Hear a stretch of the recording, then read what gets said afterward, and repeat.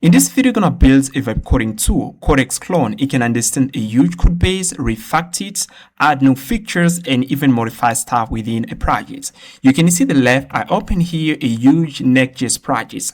I'm gonna ask the CoderAgent to head in and add new features, okay? You can see here's the project. You can see here the project page, and we got here this. This is an agent builder platform, and redesign here this page. And also I'm gonna ask the CoderAgent to redesign here the login page. You can see this is a huge project, okay? This Next.js project. Okay, here's the input I'm gonna pass to the CoderAgent. Redesign the login page. Update the project list component and add edit lead button and redesign it. Now we're gonna copy this input and then we're gonna pass it to the CoderAgent, and then we're gonna see the CoderAgent in action. Okay, here's the input, pass here the CoderAgent, and then the CoderAgent is gonna start working. Okay, you can see our app support human loop. If the agent wants to perform critical operations within our project, I'm going to approve it. Okay, I'm going to decide if I can approve it or reject it. Okay. Actually, the CoderAgent is start working. Okay. You can see this is the backend. We're gonna build the backend in Node.js. Okay. You can see the CoderAgent is running here tools. Okay. It's running here tools. As you can see, it is analyzing here the project. But before we start modifying anything within the project, the CoderAgent have to build the context about the projects. And if I move right here, you can see it create here to do. You can see we got here to do. Okay, actually the CoderAgent is working. Okay, analyze login page structure and dependencies, analyze project list component structure and dependencies. Actually the CoderAgent is working. Okay, you can see we got here is running here some tools. Okay, list tool, filter tool, read skill tool. It is a lot of tool, guys. Okay, is working. Okay, is understanding right now the code base before touching anything. Okay, you can see we got here to do. Okay, all tasks are still in pending. Okay, all tasks are still in pending. The CoderAgent is working. Okay, we got 3 AI agents in the background that collaborate together. We got the memory agents, we got the tool selector agents, and we got the CoderAgents. All of them are working right now. Okay. Okay, after 5 minutes, we're gonna have the results. Okay, because the CoderAgent can take more than an hour working. Okay, you can see, guys, it already finished here. One task is completed, as you can see, and actually is redesigning the login page with modern UI. Okay, update the project list component with edit and delete button. Okay, actually the CoderAgent is working, guys. The CoderAgent is working. Okay, now we have here human approval. Now I'm gonna approve the agent to edit the file. I'm gonna click here approve, and then we are going to resume the graph because we paused the graph. Okay, the agent cannot modify something within the projects without my consent. I have to allow the agent to do that. Okay, as I permit the agent to modify stuff within my projects, it's gonna continue. You can see it create here another to do here, redesign login page with modern UI. Okay, actually is working, guys. The CoderAgent is working. Okay, it continue working in here. You can see read to do, write to do. Okay, continue working, guys. You can see it continue working. Okay, the CoderAgent continue working, guys. Okay, let me head into the browser and see if the CoderAgent finished redesigning the login page. Okay, yeah, we got here brand new design, Crow AI. It finished redesigning the login page. Okay, we got here something. Welcome back, and let me check here project components. I'm gonna refresh it. You haven't already touched. If I refresh here, I don't see anything in here, guys. You haven't already touched here. Okay. Okay, let me check here. Okay, haven't already finished. I'm gonna ask if I'm pass here, finish redesigning. I'm gonna tap inner, and then the agent's gonna continue working, guys. Okay, and as I pass here this new input, you can see it continue working again. Okay, it's gonna do it. Actually finish redesigning here the login page. Yeah, you can see we got here another approve. You can see project service. The agent wants to edit the project service. I'm gonna click here approve. And then we're gonna modify here the project service. We're gonna pass in new data. Okay. Okay, you can see modify here file. Okay, you can see again it asked me here to modify the project list components. I'm gonna click here approve, and then it's gonna modify the file. Okay, we approve here. Okay, yeah, you can see again the agent wants to modify here the pay.tsx. Okay, I'm gonna click here approve again. Okay, you can see actually the agent is working, guys. Okay, it continues working. Actually, the agent builds and modify here the page, but it doesn't look beautiful. Okay, modify it. Okay, actually we have here new design. Okay, we got here a new design, guys. Okay, you can see actually the project page looks beautiful, amazing. Now let me try to click edit here. Yeah, you can see we have here this pop-up, and let me click here delete here.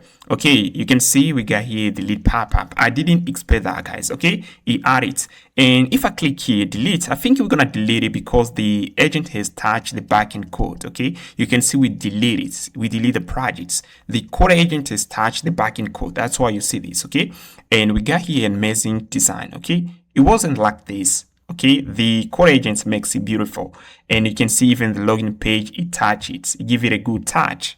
That's what we're gonna build throughout this video. I'm gonna show you how to build a web coding tool.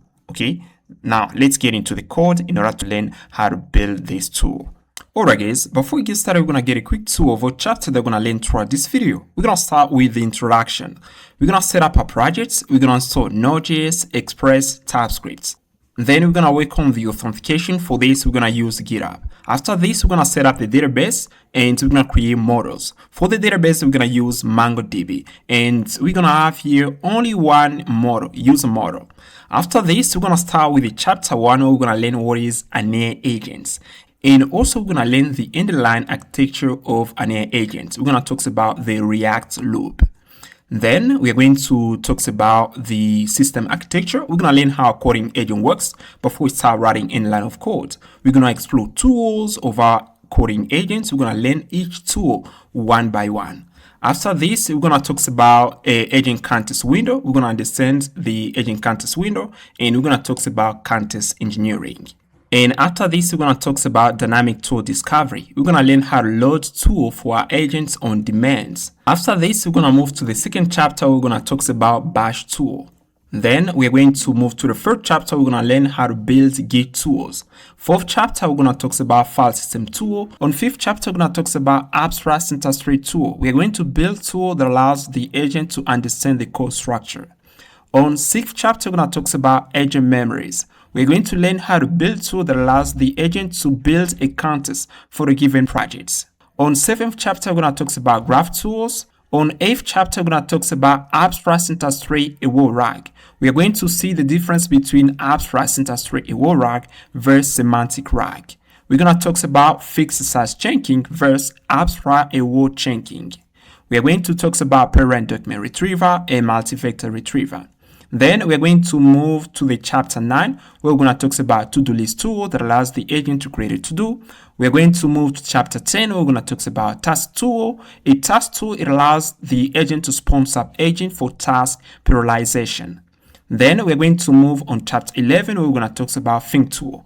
Think tool is a tool that can pass to an agent so that the agent can think.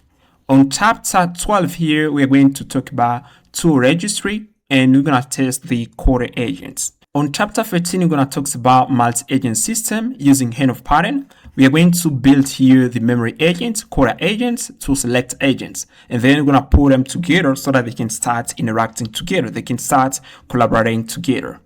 Okay, we're going to talk about agent collaboration. Then we're going to learn how to build a memory agent. You know, a CoderAgent needs a context. Now we're going to build an agent that gathers the context for the CoderAgents that we're going to call the memory agents.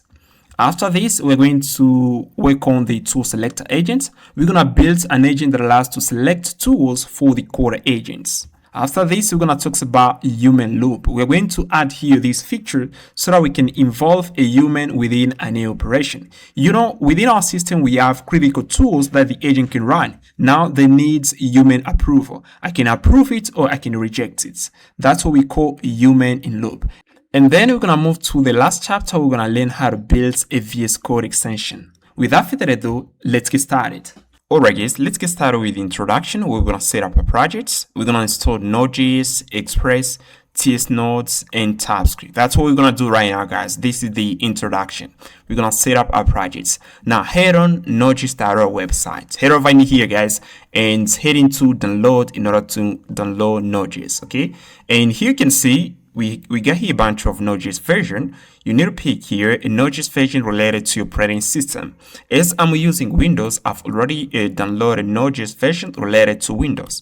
Do it, guys. If you're using macOS, you're gonna go with macOS. If you're using Linux, go with Linux.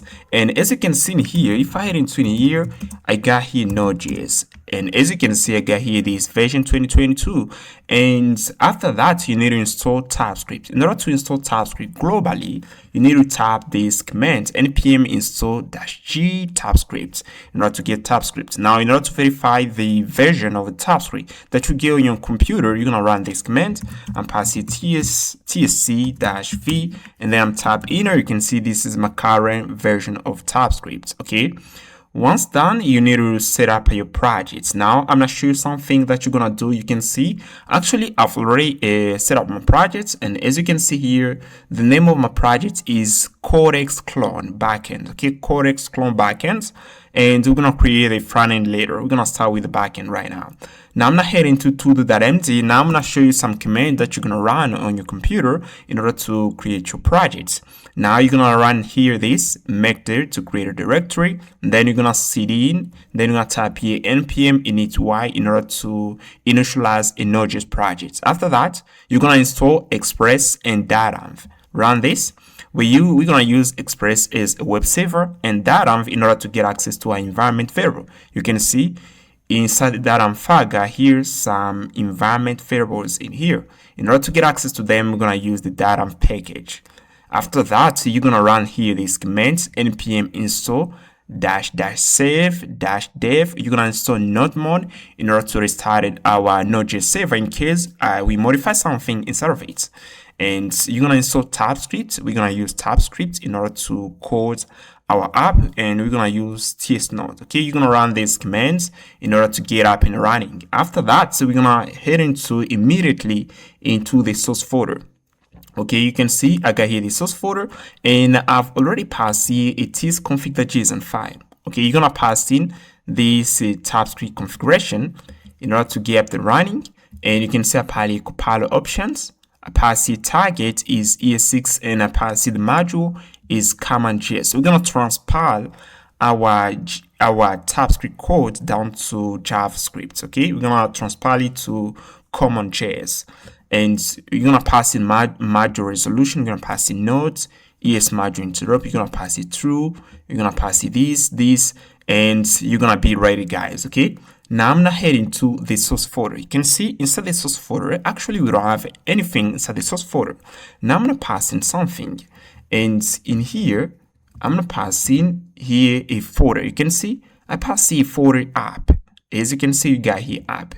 Now inside the app folder, I'm gonna pass in that folder. I'm passing Bootstrap. Okay. Now let me first into the source folder, and then I'm passing something. Okay, you can see pass here another folder which is exceptions. We're gonna pass in here. We're gonna pass in a function that allows to catch express errors. Now I'm going to head into the source folder, and then I'm pass here the handle express error. Okay. This is the function that we're going to use in order to handle express error. In case we got an error, we're going to use the function. And guys, I consider you have the basic of Express. I consider you know Express. Okay, this function, we're going to pass it to the Express server. In case we have an error, we're going to catch it.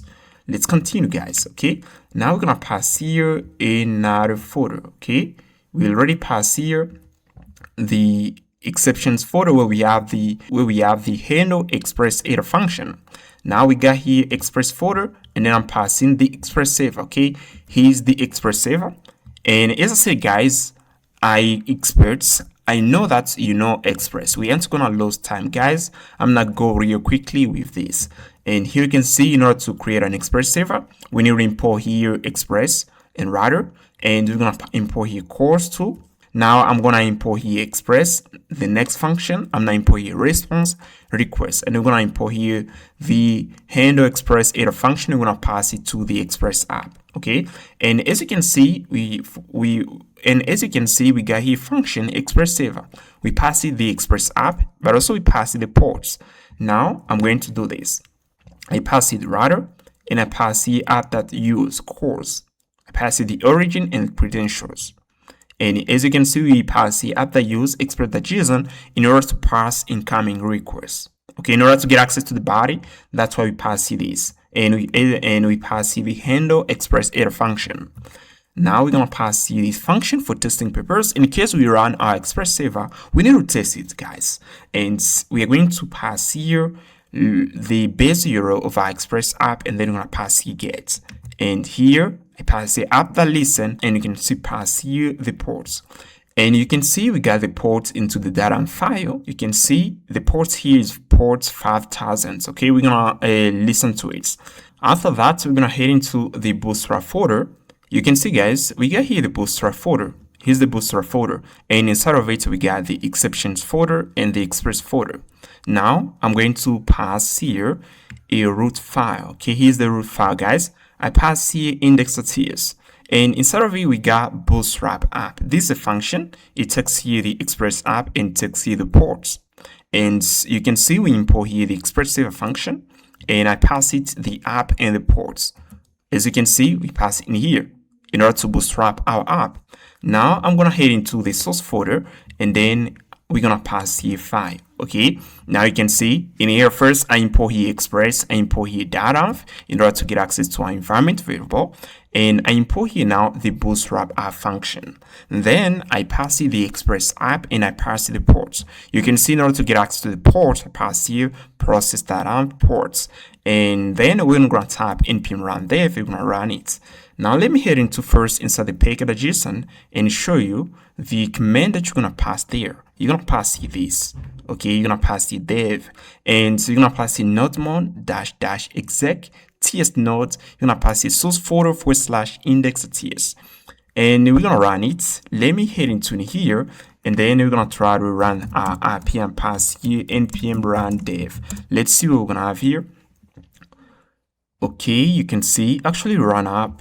Okay, actually we run it, and okay, yeah, you can see, guys, we run our express server on ports 5000. Now let's try this. I'm gonna copy this, and I'm gonna head into the browser. We're gonna tap here this URL, and then tap enter. You can see we got here message server is up. Okay, as the server is up, now we're gonna move on to another point. Okay, here's the next point, guys. We are going to set up the authentication using Github. Okay, you can see we already set up the express server. Now we are going to set up the authentication using Github. Now the first thing we're gonna do, let me show you. I'm gonna head into todo.md file, and we are going to install this package. Okay, let me zoom a little bit, and you're gonna run here this command in order to install passport Github 2.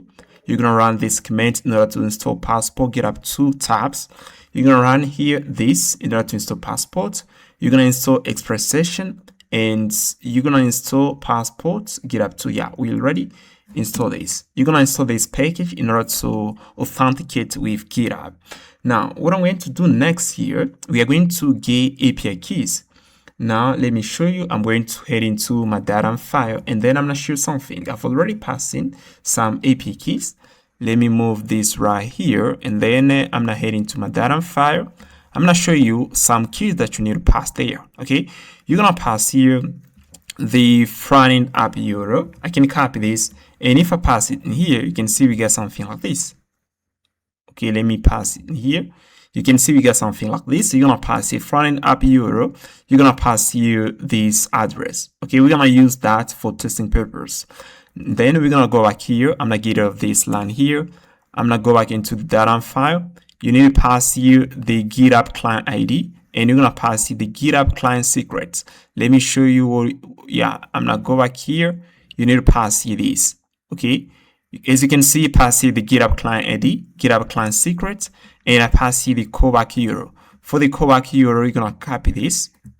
Okay, you're gonna pass this, and you're gonna pass here to another variable, which is the cookie key. Let me head into the todo.md. I'm gonna show you what you need to pass there, and you can see in here I pass here the callback, I pass here the callback URL, and you're gonna pass here the base URL /of/github/callback, and for the cookie key, you're gonna pass here this. In order to get it, I got here commands. If I run here this, you're gonna get this cookie key. I'm gonna head into in here, and then I'm passing node, And if I run here this, you can say pass in node -e, and then you're gonna pass it console.log. You're gonna import here crypto, and then you're gonna pass here run, and then you're gonna invoke the random bytes function.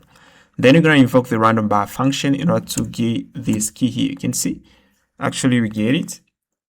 Let me run here this, and then you're gonna see we're gonna have here key. Let me run this. Oh yeah, you can see actually we got here an error.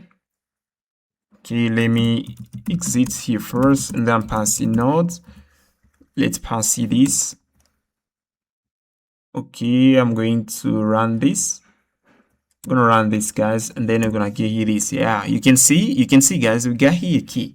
You're gonna take the key and then you're gonna pass it to the cookie variable. Okay, once done, we're gonna head on Github. I'm gonna head on Github here and pass here. Let me open here another window. We're gonna pass here Github, and then I'm tap inner. Then you're gonna click on your profile here. You're gonna click here, you're gonna scroll a little bit, you're gonna see settings. Click on settings. Once you head into settings, you're gonna see developer menu here. Scroll at the bottom here, and then you're gonna see developer settings. Click here. I'm gonna click here, guys, and then I'm going to create here an app. You can see I've already passed here an app. You can see we got here the name test bench code 001. I've already passed here an app. Now we're gonna pass another app. Now we're gonna click here new GitHub app. Click there. Then you're gonna pass here Codex Claude. Then you're gonna scroll a little bit. You're gonna pass here the app URL and pass here this. Here's the app URL. Scroll a little bit. We're gonna pass here the callback URL. You're gonna pass here this, and we're gonna scroll a little bit again. Okay, you can see in here we have active for webhooks. I'm gonna deactivate this. I'm gonna click there, and then we're gonna scroll at the bottom here. We're gonna click here create GitHub app. Okay, you can see actually we got here the name. They said something like this. Name is reserved for the accounts. Now I'm gonna pass here something like this. Codex, and pass Codex Claude 001, something like this. Now let's try to save here this again. I'm gonna click here, and then you can see we saved this. Okay, we saved this, and we got here the client ID. You're gonna copy your client ID, and then you're gonna pass it into your environment variable. Okay, now we need to get here another key, which is the token. Okay, generate a new client secret. Click here in order to get the client secret, and then you're gonna get it. Here's the client secret. You're gonna copy this, and then you're gonna pass into your environment variable. Okay, let me show you again. And you can see pass the client, the GitHub client. Yeah, you can see pass the GitHub client secret. Okay, yeah, you can see pass here the GitHub client ID. You're gonna pass here the ID, and you're gonna pass here the GitHub client secret. You're gonna pass the callback, but also the cookie, and everything's gonna work pretty well, guys. Now I'm gonna head into the expressive. We're gonna head in, and in here I'm going to import here some package. As you can see, we import here passport.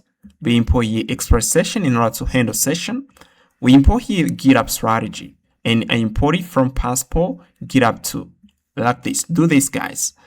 Now what I'm going to do next, guys, I'm going to pass here Mango store. Okay, actually we haven't yet set up the database connection. I'm going to head on Google, guys, and then I'm gonna pass here MongoDB. Okay, click here. Yeah, I'm gonna pass here Mongoose. Okay, you're gonna head on Mongoose. Okay, and then you're gonna see here this. Click here, head over in here, and then you're gonna click here Redux. And as you can see, we got here the code that we're gonna use for database connection. Let me first head into quick start, and then you can see we got here DB string here. We can copy this, and then we're gonna set up the database connection. Now what I'm going to do, I'm going to head into the app folder, and then I'll pass here Mongoose. Okay, like this. And I'm gonna pass here index.ts. Okay, I can pass here db.ts like this. Now we're gonna pass here this. Okay, and as you can see, I'm using here TypeScript, and I pass the import Mongoose, and so we pass here the DB connection. Now we're going to take the DB connection, we're gonna import it into the index.ts. Okay, we're gonna import it into the Bootstrap app, and now I'm gonna pass here a wait, and we're gonna pass here DB connection. and I'm not importing here. And I pass here away because the DB function returns here promise. Let's go back into the Express server, and then we're gonna continue. Let me first check here something into the DB connection. Okay, you can see pass the DB URL. Let me copy it, and I'm passing into the .env in order to avoid errors. .env, and you can see we got here the DB URL. I can copy it, and then I'm gonna show you it. Okay, as you can see, here's how it looks like. You can see we have here the DB URL. Okay, and I pass here this, I pass here localhost, and then I pass here the port of my MongoDB. I pass here the ports of my MongoDB, and I pass here / Codex Clone. This is the name of my database. Now I'm gonna get rid of this. Now we're gonna continue. We're gonna go back into the Express server, and in here, what I'm going to do, I'm going to pass here something. You can see I import here Mongo store. We're gonna use MongoDB in order to store sessions. Now I'm going to pass here const session, and we're gonna pass here store. Okay, you can see pass here Mongo store that's created. I pass here the database URL, and I pass here the name of the collections where we're gonna store the session. I pass here sessions, and I pass here the cookie key. I pass here receive false, and I pass here save and initialize true, and I pass here cookie. This is an object. I pass here secure is equal to false. And this is how we use the Connect Mongo package. Now, if you want to learn how it works, you can head on Google and pass here something like this. Connect Mongo. You're gonna click here, and then you're gonna install it. First, tap this command in order to get it. Then you're gonna go back here. If I scroll at the bottom here, they explain how to use it.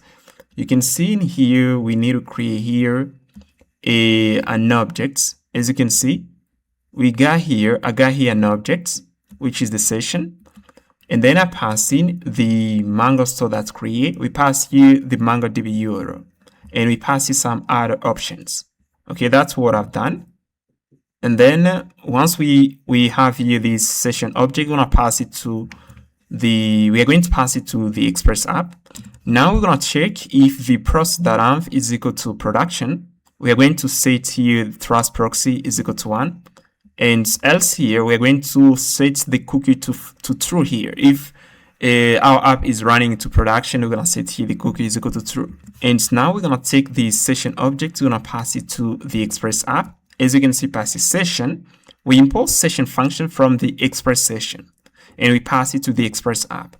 And we initialize the passport and passport session. Okay, do this.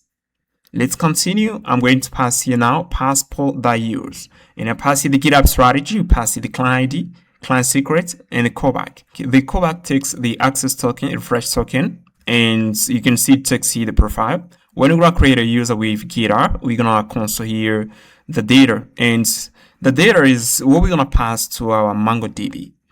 Now we're gonna pass here serialize. We're gonna invoke the function from passports, and we're gonna invoke the serialize. And here we are going to pass in now an endpoint that we're going to use in order to authenticate.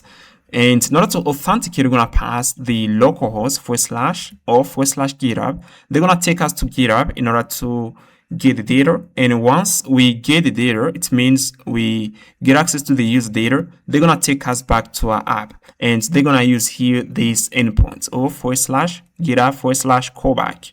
And you can see success redirect, and you can see we pass here the success redirect URL, which is the front app. And then here I'm gonna pass here another endpoint that we're gonna use in order to log out. We're gonna pass the localhost /logout. And here we're gonna pass here off me in order to get an authenticated user. And that's all, guys. We just finished. That's it. We just finished, guys. Now we need to give it a shot and see how it's gonna work. Now let me head into the browser, and right here you're gonna pass here this. I'm passing localhost. We're gonna pass here the ports. The port is 5000, and then we're gonna pass here /GitHub I'm passing GitHub like this. Now we need to run our server. Inner. Okay, you can see actually they take us on GitHub, guys. You can see we're on GitHub, and you can see Codex Clone 001. You can see we got here my name. And here I'm gonna click here authorize. I'm gonna authorize it, and then if I head into the console here, you're gonna see we got here the data. Okay, here's the data, guys. Okay, you can see we got here everything. Okay, you can see I can get access to my GitHub name, email, and we're gonna pass that into the database. Okay, you learn how to do it. It's pretty simple. You need to practice in order to make it work. Alright guys, now we're gonna work on the user model because we need to store the user data within the database. You can see previously we authenticate and we get access to the user data. If I head into the express.ts, you can see in here guys, we authenticate, and once we authenticate, we have the possibility to get access to the user data. If I console here, if I do console.log, pass the console.log here, and I pass the profile, we're gonna get access to data. Now we are going to store the data within the database. We need a model. Now we're gonna pass here the models folder. You can see we got here the models folder. Now inside the models folder, we're gonna pass here user schema, and here's the user schema, guys. We have here the name, email, image, access token, refresh token, and we got here the GitHub ID, and we export here the user model. Now we're going to import the user schema within the user service. We're gonna pass here the user service. Okay, first of all, you can see I pass here a folder service, and inside of it, we're gonna pass the user service. And in here, we have here the create user input. This is an interface guide. And in here, we have the create user input. This is an interface. We have here the ID, name, image, access, and refresh token. And we're gonna pass here the public static get instance. This is a singleton design pattern, guys. And in here, I'm checking if we have an instance of the user service. We aren't gonna create it, but instead we're gonna return it. Now we're gonna pass here the function create user, and then we extract here the ID, name, image, access, and refresh token. Then we're gonna check if we got the GitHub ID for the specific user. We aren't gonna create a user, but instead we're gonna update it. And here you can see if the user exists. If the user doesn't exist here, we're gonna create a user. And if the user exists, we're gonna head into the else clause, and then we are going to update the user here. You can see we update here the access and refresh token, but also the name and image here. And then we are going to return here of data. Okay, that's what we're going to return here when we create a user. Now, what I'm going to do next, I'm going to head into now the Express server. And actually, we got here an error. Let me import here first the user. Okay, we're going to import here the user. Now, let's head into the Express server. And what I'm going to do in here, I'm going to extract data from the profile property. Now, we're going to pass a try catch. And inside try catch, we are going to extract here the ID, the name, we're going to extract the image, and then we are going to pass here user service, the get instance. And then we are going to pass to the create user function, we're going to pass it the ID, name, image, access, and refresh token. And then we are going to store the ID, name, and image into the session. You can see I pass it done. I pass it now, and then I pass here these objects. Okay, we're gonna store here. It means we're gonna store the ID, the name, and image within the session. Now we're gonna try this and see what we're gonna have here, guys. I'm gonna head into the browser, and then I'm going to tap here this address. Let me first run here my server. We're gonna tap here npm run dev, and then we're gonna run here and pass here this address. We're gonna pass here.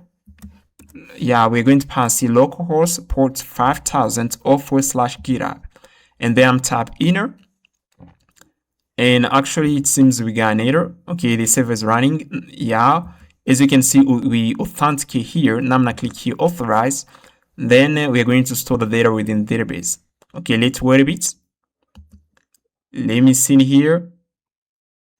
Okay, you can see actually we got an error here.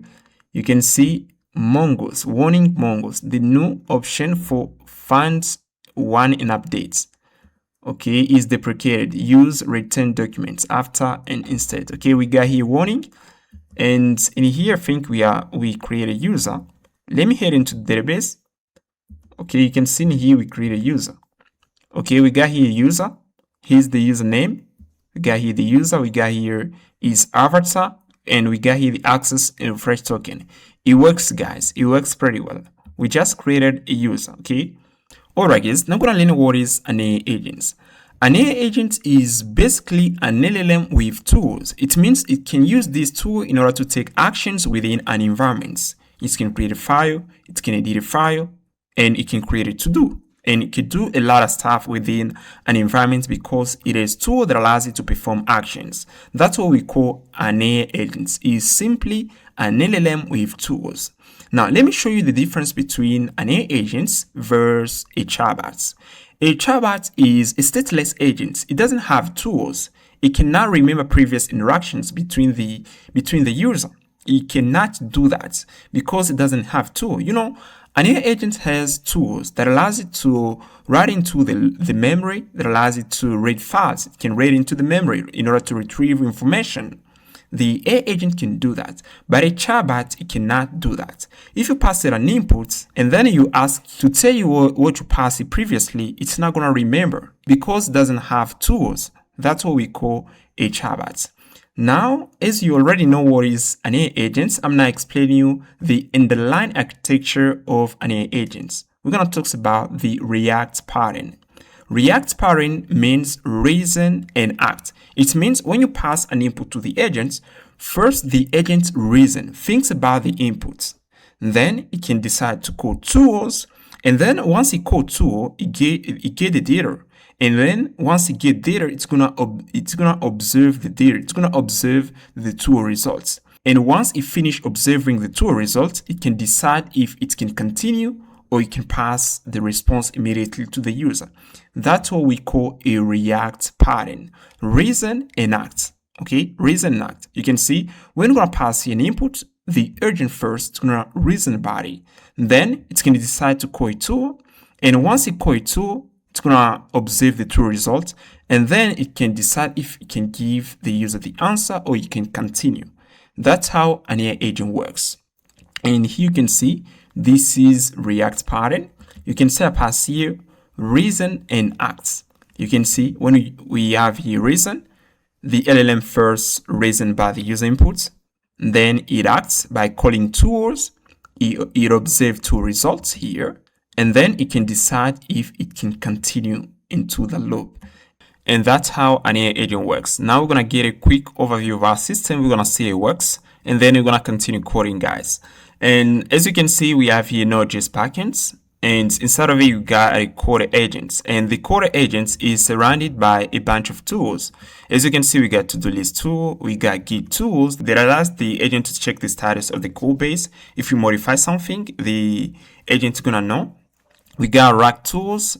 The agent can use Rack Tools in order to embed files on demand.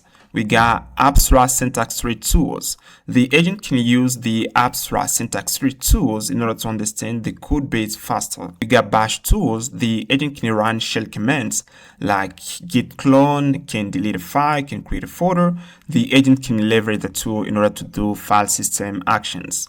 We got also FileSystem Tool that allows the agent to create a file, edit a file, and even delete a file. Okay, that's how it works. And our agents interact here with external system. We got here MongoDB. The agent can fetch data within MongoDB. We got here vector database, and we have here file system. Okay, the agent can interact with external system. And as you can see for the front end here, we're gonna use a VS Code extension where the user can pass in an input and then sends it to our Express server. And then from our Express server, we're gonna move that input to the CoderAgents. That's how our system works, guys. And you can see inside of our system, we got 30 plus tools. And as you can see, we got here some tools. We got here two agent.md tools. The agent can use here this tool in order to write into the agent.md. It can update it. This is the agent.md. Let me mark it right here. We got here this agent.md tools. We got here two tools. We have 6 agent memory tools that allows the agent to assemble the context for a large code base. Okay, the agent can try to leverage these tools in order to understand the code base better. We got here two free graph tools. The agent can use graph tools in order to build the context for the code base. In order to understand the code base better, the agents can leverage here agent memory tools alongside with free graph tools. It can use here these tools I'm not sure you can use the combination of these two tools in order to understand the code base pretty better. And we got one abstract tree analyzer tool. The agent can use the tool in order to understand the code base tool, okay? You're gonna understand literally how every tool works, okay? Actually, I'm giving you a quick overview about them. We got here bash tool. The agent can use it to run shell commands. We have here 7 file system tools. The agent can use them to create files, delete files, and edit files. We got here free Git Tools. Okay, as you can see, we have here free Git Tools. And you know, the agent can modify projects or a file. And then if the agent wants to track the modification, can use Git Tools to know what has changed. We got here to track tools. The agent can use these tools in order to embed files on demand. We got here 4 TodoList Tools, and we have here task tool. This is the tool that the agent can use in order to spawn SubAgents. Okay, and I forgot to pass here another tool, which is the think tool. Okay, we're gonna pass here think tool. Yeah, we're gonna have here one think tool that allows the agent to reflect back on its response. Okay, this is another tool that I just passed here. I'm going to move here the line here. Okay, like this. We're gonna move here the line. Okay, we're gonna move here the line here like this. And actually we got here a 30 plus tools that we're gonna pass to the agents. Okay, let's say we connect our agent to an MCP server. We're gonna increase this number. We may end up with 60 plus tools or even 90 plus tools within our system. You can see as our system grows, as we want to add more features within our system, we are going to increase the number of tools. Okay, now let's say we got here the user sends a request to our agents. The agent is right here, and as you know, the context window of the agent is composed with these elements. We got here the system prompt. Yeah, pass here system prompt. We have the tool description. We may have here memory files. We may have here message history. Okay, and here when the user sends here this input to the agents, before the agents respond to the user input, we have to boot up the agents. When we're gonna boot up the agents, we're gonna consume here 20k tokens. Let me pass here 20k token.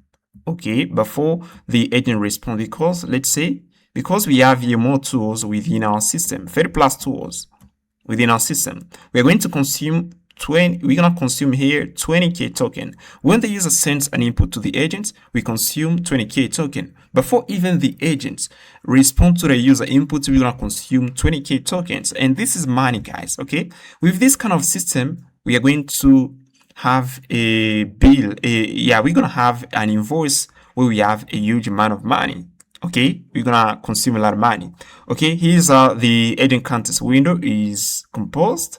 We got here the system prompt. We may have here some documents. We may have the memory files. We may have 100 plus tools, user message history, and at the bottom here you can see we got here comprehensive instructions. This is the passive context window that we can give to the LLM.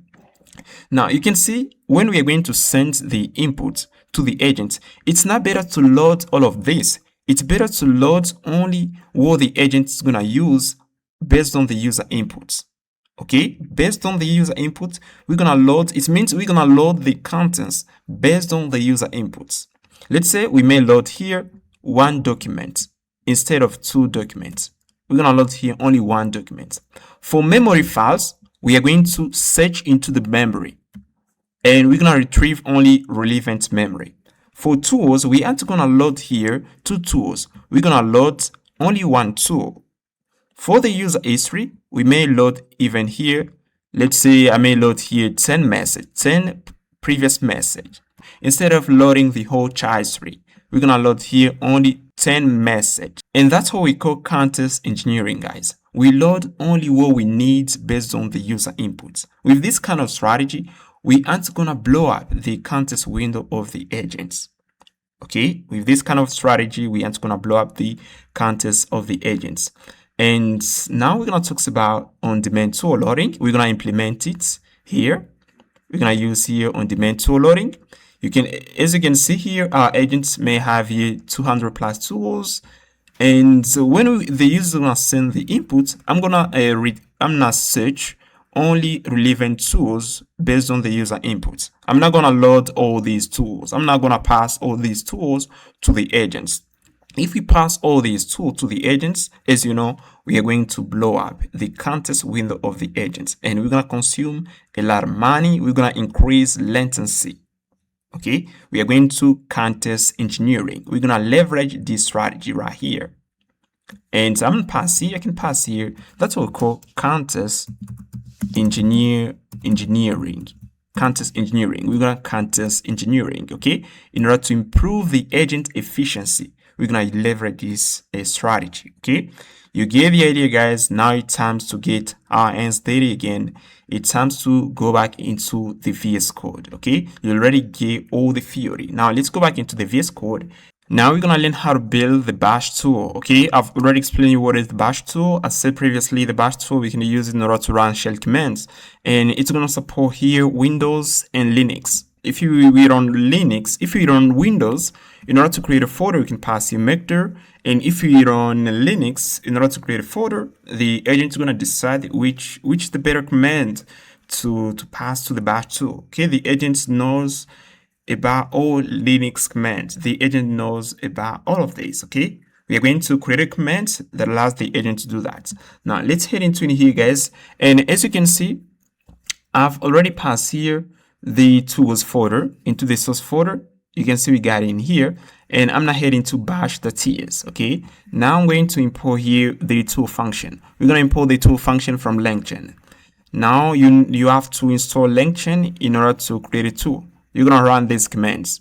Run here npm install LangChain LangChain/core. You're going to install here LangGraph, and you're going to install here simple git. Run these commands here, guys. Okay, we're gonna use them. Now let me go back into the bash tool.ts. Now in here, I'm gonna import here to Zod. If you haven't already installed Zod, tap npm install Zod too. Now let's move here. I'm gonna show you something. Now you can see here, I import here the exec function. Okay, the exec function, we import here the module. We're gonna use the module in order to run shell commands. And as you can see in here, in order to use it, we do something like this. We pass the exec, and you can pass here command. If I scroll at the bottom here, you can see they pass here exec, and then pass here callback.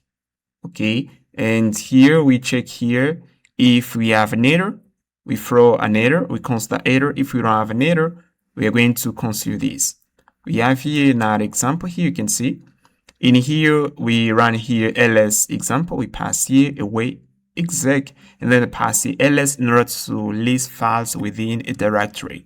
Okay, this is how we use the command function. We use it in order to run commands.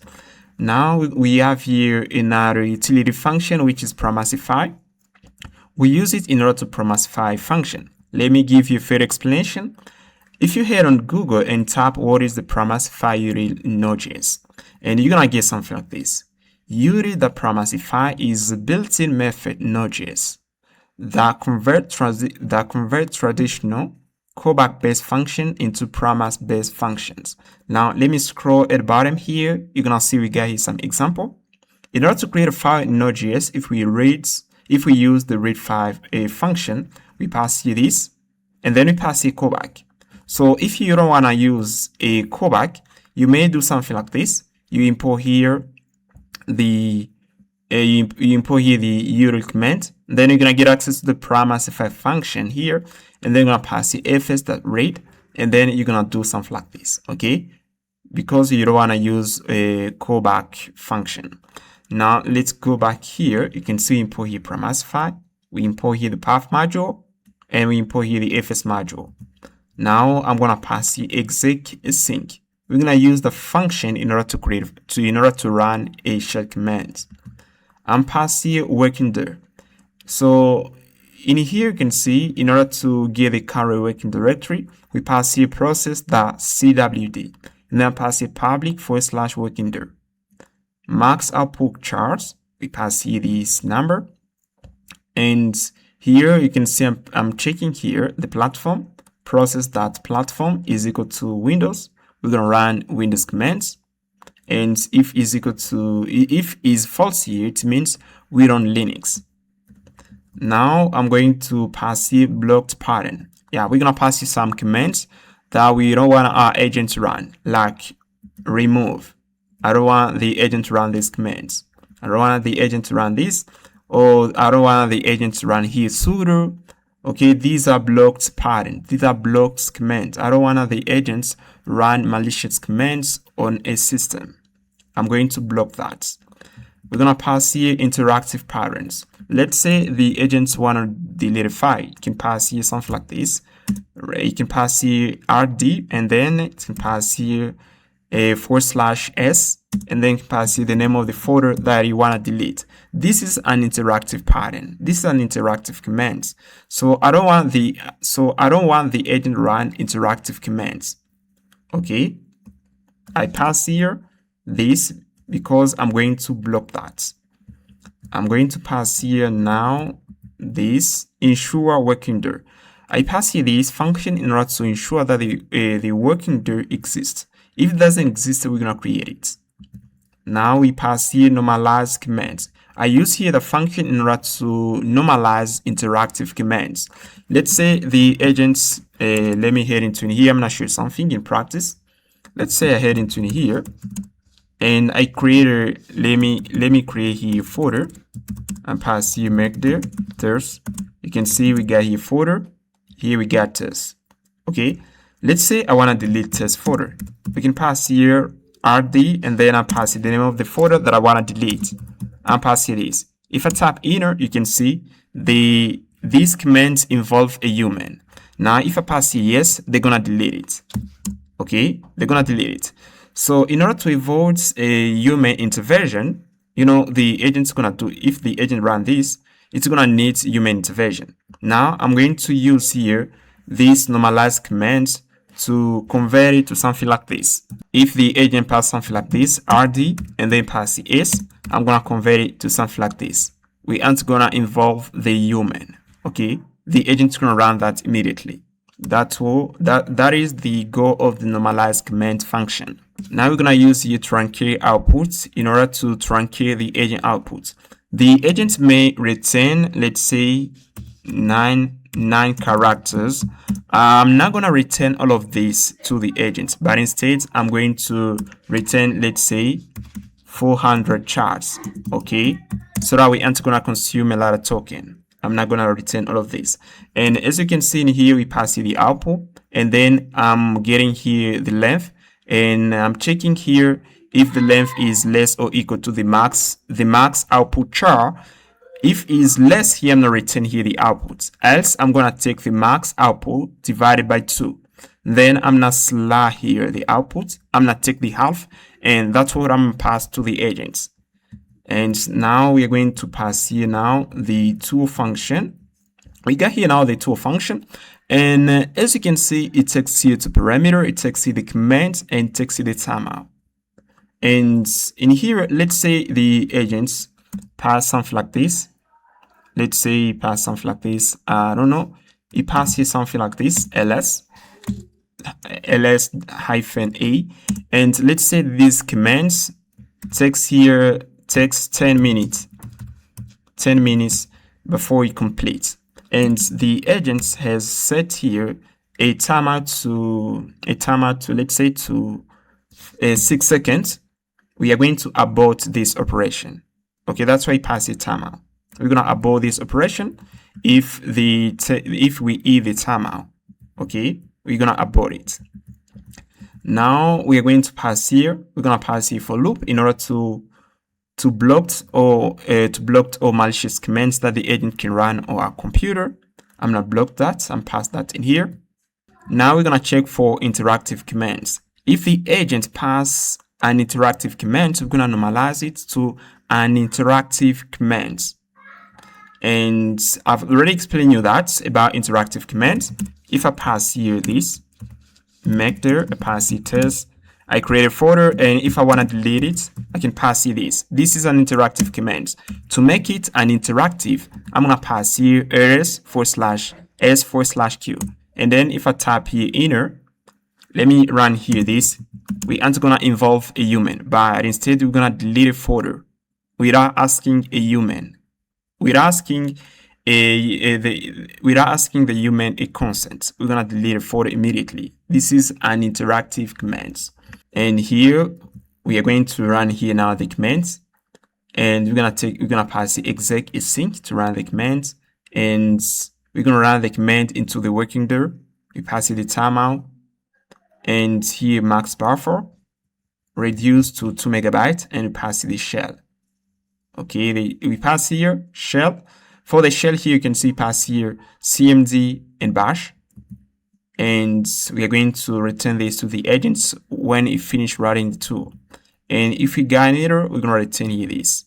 And now we're gonna try this command. We're gonna try this tool because we finished creating it. And you can see pass it the name bash and a little description, cross-platform shell tool, Windows and Linux. Runs in a sandbox working directory. Auto fixes common interactive commands used for npm, git, builds, and so on. Okay, and as you can see, takes here 2 inputs. Now let's try this. And what I'm going to try here, I'm going to clone a repository. I'm gonna take here this repository. I'm gonna clone it. I'm passing in here. I'm passing here git clone, and then we're gonna clone this human in loop repository. We're gonna clone it, and I'm passing here timeout 1 minute. Okay, and then we're gonna get here the response. Now let's run this and see what we're gonna have here. And I've already passed here command ts node and pass here source folder /tools/basta.ts. We're gonna see what we're gonna have into the public folder. Let's run this. Okay, I'm heading to the Codex clone. I'm heading to the Codex clone backend. Okay, right here, and then pass npm run file like this. Okay, we're gonna clone the repository. Okay, because it's public, you're gonna clone it. Oh yeah, you can see we got here the response. Clone into human in loop. I just clone here repository human in loop. This is the repository. Okay, if the agent wants to clone a repository, it can use the bash tool. Let's say I want to create a folder. I'm going to move at the bottom here. Let me head into the bash tool again here, and I'm going to do this. Let's say pass here mekdir to create a folder. Mekdir. I'm passing make.js projects. Let's run these commands and see if we're gonna create a folder. I'm passing npm run file, and here let's see. Okay, yeah, you can see command completed. We just created a file. Yeah, we just created a folder. Okay, if I head into public folder, you can see we get here JS projects. Okay, you get the idea. You understand what is the bash tool. We use the bash tool in order to run shell commands. Try to build this tool and try to see how it works. Okay, try to build it. Now we're gonna learn how to build Git Tools. We can pass Git Tools to the agents in order to create a branch, in order to check what is changed into a project. The agent can leverage the tools in order to perform Git operation. Now, in order to build these tools, we are going to need here a package, SimpleGit.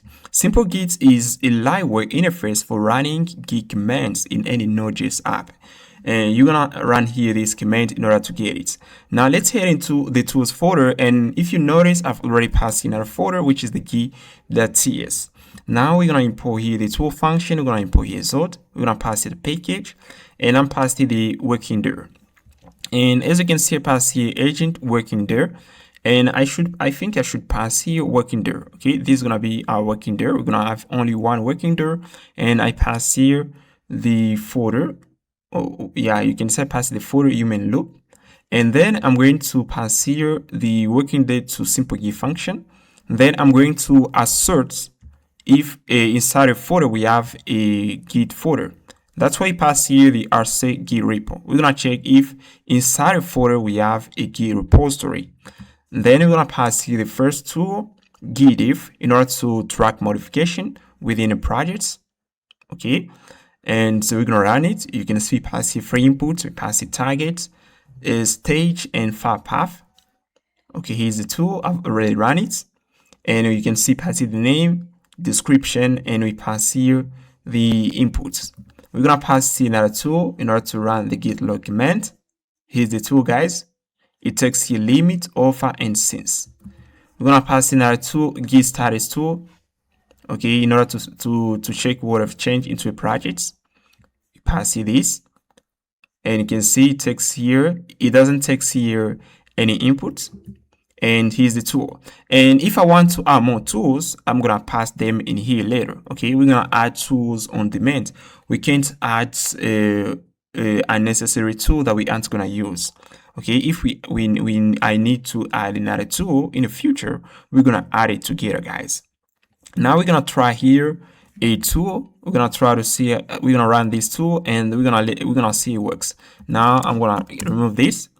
And so you can see I'm passing cons projects. Yeah, I can pass a constant. Yeah, git repository, git repo, and is equal to this. I'm not taking this, and we're going to pass it in here like this. Then I'm gonna pass here this folder. Okay, we're gonna pass here git and pass here git repo like this. Okay, like this. Now let's try to see what we have here. If I head into the human in loop folder and I head into in here, let me try to modify something into the readme.md file. Let's say I pass here this. Okay, I modify here the repository. Now let me head into the Git Tools, and I'm gonna run here git status. I can see we get here git log. Yeah, I'm looking for git status, git diff here, and we have here git status. I'm gonna take that. And then I'm gonna run it and pass here sync. Yeah, we're gonna pass the sync function and pass here main. Then we're gonna pass here await. Let me pass here cons result is equal to await. Then we're gonna pass here git status that invoke, and then we're gonna pass an object. I'm going to console here the results. Results, yeah, we're gonna pass here res is equal to like this, and we're gonna run here the main function like this. Now let me head into the page.json file, and then I'm pass here git. I wanna run here the file git like this. Let's head into the command prompt, and we're gonna run here npm run file. Okay, let's see what we're gonna have here. Okay, let's wait a bit. And yeah, you can see, guys, actually we got here the response, and you can see we modify here something into the readme.md. Okay, we track here a file which has been modified. Let me head into the human loop again, and I'm gonna modify here something. I'm gonna head into level 01, and let's try to modify something. Okay, I can try to delete this. Let me delete this. And if I run here this command again, if I run here this tool, you're gonna see we're gonna have here something. Okay, you're gonna see we're gonna have here something. Let's wait a bit. Okay, yeah, you can see actually we modify here two files. Okay, we modify the readme.md and the level 01. Now let's run here another tool. Let me run here git diff. I'm gonna go back into in here. Okay, we're gonna run here another tool git diff. Let's see which kind of input we need to pass to it. And as you can see, we need to pass it the targets. The targets here, let me see here the targets. Okay, all these inputs here are optional. Now, in order to call it, I can even do this. I'm gonna copy this, and we're gonna pass it in here. Let me run here this, or I can copy this, and then we're gonna pass here git diff like this, and pass here res2. I'm gonna copy here this line. We're gonna pass here res2. Okay, like this. Now let's run here this tool again and see what we're gonna have here. And pass here npm run file. Yeah, you can see in here, guys. First, we track modified files. You can see we have his level 01, and we got here the readme.md. Okay, you can see we got here the output. And yeah, guys, you can see we got here the output. You can see first we track modified files. Okay, you can see we have here readme.md and level 01. And then I see what has changed into the readme.md file. Okay, I've changed in something. Okay, you can see I've added this, and you can see inside the level 01, I've added here, I've get rid of a comment. Okay, you can see I've get rid of comments in here. Now we're gonna build FileSystem Tools. We're gonna pass FileSystem Tools to the agent so that the agent can perform file system operations. Now let's head into the tools folder, and in here we're going to head into the FileSystem.ts. Now I'm gonna import here the tool function Zod. I'm gonna import here fs path module glove, and you can see we have here the working dir, and I pass here again agent working dir. We're gonna modify the name later as we did for Git.ts. Okay, you can see in here the working dir is working there only. Okay, and in here pass the agent working dir. We're gonna modify the name later. Now we're gonna pass here some directory that the agents will not touch. Okay, the agents will not get into the node modules or into the .git folder in order to modify files, or into the this folder. The agent will not get in. Okay, I'm going to pass here safe path. We're gonna pass it the function in order to get safe path. And here's the first tool, the read file tool, and it takes the file path, starting line and the end line. The agent can use the tool in order to read a file. I'm passing another tool, write file. It's gonna pass the file path and the contents. Here's the tool, guys. We're gonna pass another tool, edit file tool. It takes here the file path, all string and no string. When the agent wants to modify a file, wants to modify given a piece of content within a file, it can use the tool. Now we're gonna pass here a function build tray. Okay, we use the function into the file tray tool. The agent can use the file tray tool in order to understand the folder structure of a given project. When you're gonna test this, you're gonna see how it works. Okay, let's continue first. Here's the tool. It takes here only the directory as inputs. Now we're going to pass here another tool that allows the agent to list directories within a folder. We're gonna pass here another tool, ls tool, to list files within a folder. Okay, we're gonna pass here this, and as you can see, I pass here some folder that I wanna ignore. I pass here node modules, .git, this, builds, and we're gonna pass another tool, set file tool. The agent can use the tool in order to look for a file into a folder. You're gonna see how it works. And we're gonna pass here these tools, okay? FileSystem Tools. Now we need to try them. We're gonna try them and we're gonna see it works. Now I'm pass here a sync. We can head into the Git.ts. I'm gonna scroll the bottom here. We're gonna copy here our main function. We're gonna pass into the FileSystem Tools right here like this. And now we're going to invoke here tool to read a file. Okay, take here this. And as you can see, it takes here the file path, starting line and end line. Let's say we got here file, and inside the file we got here 2000 line. We have here we got here 2000 line. Let's say I want to rate it. I can rate it in chunks. I can start, let's say, from the first line to 200 line. Okay, I don't want to rate the whole file at once. If I rate it, I'm going to consume a lot of memory. Let's say I want to continue rating it. I can start from 200 to 500. Okay, the agent is going to use the tool in order to rate a file in chunk, not at once. If we rate it at once, we are going to consume here a lot of memory. Okay, and now let's continue. Now it takes the file path, starting line and ending line. And here I'm going to pass here invoke. We're going to pass the file path. And let me see here what I'm going to pass here. As you can see, we got here the folder, agent folder, and pass here working there. Now we're going to head into the folder human loop and pass here human.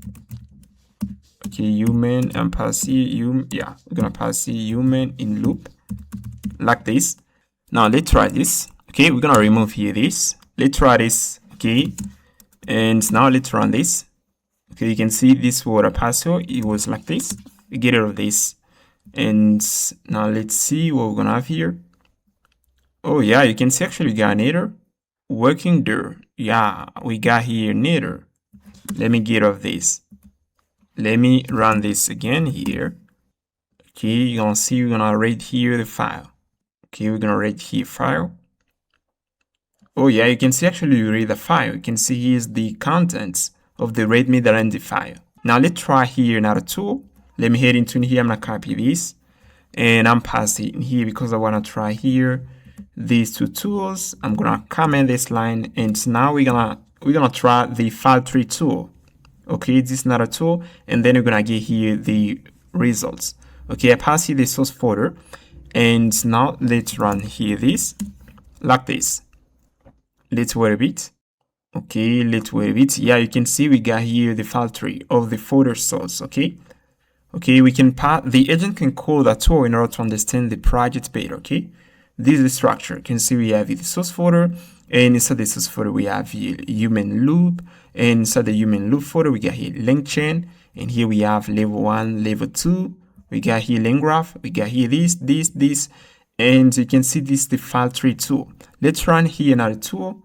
I'm gonna run here the LSD tool. I'm gonna uncomment this, and let's see what we're gonna have here. Let's run here this. Oh yeah, you can see we got our directory that we have within the human loop. Inside the human loop folder, we have here a directory, LangChain. This is a directory, a LangGraph. This is the file, and the tools folder is a directory. Okay, that's how we can use the list there tool. Okay, we have here other tool. I'm not gonna test all of them, but they work successfully. Okay, now we're gonna build the abstract syntax tree analysis tool. We're gonna use the tool in order to understand the code structure. If the agents invoke it, the goal is to understand the code structure. Now, in order to build that, we're gonna need here this package. You can head on npm.js.com and look for @babel/parser. Okay, we're gonna look for Babel parser. Now I'm gonna head into here, and then as you can see, I've already passed another folder. Let me first close this. Into the tools folder, you can see we got here AST. Okay, we got here this AST tool. Okay, we got here the file. Now I'm going to pass here. I'm gonna import here the tool function Zord. I'm gonna import here Babel parser. We're gonna import here efforts, path, and I'm pass here the save path function. I import it from the FileSystem tool. We're gonna pass here a little comment about this tool, what it does. And as you can see, if you read this comment here, recursively work a Babel abstract syntax tree node and extract code structure. It returns imports, exports, functions, classes, tabs, and top level variables. Now we're gonna pass here the tool extract structure. Okay, this is the function that we pass into this tool here. We pass the function into the tool abstract and last tool. Once the agent call that tool, it's gonna use it in order to understand the code base. And as you can see at the top here, I said this, it returns imports, exports, functions, classes, tabs, and top level variables. Now we're gonna run this tool and we're gonna see how it works. And before I run this tool, I'm gonna show you something else. We use here this tool in order to parse only GS files, TS files, GS6 files, TS6 files only. Okay, nothing else. We use it only to parse GS, TS, GS6 and TS6 files. We can't parse a PHP file or a Python file. We use it in order to parse only these files here, GS, TS, GS6 and TS6. Now we're gonna invoke it and we're gonna see it works. Now I wanna parse here this file here, level01.js. Let's parse it. And in here, I've already passed here this line, and then we're gonna run here the file. Let's run it and see what we're gonna have here. Okay, we're gonna run it. Oh yeah, I finished parse the file. You can see we got here the response. And we got here abstract syntax tree. Here's the file. And we got here imports. We import create agents and human message from LangChain. We import here human loop middleware. We import it from LangChain. We import here, we import char fireworks.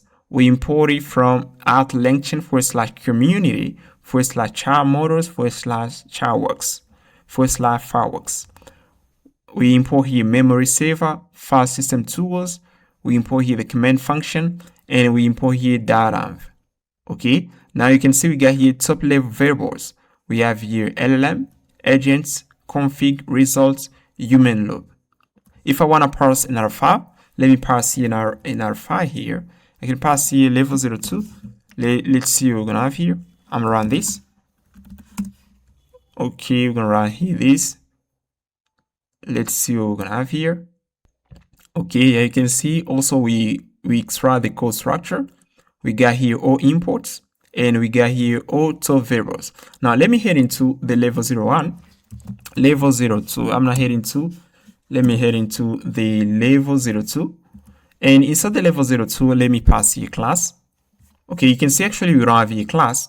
Let me try to pass here class and see what we're gonna have here. Class dog, and then we're gonna pass here this, and I can pass here func. Yeah, I'm passing only this. Something like this. I'm passing const new d is equal to new dog. Yeah, something like this. Const d is equal to new dog, and let me pass the constructor, and I'm not passing anything like this. Let's run this and see if we're gonna have here the class name. I'm gonna run this. Oh yeah, you can see we got here classes. Okay, we got here only the dog class, and it is here constructor. Okay, this is how we can use the abstract syntax tree tool in order to extract the code structure. The agent's gonna invoke it in order to understand a file pretty better. Now we're gonna talk about agent memory tools. The agent's gonna use this tool in order to build the context for a given project. In order to understand how a project works, where to touch the agents first, it have to build the context for a given projects. Now let me show you what we're gonna get as a result when the agent's gonna call these tools. As you can see, I've already passed here folder. You can see we have here the working there, and inside the working there folder we got here human loop. We cloned this repository previously. Now inside the human loop folder, you can see we have here that's agents. Okay, this is the context of these projects. When the agent's gonna call, it's gonna invoke this tool, it's gonna build the context. And if I head in, you're gonna see we have the modules folder. And inside the modules folder, you can see we have here LangChain and we have here LangGraph. And if I head into the source folder, you can see we have here LangChain and we have here LangGraph. Now let me head into first the modules folder, LangChain.empty. If you head into in here, you can see we got here module LangChain, the folder, auto maintained by the coding agents, last updated, and we have here overview. We got here little overview, high level LangChain agent implementation with human loop patterns, uses create agents and human loop middleware for pausing execution and waiting human inputs. This file has been generated by the agents, and you can see we have here key files. We have here level 01, basic human loop agent with decision resume. We have here level 02, human loop agent with interrupt handling. We have here level 03, advanced human loop with tool integration. We have here key files, exports and API interface. We import here create human loop agents. Okay, you can see creates a human loop enables agents. Resume with decisions. Resume agent with human decision. Uses char fireworks, LLM, memory saver for state, command for interrupt. Okay, you can see this is a little overview generated by the agent for the module LangChain. If I head into the module 2 here, we head into LangGraph.empty. You can see in here we have the LangGraph auto maintained by the coding agents. Now, you can see lower level LangGraph state graph implementation using the state graph API, direct route construction with node edges and interrupt points for human loop workflow. We have here level 01, basic state graph with interrupts, level 02, level 03, and 4, and exports and API, and patterns and conversion, not yet observed. If the agent observe it, it's going to head into the module, and then it's going to update the section. Dependencies, not yet observed. The agent can head in and add dependencies. Non-issue, let's say within a file, we got it back, the agents can pass it in here. Let's head into another file here, tools. If I head into the tools folder, you can see we have the FS tools. Now let me head into the tools.md file. And inside the tools folder, you can see augmented by the coding agent, custom LangGraph tools for file system operations, provide file rate, write, capability for an agent to interact with local file system. Key files not yet identified, export and API interface, patterns and conversion, dependencies, non-issue, non-record. Let's go back in here again. You can see we have here util.md. Okay, and this is the modules folder. Now we have here the graph.json, and the agents create a graph of all files within create the graph of all files of all modules. You can see we got here a file in LangChain folder level 03. We have here imports. We don't have imports here. Imported by, it means we don't import from a given file. Let me give you an example of this. You can see we have here a file you can see we got here human loop /LangGraph /test.js. Actually, I've already deleted the file. It was here. You can see if I head into the human loop, we don't have here the test folder. We don't have the test.js file. I've already deleted it. It was when we got the file, and inside the file, I was importing something from level 01. That's why you can see we pass here imports. If inside a file we import something from another file, they're gonna list it in here. Imported by, they're gonna pass in here. Unresolved import, they're gonna pass in here. This is the graph of the entire project. We have also the index.md file. If I head in, you can see we have the agent memory, auto-maintained, loaded every session. Keep this concise. Details go in modules folder. Okay. From the index.md file, we inform the agent about the modules folder. Now the agent can navigate into the modules folder. Last updated, we got here the project overview, a demonstration project showcasing human loop.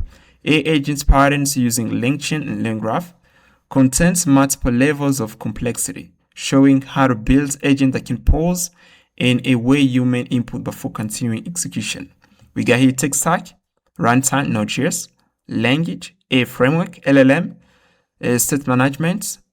We got here external depths, data and so these are external dependencies, entry points, module map. We have here LangChain, LangGraph, tools, utils. We got here key conversions, progressive complexity, level 01, basic to level 04 advanced, 2 parallel tracks, LangChain, high level API, and LangGraph. Okay, and this is the agent counters for this project. If the agents want to work on the project's human loop, it's going to load first the counters from the .agent folder in order to start writing any single line of code. The first thing the agents have to do is to load the .agent folder in order to understand about the project, what it does. Okay, this is the .agent folder. Now, in order to create this folder, we're going to leverage these tools. You can see I've already passed into the tools folder. We got here the project context builder. Okay, I'm not heading. We're going to pass in these tools in order to build the context for a given project. Now we're going to pass the tool function, Zod, FS module, path module. We're going to import here the working dir. I import it from the FileSystem tool. And we pass here a little description how this tool works. Now we're going to pass here agent dir, index path, modules path, graph path, embedding path. Okay, you can see index templates. Okay, we have here a helper folder to ensure that we have a working dir, and here safe section replace. We're gonna use the function in order to replace a content within a file. Now we got our first tool, read agent index tool. We're going to use the tool in order to read the index.md file. The index.md file is located at the roots of the .agent folder. If I head into the human loop, you can see we got here .agent folder. And at the root, we got here index.md. We're going to use the tool in order to load it. Here's the tool, read agent index tool. Okay, we're going to use it. Okay, you can see read that agent /index.md. We're going to pass here our second tool, update agents index tool. In order to update the index, the index.md file, we're going to use the tool. The agent can use that. It's going to pass you the section that you want to update, but also the content, and then it's going to pass here append is equal to true. As you can see, it is here free input, section, content, and here append. Append is a boolean. We're going to pass another tool, read agent module tool. If an agent wants to read a module, it can use here the tool. We're going to pass here only here the module name, and as you can see, pass here path that join module is there, and we pass here the module name that we want to read. Okay, and then we're going to return the content to the agents. Now we're going to pass here another tool, write agent module tool. If the agent wants to create a module, it can use here the tool. You're going to pass in the module name, section, content, and append here. It's going to use the tool. Okay, and here we're going to pass here another tool in order to list all modules that we got within the modules folder. Okay, list agent modules. If the agents invoke it, it's gonna return the number of modules that we got within the modules folder. We're gonna pass in our tool, read embedding index tool. We're gonna the agent can invoke the tool in order to read the embeddings, the JSON file.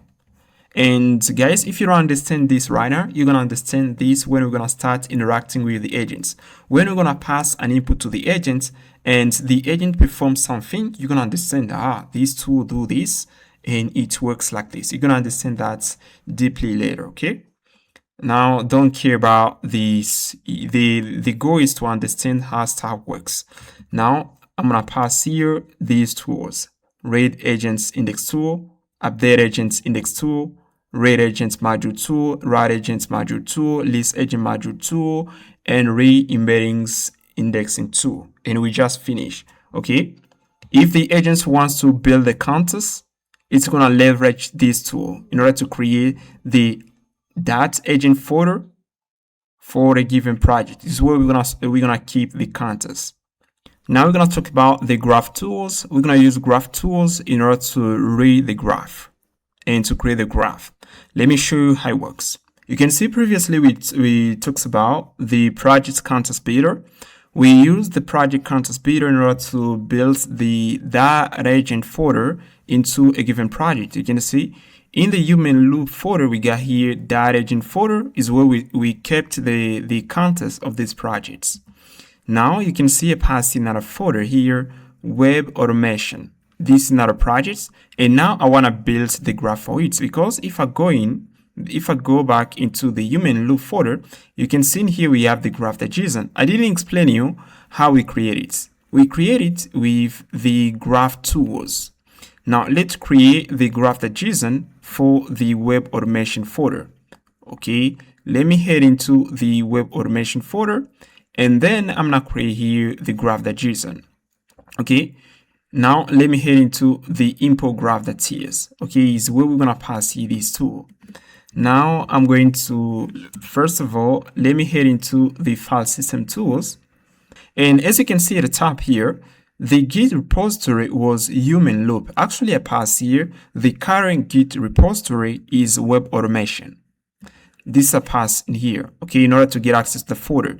Now let's go into the import graph.ts, is where we're gonna pass here the graph.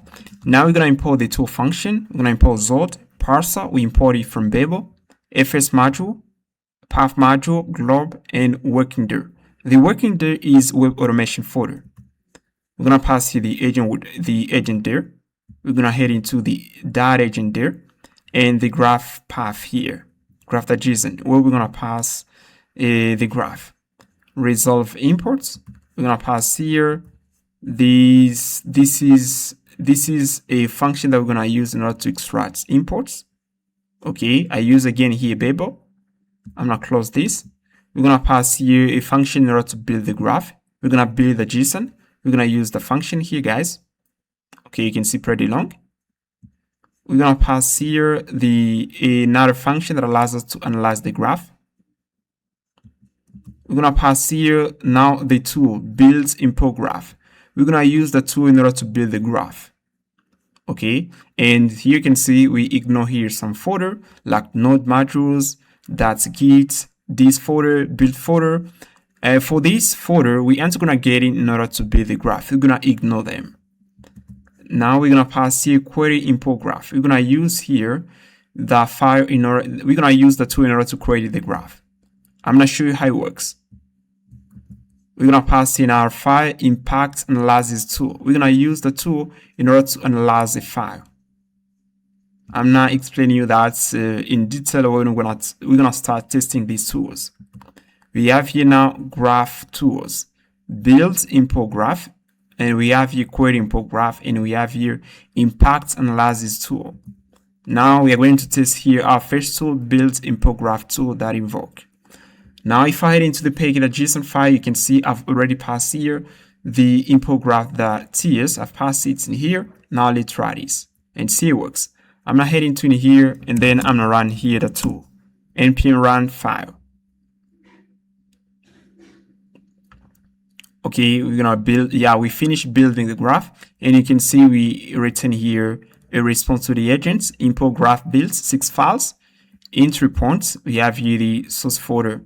Okay, the examples.js is the entry points.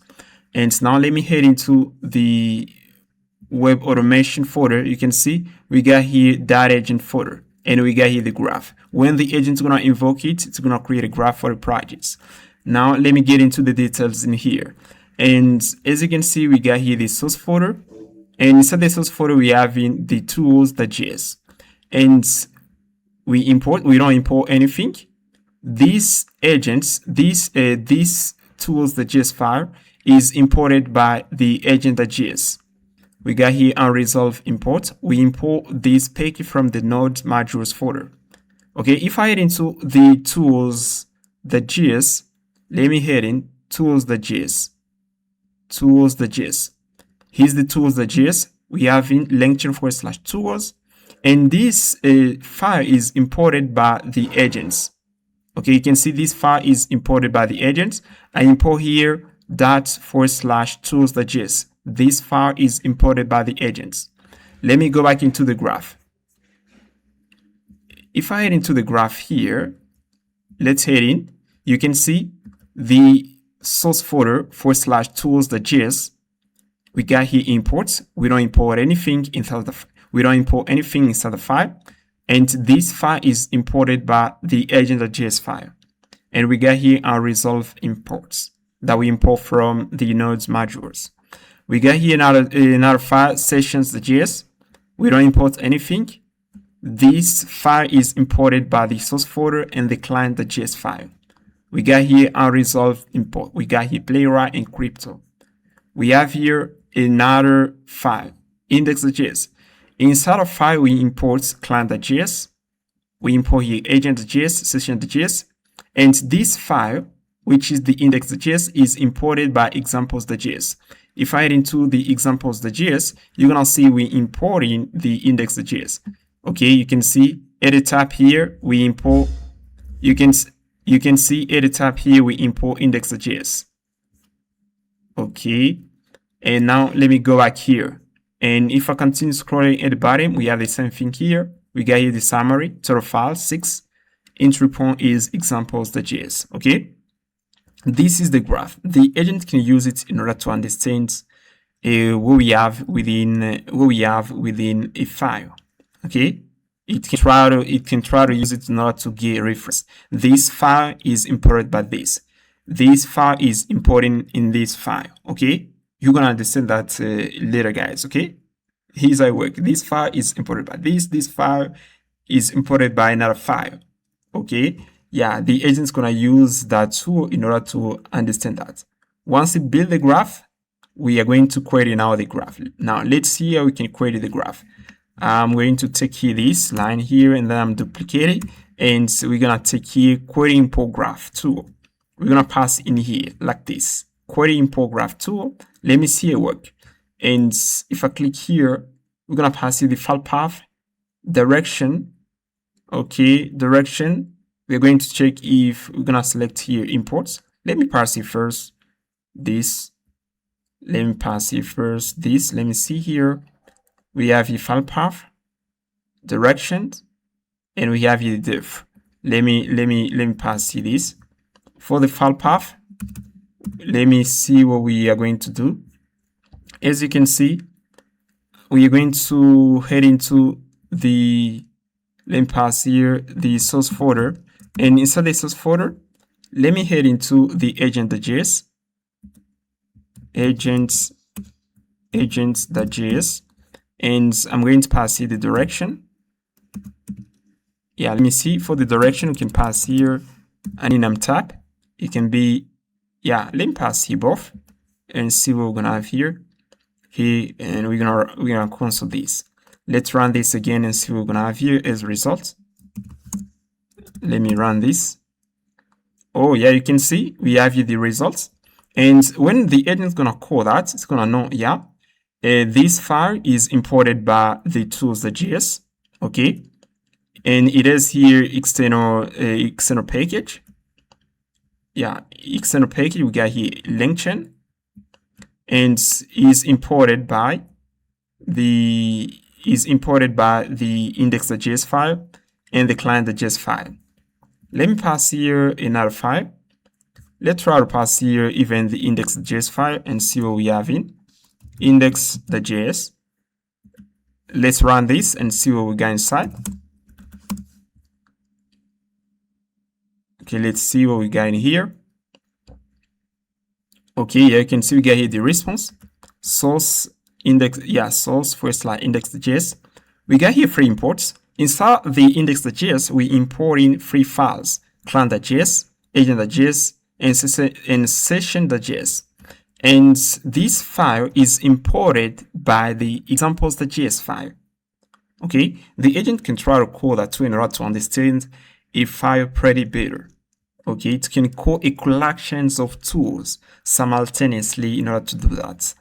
And now we got this.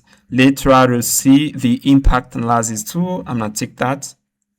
I can copy this, and yeah, let me try to pass here something else. Okay, let's try to pass here. You can see pass here. We got here another parameter. Let me try to test here def. Yeah, I'm pass here even 6. Let me see default value. We got 1 here. Let's pass here def and pass here 6. Let's run this and see what we're gonna have here. Okay. Okay, yeah, you can see we got here this imports by this. And here we got inside, yeah, this def, we got here the index.js file is imported by these files, and inside the, yeah, is imported by these files, this, and it is imported by this. Okay, now let's try here another tool. We finish with query import graph. We're gonna, yeah, let's try here this impact analysis tool. We're gonna pass in here, and then I'm gonna comment this. Let me click here, file path here. Okay, now we're gonna pass in only the file path, and then we're gonna analyze the tool. Find all files affected if a given file changes. Direct and transitive dependence used before refactoring. Okay, answers what breaks if I change this. Okay, you can see the agent can use the impact analysis tool to understand what change if you modify this. Okay, you can see we got here an answer. What breaks if I change this. Okay, the agent can try to call that tool in order to understand the impacts. Now I'm going to pass here the file path again. Let's pass here agent.js. Let's run this. Okay, let's see what we're gonna have here. Oh yeah, you can see we got here the results. Agent.js, 3 files affected. Okay, the agent can try to call that tool in order to know which files are affected if it made a change into the Agent.js. We got here the index.js. This file is affected because if we head into the Agent.js, let me see here. Let me see here first. Source agents. Okay, direct. Let's head into the agent folder. And if I head in, you can see here's the agent folder. Let's head into the index.js. You can see inside the index.js, we import here the agent.js. Okay, we import it. Let's say we head into the agent.js and we modify the name of this function. We are going to break stuff. Okay, the agent can try to call that tool in order to know which files that are going to be affected. Okay, these two files are going to be affected. And transitive def here, we have also the examples.js. Okay, that's how it works, guys. All of this is to understand the code base. Alright, guys, now we're going to talk about abstract syntax tree or RAG. That's what we're going to talk about right now, guys, because we got some tools that we're going to pass to the agent to embed a coding file and to retrieve a coding file within a vector base. We are going to use abstract syntax tree or RAG. This is a technique that we're going to leverage. And guys, I want you to have the basic. You need to know RAG. You need to know what is RAG and how it works. To get the basic, I got some videos on my channel. You can go check it out. You can go check it out, the RAG full course. You're going to learn what is RAG and how it works. Or you can go check out the ChatPDF video where I teach about multi-vector retrieval. You're going to learn what is multi-vector retrieval and parent document retrieval. And I talks about fixed size checking and semantic checking. You can go check out this video, guys, in order to get the basic. And now, as you can see, we have here a little diagram. This is a RAG pipeline where we have a doc.md file, and then I pass it to a text splitter. And once we pass it to a text splitter, we're going to split it into multiple chunks. And then we're going to take these chunks, we're going to pass it to an embedding model in order to create embeddings. And once we have these embeddings, we're going to pass it to a vector base in order to perform similarity search within a vector base, and then we're going to get an array of documents. That's how we retrieve data within a vector base. Now I want to highlight something pretty important on this diagram. Here's what I want to highlight in here. You can see we select here the text splitter. The text splitter is essentially a function that splits a doc into multiple chunks. And in order to split a doc into multiple chunks, we use a technique inside the function. We have, let's say, we may have here this technique, fixed size chunking, or we may have semantic based chunking. I'm passing semantic based chunking. Okay, these are techniques that we use in order to split a doc into multiple chunks so that we can keep the meaning. With this kind of strategy, it can work for PDF file, HTML file. It can work only on document file, but it cannot work on coding files. Let's say we got here a GS file or a TS6 file or JS6 file. This kind of strategy, fixed size chunking, it's not going to work, or semantic based chunking. This one, it's not going to work. We are going to leverage here another technique, which is the abstract aware chunking. Let me select it here, abstract aware chunking. This is the strategy that we're going to use in order to split a coding file into multiple chunks, okay, so that we aren't going to lose the meaning.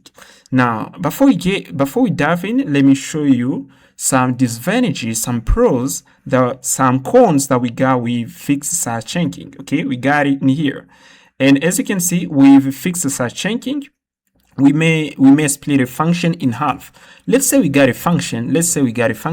Function, let me pass in here. We got a function like this. Function hello world. Okay, this is a function.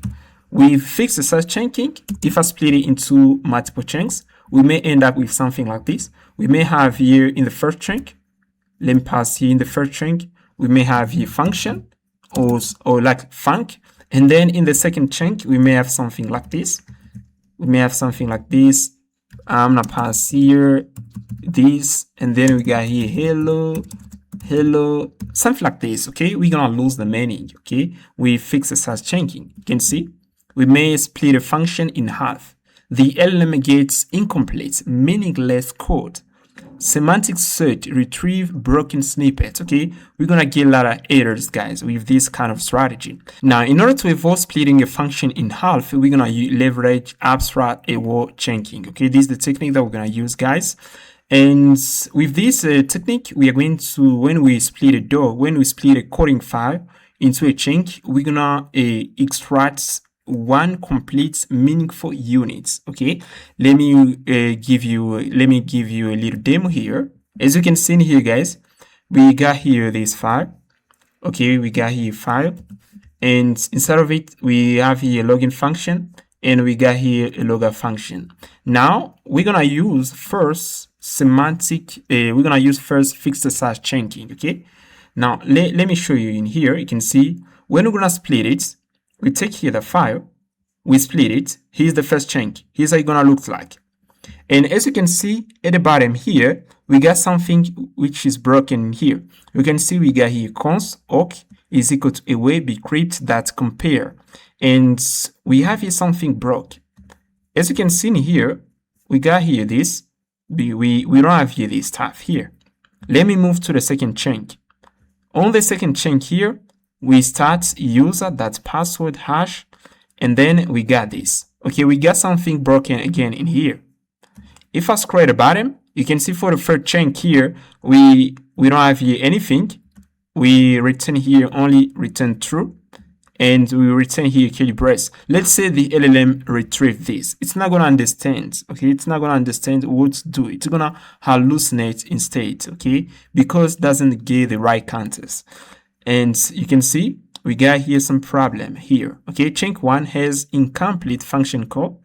Chunk 2 starts mid function, no signature. LLM received broken, unrunnable code. Semantic match finds the right area but returns fragment. Okay, you can see these are drawbacks. Let's move here where we use here abstract sentence tree chunking. Now you can see in here we're gonna use Babel for this kind of task. Now let's see what we're gonna do in here. As you can see in the first chunk, we're gonna extract here only imports. We're gonna extract only this. In the second chunk here, we're gonna extract here the function. Okay, the whole function. You can see we don't split a function into two chunks. We got a one complete function. In the third chunk here, you can see we got here another function, and in the fourth chunk here, you can see we got here exports, login and logout. Okay, and this is understandable by the LLM. The LLM cannot hallucinate because of this. And you can see why this works. Every chunk is complete runnable units. Login method and logout method never share chunk. LLM receives code it cannot immediately use. You can see that abstract sentence tree award chunking is pretty much better than fixed size chunking. Okay, retrieval quality is pretty high. Okay, this is the technique that we're gonna use. I think you get the idea, guys. You get the idea. Now we are going to talk a little bit about parent document retrieval before we get into the code. And here you can see this is a parent document retriever. And we're gonna take here coding file. We're gonna split it into multiple chunks here, and we're gonna get here parent chunks. Then we're gonna use these parent chunks. We're gonna split it in order to get child chunks. And then we're gonna take here these child chunks. We're gonna pass it to an embedding model in order to get embeddings. And once we have embeddings, we're gonna keep it into a vector database. And when we're gonna want to retrieve data from a vector database, we're gonna use the same technique. We're going to take here the user input. Then we're gonna use it in order to retrieve child chunks. And then once we got child chunks, we're gonna point to the parent chunks of the child chunks. And once we have here these parent chunks, we're gonna take it and we're gonna pass it to the LLM for better retrieval. Okay, that's what we call parent document retrieval. And guys, if you don't know all of these techniques, I invite you to go check it out. This video in here, RAG full course, you're gonna learn about it. Alright guys, now we're gonna work on RAG tools. And as you can see, I've already passed here the rag folder is where we're going to pass the embedding pipeline and the retrieving pipeline. And as I said previously, in order to implement the AST-Aware checking, we're going to use Babel. For this, you can head on Babel documentation, and you can try to read the documentation a little bit in order to understand how it works, because I'm not going to get into the details. Now, let's head into the rag folder, and then we're going to pass in the check file, okay? We're going to use the file in order to implement the abstract syntax tree award checking. And we're going to use here Babel. Let's import here parser in order to parse a coding file. Now we're going to pass in another function here, Babel parser, in order to parse a file. And if you notice at the top here, parse max check char is equal to 3000. It means when we want to parse a file, we're going to create check size of 3000. And our parser is going to support only GS, TS, and GS6 and TS6. Okay, we're going to support only JavaScript. If you pass a PHP project to our CoderAgent, it's not going to work on it because it doesn't support PHP. It supports only JavaScript. TS, it supports only JavaScript and TypeScript. And now we'll pass here the parser. I copy this code from Babel. We're going to use here the function in order to parse a GS file. And then here we're going to pass here node label in order to create labels. Then we pass in our function group imports. In order to group imports, we're going to use here the function. I copy these two from Babel. And let me pass here another function, split class by methods. I copy these two from Babel, okay? We're going to use the function in order to split a class by methods. We're going to pass another function, check by characters. When we pass a file, they're going to split it by characters. And this code too I copy from Babel. Now we're going to pass here the main function, which is check file by abstract syntax tree. And as you can see, pass it the content, the file, and the extension. Then they're going to parse it using the abstract syntax tree award checking. And now we are going to import that function into the embedding pipeline here in order to embed it. And now here we are going to pass here cohere. As you can see at the top here, I import here cohere embeddings. I import here pinecons, and we need to get API keys for this. Okay. Now in order to get API keys for pinecon, we're gonna head on pinecon. Tap here pinecon. Yeah, we're gonna head on pinecon. And then you're going to create a database. And to get an API key for an embedding model, you're going to head on Cohere. I'm passing Cohere. And I'm now heading to my dashboard. And then you're going to see in here, you can see I'm going to log in here. And I'm going to move here. I'm now logging into my Pinecon dashboard. And then I'm going to get the API key here. I'm going to click here, continue. And right here, I'm going to click here to continue, and then we're going to get here the code.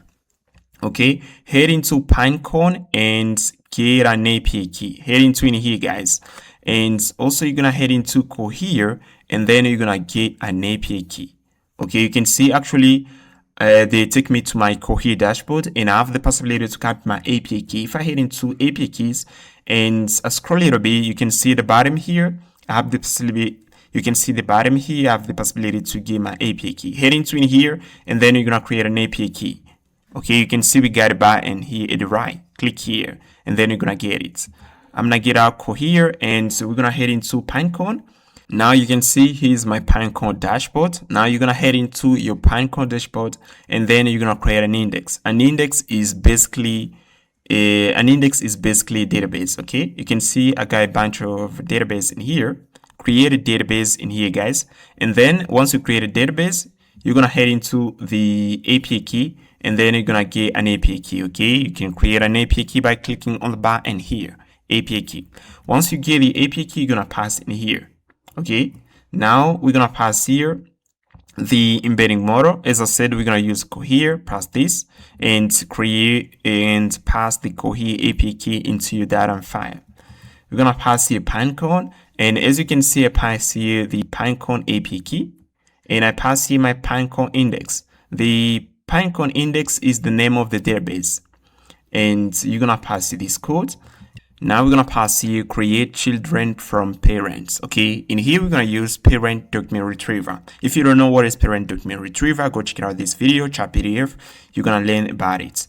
And here's parent document retriever. We take a doc, we split it into big chunks, and then from these big chunks that we call parent chunk, we use a parent chunk in order to create a child chunks. And then once we got child chunks, we're gonna create a reference from a parent doc. I explain all of this in ChatPDF video. Okay, go check it out. The link down in description, guys.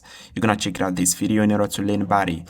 And now once we have here the function, in order to create children doc from parents, we're gonna pass here another function, embed file with abstract syntax tree.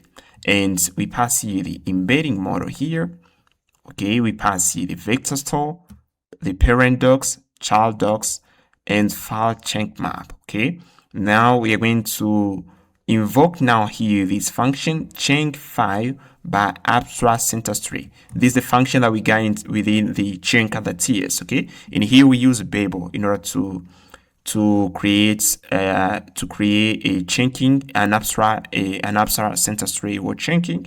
We use Babel, and now we're gonna invoke in here, and then we're gonna create a parent doc, and then we're gonna embed parent docs alongside with child docs.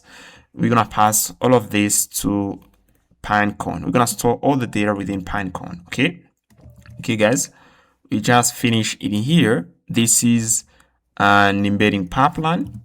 Okay, guys, this is an embedding pipeline. Now we are going to work on the retrieving pipeline. Okay, if you want to get all this code, guys, go check it out, ChatPDF video, the link down in the description. You're gonna understand literally how it works, and you're gonna get the code. Go check it out this video. And now we're gonna pass here Retrieval. And in here too, we're gonna use the parent document retrieval strategy in order to retrieve data from the vector database. And this is the strategy, that we're gonna use here. We are going to retrieve first child's docs, and then once we get child docs, we are going to use the child docs in order to point to the parent doc. This is the strategy that we're gonna use, and I explained this too in the ChatPDF video. Go check it out this. And then once we got data, we're gonna pass it to the LLM.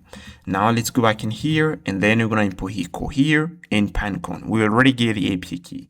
Now we get here embeddings, we get here vector store, we use here Pinecone, and then we are going to pass here query multi-vector. In order to query the Pinecone database, we are going to pass here the user ID, project ID, the query. We are going to retrieve top 6 children documents, and we're going to retrieve top 3 parent doc. And now we are going to pass here the embedding model and the vector store. And here we got here the child filter. Okay, first we're gonna retrieve here child docs, and once we got child docs, you can see we retrieve here first child docs, and then we are going to use child docs in order to retrieve parent docs. Here we got here the parent ID because we store the parent ID within the child chunk, and then once we have the parent doc, we're gonna pass it. Once we have here the parent ID, we're gonna use it in order to retrieve data from the vector database. You can see we do this stuff here, and then we're gonna get data. Okay, in order to understand this, go check it out ChatPDF video. I explain literally everything you need to know, and you're gonna get the code, guys. Okay, you're gonna get the code. Okay, if I try to get into the details, it's gonna take me more than 2 hours in order to finish.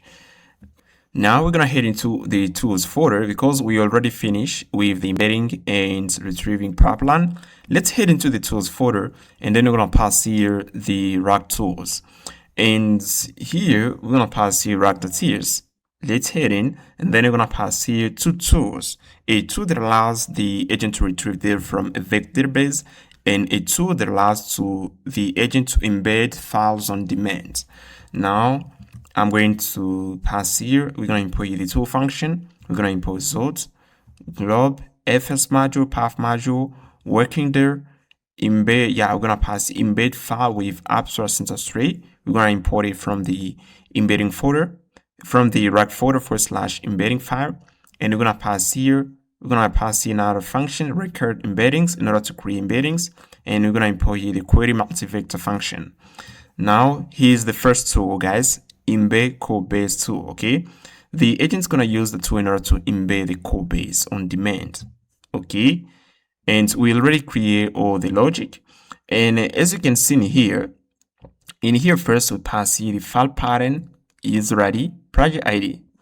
Then for the file pattern, as I said previously, our coding agent is gonna support only GS, TS, JS6, and TS6. Okay.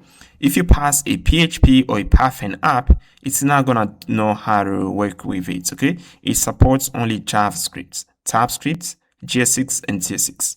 And you can see we exclude here node modules. It cannot embed files within node modules. That's Git folder, this builds, and main.js. Okay, it cannot embed these folders, including into the ignore property. It cannot do that. And here we're gonna return here no file match. Okay, if it doesn't find a file to embed, we're gonna return here this. Now we are going to as you can see, we create here the files array. Okay, you can see we create here an array and skipped array here. And then here we're gonna pass the file path and all files here. You can see all files. We are going to iterate through the all files array. Then we're gonna raise it. Once we raise it, we got the content. And once we have the content, we are going to pass it into the files array. You can see the files array here. And once we have data, we have files within the files array, we're gonna take that, we're gonna pass it to the embed files with abstract syntax tree function. We're gonna pass it here, okay? And then we're gonna create embeddings, okay? We're gonna embed it. And once the agent finish embedding the file, we're gonna return here this, and we're gonna pass in out the tool name, embed Codebase. We pass a little description, embed Codebase files using AST-Aware checking.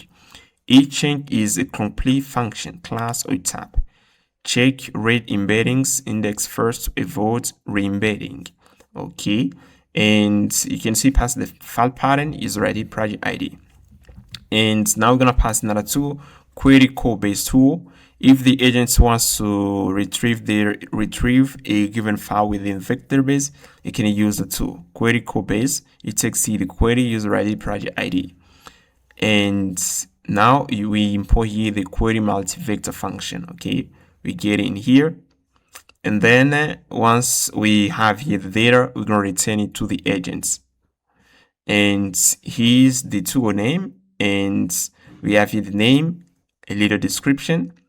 We get here the query, user ID, project ID, top parent doc, and top children docs.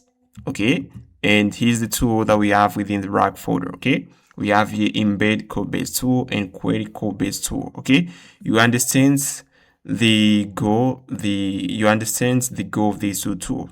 The agent's gonna use it to retrieve and to embed a file within a vector base. That's how it works, guys. Okay. All right, guys. Now gonna work on TodoList Tools. We are going to give an agent. We're gonna give the CoderAgent a tool that allows it to create a to-do. Because on every input they're gonna pass to the agents, let's say fix a bug, the agents have to create a to-do in order to know how to work. If the agent doesn't create a to-do, it can work in disorder. Now it's better to pass to the agent a tool that allows it to create a to-do so that it can work in a sequential way. It can do things, it can work on task after another one.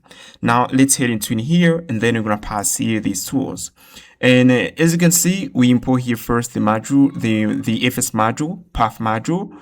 We're gonna import here the tool function, Zod, UUID, and I pass here the UUID because every task that the agent is gonna create is gonna have a unique identifier, and for this we use UUID. And now we import here the working dir. I import it from the file system, and you can see the Coder project here is web automation projects. This is the Git repo.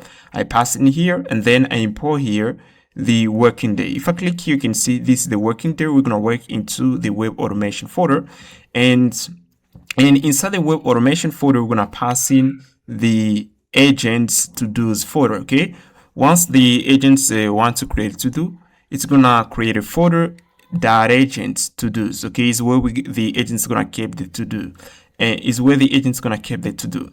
And now we are going to pass here the input task. If the agent created a task, it's gonna have here the task name assigned to. The agent can assign a task to a sub-agent. We have here the status, pending, in progress, completed. We get here the parent ID and dependencies. We have here write to dos. This is the tool that the agent is gonna use in order to create a to do. It's gonna pass the file name and to do. We're gonna pass here another tool. Okay, you can see first this is the write to do tool. Let's pass here another tool, rate to dos. The agent can use the tool in order to rate it to do.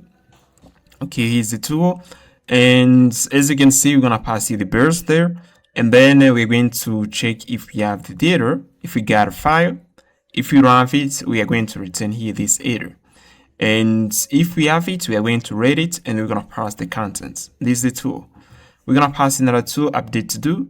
The agent can use the tool in order to update it to do. You know, when it create a task, it can append the started like pending or in progress. If the agent wants to modify the started to complete, it can use here the update to do tool. And it's gonna pass it the file name and updates. The update here is the to do. It's gonna pass it the ID and the ID of the task and the task name, and then it's gonna update it. Okay. We are going to pass here another tool. Let me pass another tool. Get next runnable task. You know, the agent can create even 7 tasks. Now, in order to get all tasks which are pending, all tasks which haven't yet completed, the agent can use the get next runnable tool in order to get all these tasks which are in pending mode. It can use the tool get next runnable task. Okay, it's gonna pass only the file name, and then the agent's gonna get all tasks which haven't yet completed.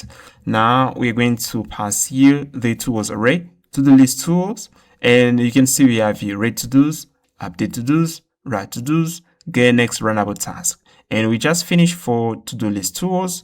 Okay, we just finished for TodoList Tools, and now we're going to move on to other tool. We are going to move on task tool. I'm gonna pass here this. I'm gonna pass here another tool, task tool. Okay, this is another tool, and this is gonna be chapter 9. Okay, you're gonna pass here chapter 9, task tool.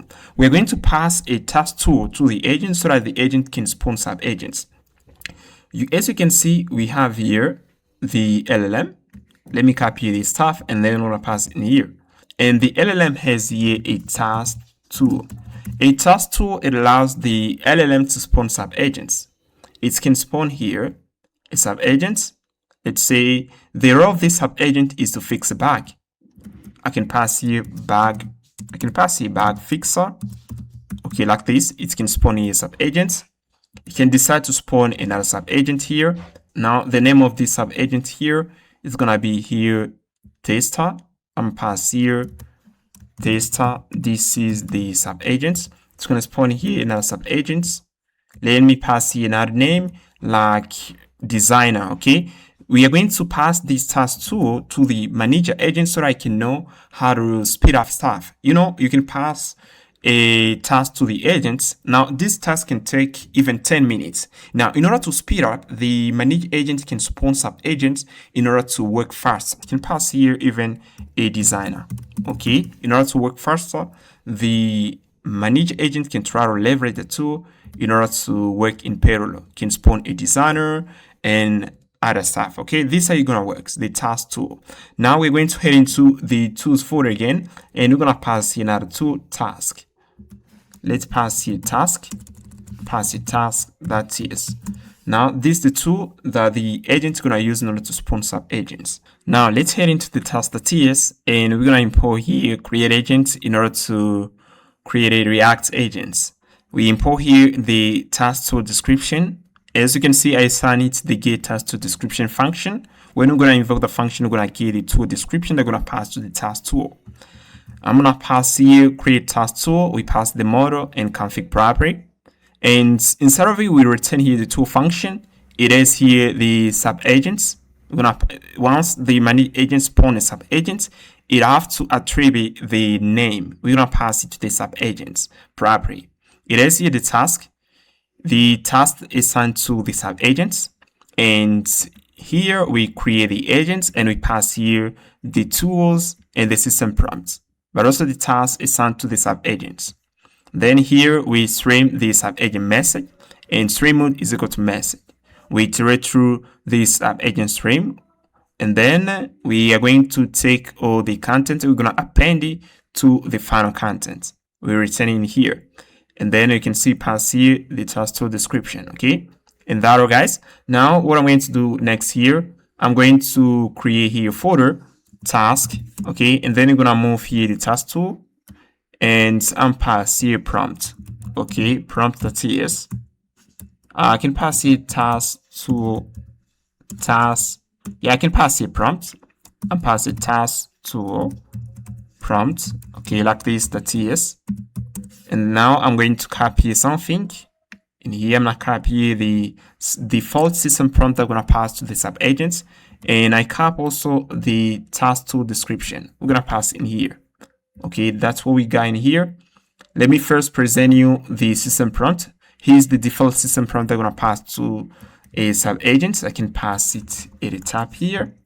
Okay, in order to complete the objective that the user asked of you, you have access to a number of standard tools, and here's the task tool description that explain the manage agents how to launch sub-agent, how to spawn sub-agents, launch ephemeral sub-agent to handle complex multi-step tasks in isolated context window.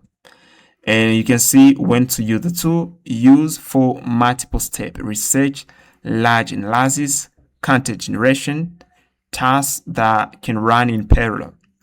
Okay, you can see pass here skip for simple single tool calls, just do it directly. You can see pass here code rules, parallelize aggressively, launch multiple sub-agents in one message whenever tasks are independent.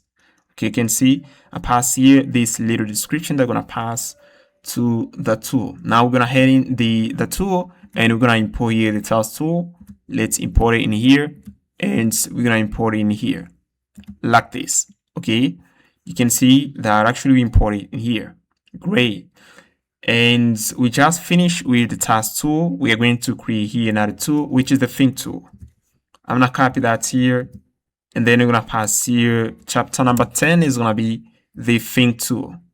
And pass here think tool. Okay, here's the LLM here again, and here the I'm going to copy this diagram here, guys, and then we're gonna pass in here. Okay, let's say the manage agents spawn a sub-agent. Let's say spawn here a bug fixer. Okay, spawn here sub-agent bug fixer. Then the bug fixer start working. Okay, here I'm gonna pass here start working. Start working. We are here the status start working, and then once it finish, it's gonna give the status of the job to the manage agents. Here start working. Then it finish, it give the status to the LLM, which is the manage agents. Give the status. Hey, manage agents, I just finished fixing a bug in X file. I just finished working. Now the manage agents here, it is a tool that allows you to think about the result of a sub-agent. Yeah, I see. The manage agent is gonna say, yeah, I see what you've done. Now let me verify this. You can see we got here the results. Let's say in here, we got something like this.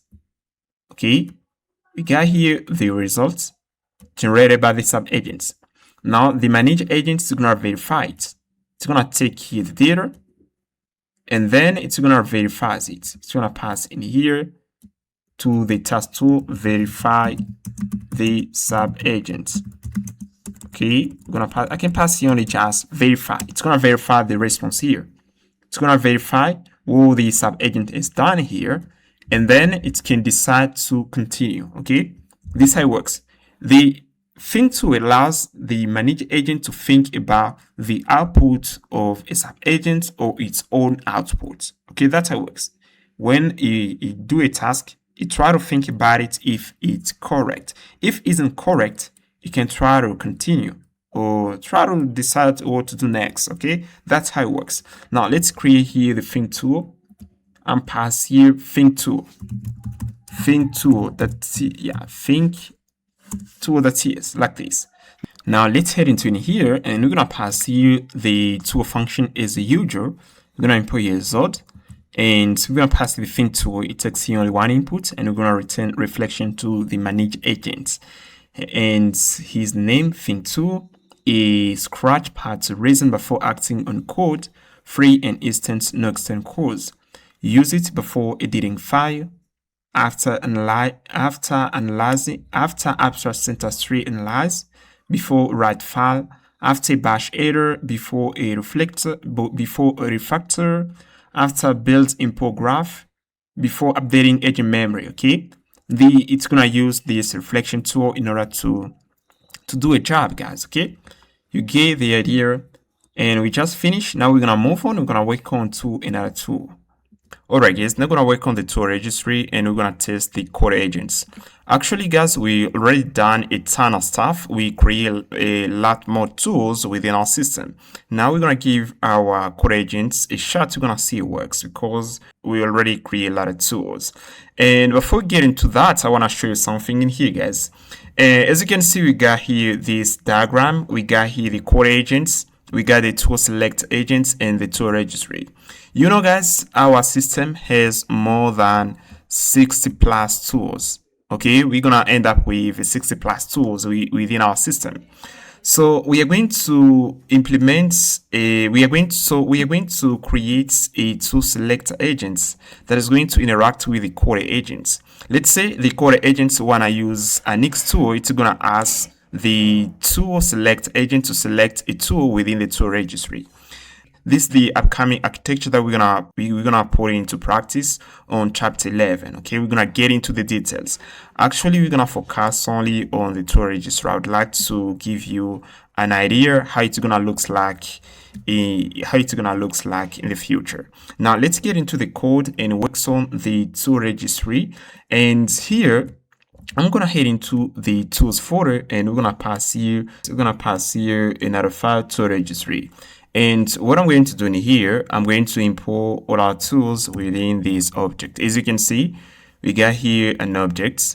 Okay, we got here an object, tool registry. And we have here file system tool. We're gonna group tools by category. Okay, we have file system tool, we have bash tool, we have graph tool. We have a tool that allows to give the context to the agents about the code base. Now let's head into first the file system tools, and then I want to pass here a little code and pass here selected file system tool. Okay, you can see in here I pass here an object and I pass here a read file. I pass a read file tool, write file tool, edit file tool, file tree, list the tool, ls, and save file tool. Okay, I'm going to import here the selected file system tool. We're gonna head into the tool registry and we're gonna pass in here. Okay, you can see we have a file system tools. I pass a little description. Let me get rid of the skill. We aren't gonna use it right now. We pass here a little description and we pass here load. We're gonna use the load function in order to load a specific tool. Let's say I wanna load here. Let's say I wanna run here this tool. I wanna run here this tool read file. Here's how we're gonna do it. Okay, let's say I wanna run it. I'm going to do this. Let me pass here something like this. I'm not scroll the bottom. We're gonna pass here tool registry and pass here cons and pass here tool is equal to tool registry. We're gonna pass it to registry, and then as you can see, tool registry is an object. Now pass here file system. You can see we got here an object and pass here file system. We're gonna pass it in here like this, and then I'm pass here that's load in order to get access to the function. I'm pass here load, and you can see in here load takes here a parameter tool name. So if I want to get access to, let's say, to this tool read file, I'm going to take it, and then we're gonna pass in here. I'm pass it to the load function like this. Load tool name read file, and then we're going to get it. Okay, let me see in here. load returns here promise. Let me move it up here. And then here, in order to invoke it, we're gonna, like this, we're gonna pass here a wait. Let me pass here first a wait like this. I can pass here function load tool load read file like this, and then we're gonna pass in here. I'm going to pass here a sync like this, okay, to registry. And if I want to get access, if I want to run here the tool, I'm pass here a run, const run is equal to tool that invoke like this. We're gonna pass the invoke like this. You can see in here we get the tool, and the invoke function returns the promise. We're gonna pass it to invoke like this, and then we're gonna pass here some inputs that we need to pass to the tool, and then we're gonna run it. Okay, here's how we're gonna run a tool. Okay, like this. We're going to pass here to registry, and then we're gonna pass here file system tool. This is a property. Then, in order to get access to that function, we're gonna pass here load, and load takes here the tool name, and we pass here to the selected file system, pass here the tool name like this. Okay, and then we're gonna get access to read, write. Okay, like this. You can see that actually is pretty easy. Okay, this is how we're gonna load a tool. Now we're gonna pass here other tool. We got here bash tool. I'm going to uncomment this, and let me head into the bash here, and I'm going to pass here inside the bash file. You can see we got here only one tool. Okay, bash here, and the name of the tool here, let me check here, the name is bash only. Okay, we are going to load that tool. Now I'm going to do this. Let's say in the future we add here another tool. I want to do something that I did into the FileSystem Tools. I'm going to copy this stuff, and then I'm passing here like this. Okay, we're gonna pass here only bash like this. Yeah, I'm passing here bash like this. We're gonna get rid of this stuff, and then pass here bash tool. Let me see here the name. Yeah, as you can see, we got here bash tool. We're gonna copy that, and then we're gonna pass in here like this, and we're gonna pass here selected bash tool like this, and then we're gonna pass this selected bash tool like this. Now we're gonna copy this. We're gonna head into the tool registry, and we're gonna pass it in here like this, and we're gonna pass here the tool name like this. Tool name right there, and here tool name, and we're gonna pass this string. Now let's get rid of the skill property and tool property like this. Okay, actually we got an error. Let me go back here. Let me go back into the bash tool, selected bash tool like this. We copy this, and then we pass it in here. Okay, like this. And as you can see, we got here an error. I should pass here something like this. Okay, because the selected bash tool is an object, we're gonna pass here this. Okay, like this. We're gonna pass here selected bash tool. We're gonna pass it the tool name. Now we are going to move to the graph tool. We're gonna do the same thing. We're gonna get rid of the tools property graph here, and in here we're gonna import here graph tools. Let me head into the graph, import graph here. Okay, import graph, and in here you can see we got here some tools. Now we're going to pass here graph tools. I'm gonna copy this object. We're gonna pass here selected graph.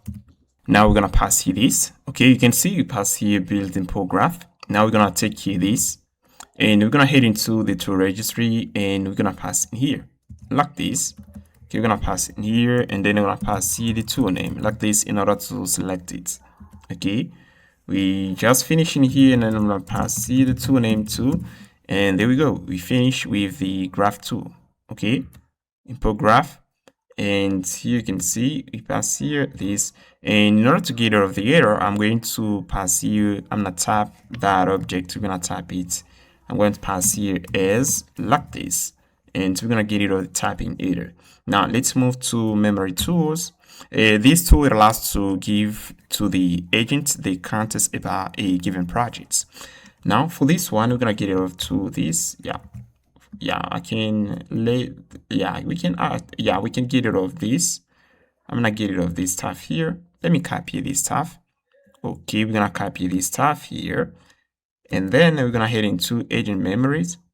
Okay, we got here agent memories is located into the project context builder. Okay, context builder. Now we're gonna pass here an object to selected. Okay, selected agents memory, and then we're gonna pass here memory tools, and we're gonna is equal to this. We're gonna pass here this. Okay, like this, and I can pass here little comments like this. Then pass here little comments like this. These two, we can pass these tools allows to give the agents context about a project, like this. And now we're going to pass here these tools, and then I'm take here the rate tool. We're gonna pass in here like this. We're gonna take here update. We got here updates. Okay, like this. We got here read agent module tool, read agent module tool. We're gonna pass in here, and we're gonna pass in here like this, and we just finish again in here. Now let me head into in here, and we're gonna copy this tab. We're gonna pass it in here like this, and we're gonna export here this and pass here exports, like this. And now we're gonna head into the tool registry, and we're gonna pass in here like this, and pass here the tool name, like this tool name, and we're gonna pass here we're gonna pass here tool name like this to get rid of the error. Okay, like this, guys. We finished there. I'm going to move to Rack Tools. For Rack Tools, as you can see, we get here to Rack Tool. Okay, we get here to Rack Tool. We got here embed Codebase and query Codebase. And we are going to head into in here too. Let me copy these tools, and then we're going to head into in here Rack Tools and pass here export and pass here exports cross selected Rack Tools, and is equal to an object and pass here this. I'm gonna select here this. Okay, like this, and we just finish. Okay, great. And we're going to type here this again. We can copy this type, and we're gonna pass it in here too. Now let's head into this. Let's head into the tool registry, and we're gonna pass it there. Okay, like I'm passing tool name. I'm gonna pass it tool name, and here too we're gonna pass here tool name. Okay, like this. Okay, we finish in here. Now we have the abstract industry tool. We're gonna do the same thing like this. Okay, we get here this. We are going to pass here. We got only one tool here. We can head into the abstract industry tool, and we're gonna pass in here. Okay, at the bottom here we don't export here this tool. We can pass here cons select here, select AST tools is equal to this. And here's the tool name. We're gonna take here this, and then we're gonna pass in here like this. Let's head into the rack here, and we're gonna copy that type, and we're gonna pass in here too like this. Now we're gonna export here this tool.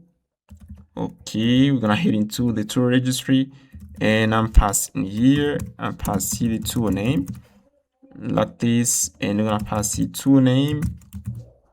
Okay, you're gonna pass here string like this. We just finished for the abstract industry tool. We just finished for the abstract industry tool. Now let's work on the Git Tools. I'm going to uncomment this, and let's head into in here, and we're gonna pass here this for Git Tools. We're gonna copy this. We're gonna head into in here, and then we're gonna pass in here like this, and then we're gonna pass here the tool name like this, and we're gonna pass it the parameter tool name like this. And now we're gonna pass here a tool like TodoTools. Pass here todo. We're gonna pass todo, and for the TodoTools, we're gonna head into the todo, and we're gonna pass here this line, and we can copy this line here. We're gonna head into the tool registry, and I'm going to pass it in here like this. We got read to dos, update to dos, write to dos, get next runnable task like this. Okay. And for these two, we're gonna pass here selected to dos. I think we got here selected to dos. I'm gonna copy this. Okay, we're gonna copy this, and then we're gonna pass in here tool name. Okay, like this, and we're gonna head into todo file. Okay, like this. and we just finished. Let me fix here this typing error. We can copy this and we're gonna pass it in here, right here. Okay, you can see you get here typing error. We're gonna head into in here, right here, guys, and we get a typing error. We just finished, and I think we just finished, guys. We aren't gonna pass our tools to the tool registry. There will be some default tool that we're gonna pass to the agents. Okay, like the task tool. I'm pass here default tools to pass to the agents. We have here the task tool. I'm gonna get rid of the task tool. Yeah, we got here task tool. It will be a default tool. We have here the task tool. It will be a default tool that we're gonna pass to the agents. And we got here we got here thing tool. We're gonna pass here these two tools by default to the agents. Okay. When the agent's gonna boot up, the agent's gonna have only two tools. Okay, we pass here task tool and thing tool. We're gonna pass only two tools. And what I'm going to do, guys, I'm going to head into now inside in here, and we're gonna pass here another folder. I'm gonna head into the source folder. We're gonna pass here the CoderAgent folder, and inside the CoderAgent folder, we're gonna pass here the CoderAgent. Okay, here's the CoderAgent, and as you can see, we import here the tool function create agent to create a React agent. And then in here, we're gonna pass here the model, and we got here SubAgent config in order to pass to SubAgent tools. And here you can see we got here we got here now the CoderAgents, and we pass the model. We are going to pass it the system prompt, and as you can see, we pass it only two tools. We pass it the thing tool, and as you can see, pass it only two tools. We pass the thing tool and create as tool to spawn SubAgents. Now, what I'm going to do next, I'm going to pass here I'm going to create the LLM class. I'm going to head into in here. I'm gonna copy this, and then we're gonna head into the source folder. We're gonna pass here LLM folder, LLM like this. Now we're gonna head into the LLM.ts, and then we're gonna pass in this class in order to select a model. Okay. And you can see here, guys, I use here ChatFireworks and ChatCerberus. Okay. And in order to select a model, we're going to pass a parameter to the getInstance function. Okay, like this. Now let's head into the CoderAgent. And then in here, I'm going to import here the LLM class. And then we're going to select here Fireworks Minimax. I select here this model.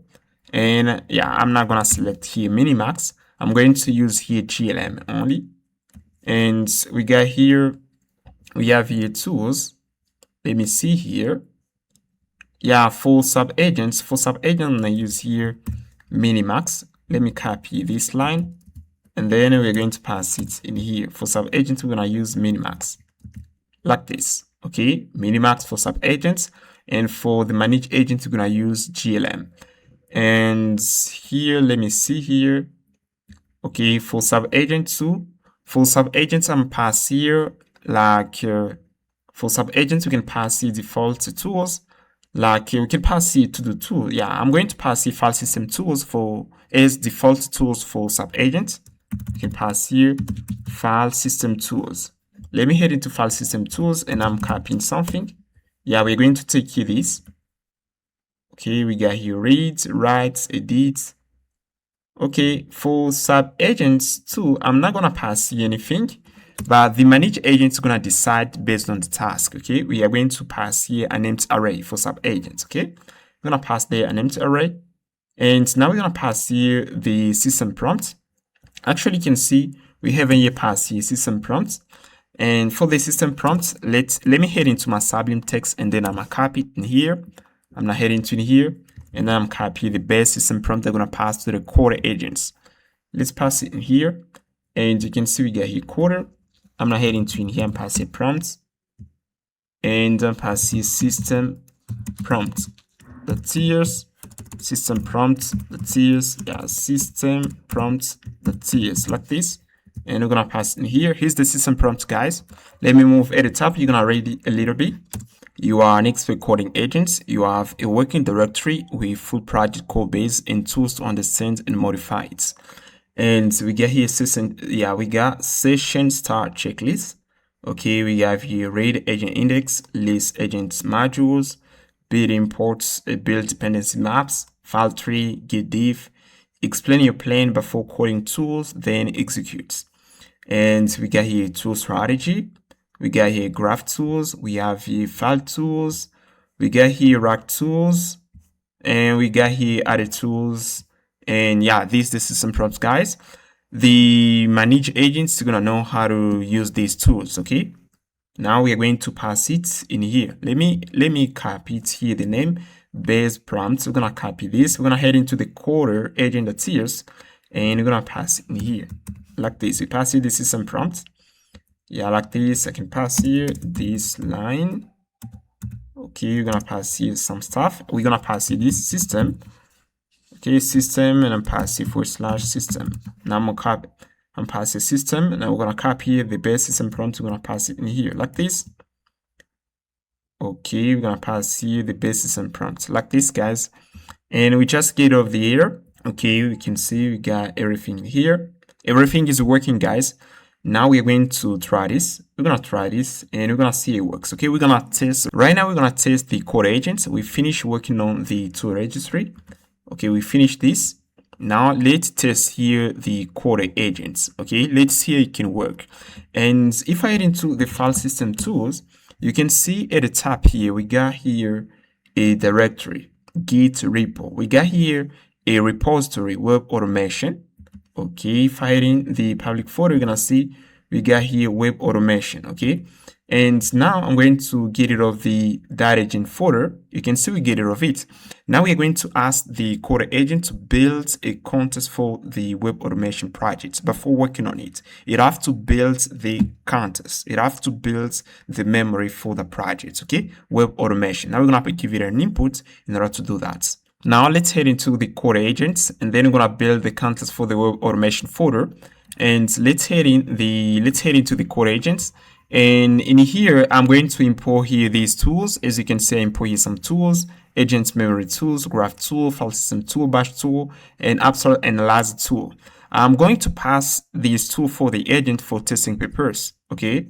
As you know, guys, we're going to load these tools on demand based on the user inputs. I pass here these tools only for testing purposes. And then after that, we're going to get rid of them. And as you can see in here, we pass here these tools, and we're going to pass here an input. You are working on Windows computer as environments. Do not use Linux command with bash tool. Then we're going to pass here function to run the agent, run coder. Away CoderAgent, you are starting a brand new session on this project. Follow your session start checklist exactly in order. Read agent index, load whatever memory exists. List agent modules, check what modules files exist. Build import graph, scan all GSTS files and map dependencies. File tree, get the full project layer. Abstract syntax tree analyzer, abstract syntax tree analyze. Pick the three most central files from the import graph and analyze each one. Write agent module for each domain you identify. For example, auth, API, UI, URLs. Create a module file with what you found. Update agent index. Update these sections: project overview, text stack, entry points, module map, key conversions. And we pass a little message at the end here. Print a summary. How many files we found? What modules you created in .agent folder /modules. The top three most imported files. Any isolated potential dead files. What entry point were detected. Okay. At the end here, you can see, if you notice, we asked the agent to print a little summary about the project. And now I'm going to run here these CoderAgents. And as you can see in my package.json file, I've already passed here this command in order to test it. Now let's head into in here. And then I'm going to run here this. Okay, npm run CoderAgents. Okay, we're going to run it. And then you're going to see, we're going to have here something. Let me close here this. Okay, we're going to close this. And I'm going to head into this public folder. You can see we got here public folder, and we got here web automation folder. Actually, we run the agents. Okay, it doesn't work here. Let me run here this again. Okay, we're gonna run here this. And let me go back into the CoderAgent. I want to check here something. And guys, you can see in here, we pass here the recursion limit 3000. You know, this is a CoderAgent. It can make a lot of steps in order to do a job. Okay, that's why I pass here recursion limit is equal to 300. Now let's see in here. Okay, the agent doesn't run again here. It break here. I don't know why. We're gonna fix that. Let me check here. It doesn't work. Let me run here this again. npm run here CoderAgent. Yeah, we don't run here the CoderAgent. I see why we don't run here the CoderAgent. At the bottom here, we should call here the function run coder. Okay, we have to call the function here in order to run the CoderAgent. Now let's run here this again. npm run coder, and then we are going to have here something into the web automation folder. Let's see that. Okay, actually the agent start working, and in few minutes we're gonna get here the .agent folder. We're gonna get the project contents. Okay, we're gonna wait a bit. Okay, you can see actually the agent creates here the .agent folder, and it prints here the index.md file. Okay, passes some files. Okay, you can see actually we have here the index.md file. Okay, project overview, text stack, entry points. Having here already passed here something. We got here the graph of the project. Okay, you can see we have the Toolsc.js imported by this file is imported by the Agentic.js. Unresolved imports, we got here LangChain insert. Session file here is imported by the index.js and client that is imported by index.js and client.js. We got here two modules inside the file playwright and crypto. Okay, this is the graph of the projects. And let me go into the modules. Yeah, you can see the agent pass here are modules like client.md, session.md. Okay, and pass here a little overview about this file. Browser session management module. Okay, continue working here. Okay, you can see pass here other stuff. Okay, export and API surface. Okay, continue passing here something. Let me go back into the okay, you can see continue passing here something. Let me go back into the index.md file. In here, you have in here pass here the text stack. Yeah, you can see pass here the text stack used in the projects. We have here LangChain. Okay, we got here LangChain for Entropic for the model. We got here Zod. We got here entry points. Having here pass here this. Okay, the agent's still working, guys. It's still working. Okay, you have here pass here the project overview. Okay, still working, guys, still working. Okay, you can see augmented by the coding agents. Browser automation tools for LangChain agents. Okay, key files. You got here these. Okay, available tools. Okay, here's the tools.md file. Let me see in here if the agents finish. Yeah, you can see actually the agent finish. Okay, finish in here. Now at the bottom here, you're gonna see we got here a little summary about the project. Now you can see the quick overview about the projects. Session start summary. Files found. You got here 6 JavaScript files in the projects. And you continue here, public API exports. We got here this. LangChain React Agent Factory. Okay, we got here a little summary about the project, okay? This is how the agent can leverage these tools in order to create a memory, in order to create context for a given project. And as you can see, actually we have here the .agent folder is where we kept the context of the web automation projects. And if I want to work on it, I can come here and read the agent.md, and then I'm going to know how it works. Okay, we got here this. And if I head into the index.md file, you can see in here we got here these modules, key conversions, patterns used in the project. We got React pattern, session isolation. Okay, we got here available module files. We got here agent client session tools. And let me check here about tech stack. You can see we got here tech stack, we got here LangChain, Playwright, Zod, Node.js, ES6. And this is how the agent can build the context for a given project, okay? If I ask you to code or modify stuff within the project, the agent's gonna do that. Okay, it's gonna do that. You're gonna see that later. Later at the end, we're gonna get other demos. We're gonna learn how to build stuff with this tool when we're gonna finish. Alright guys, let's implement a multi-agent system using handoff pattern. You can see on the diagram we got here the user. The user interacts with the memory agents. The memory agents interact with the CoderAgents, and the CoderAgents interact with the ToolSelect agents. The ToolSelect agents interact with the tool registry. If the user passes an input, it's going to pass it first to the memory agents, and then the memory agent can decide if it is better to pass that input to the CoderAgents. And in here, the job of the CoderAgent is to code, is to modify stuff within a code base. Now, if the CoderAgent need a tool, it doesn't have a specific tool, it can ask here the tool selector agent to select a tool for him, and then the tool selector agent can head into the tool registry and pick a tool and then pass it to the CoderAgents. That's how it's gonna work, okay? You can see we have the memory agent, CoderAgent, tool select agents.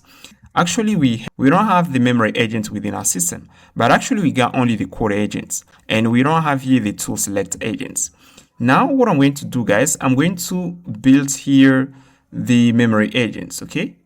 We're gonna build here the memory agents. And once we finish building the memory agents, we're gonna build the tool select agents. Now let's start first with the memory agents. Then we're gonna move to the tool selector. Okay. Now let's head into the code in here, and we're gonna pass here another folder. We're gonna head into the source folder, and we're gonna pass here another folder. Memory. Yeah, we're gonna pass here memory agents like this. Okay, like this. Now instead of memory folder, we're gonna pass here a prompt. We're gonna store the system prompt for the memory agents. We're gonna pass here the tools folder, and we got here prompt tools folder, and inside the source folder, I'm gonna pass here another folder middleware. I'm pass here two-man ring middleware. Okay, I'm going to copy it in here. Okay, I got here two-man ring middleware. So this is a middleware, guys. We're gonna use it in order to track which tool that has been called by the agents. And here I'm pass here two-man ring. Two-man ring middleware. I can pass here two-man ring, that's it, like this. And then I'm gonna pass here the middleware. If the agent call a specific tool, we're gonna know the tool that has been called. So we're gonna console here the tool name, and we're gonna console here the argument that has been passed to that tool. Okay, like this. Now I'm going to go back into the memory agents. We already passed here the prompt, the tools. Now I'm gonna pass here another folder, Retrieval. Okay, like this. And inside Retrieval, I'm gonna pass here multi-vector. Yeah, we're gonna pass here multi-vector. Yeah, we're gonna pass here multi-vector retriever like this. The tiers, and we're gonna pass here hybrid search. I pass here hybrid search because inside hybrid search file, we're gonna pass in a tool retriever, BM25 retriever, which is a keyword-based search, and we're gonna pass in a semantic search retriever. Now we're gonna pass here this. Okay, like this. And guys, before we get going, I want to show you something, okay? We need to understand how the memory agent works. And as you can see, we got here the user input. Right here, we got the user input. The user sends an input to the memory agent. Now, the memory agent, once it receives it, it's going to extract meaningful information from the user input. Let's say the user is passed something like this. I love programming. Now the agent is going to extract meaningful information from this input. Like it's going to say like, I noticed that the users love programming. It's going to store that information into the memory.md file, which is going to be considered as our long-term memory. Okay, it's going to store that information here. And right here, I can pass here. This is the long-term memory. And we got here the short-term memory. Okay, we got here the short-term memory. and the memory that empty file, it's gonna be considered as long-term memory. And the daily log file here, this one here at the bottom, where you see we have YY, MM, and DD, this one is gonna be considered the short-term memory. Okay, it's gonna be considered the short-term memory. I can pass the short-term memory, or I can pass the working memory. Okay, this is gonna be considered the working memory. I can pass it something like this. And once the memory agent store that information here, it can use it later in order to respond to the user. And as you can see at the right here, we got a compressor. Let's say inside the memory.md file, we have a lot of information. Let's say we have 12k tokens. If we have 12k tokens, we are going to compress the memory. If the memory grows, we are going to compress it. Because if we let it like this, if we continue growing, we are going to consume a lot of token. Okay, we're going to consume a lot of token. Let's say the memory, let's say we define here the limit. Let's say the memory size here, we're going to say the memory size is 10k token here. And then in here, into the memory.md, we got something like this. We got here 8k. As we got here 8k, we aren't going to compress here the memory. When we have here 11k, when we have, let's say 10k, we are going to run into the compression layer. This is the compression layer. We are going to use the LLM in order to compress the memory. And once we compress it, we're going to take here this summary. We're going to get here summary. Once we have here summaries, we're going to take that and then we're going to keep it into the vector database. If the agent needs the summary later, it can use here the hybrid search in order to retrieve that information into the vector database. That's how it works, guys. That's how it works, okay? This is the logic. Now we need to get into the practice so that we're going to understand this pretty better, okay? We're going to get into the practice. And let's continue here, guys. I'm going to head into now the tools folder, and then I'm going to pass in some tools that the memory agent is going to use. Now let's pass here the first tool, okay? The first tool is this one here. And pass here the first tool. We're going to pass here compress short-term memory, okay? This is the tool that we're going to use in order to compress the memory. And as you can see, we pass the system prompt, your memory compression agent. Your task is to compress a fully daily chat log into a clean, durable summary. We'll pass here some rules, and we pass here the output format, okay? Once the memory agent calls the tool, we're going to compress the memory. Okay, we're going to return a summary of the daily log file. Now we're going to pass here another tool. Here's the second tool, transfer tool. As I said previously, guys, we got here the memory agents. The memory agents are going to interact with the CoderAgent. Now we are going to pass here a tool that allows it to transfer, that allows it to give control to the second agent, which is the CoderAgent. Okay, transfer tool. It's going to transfer the context to the CoderAgent here.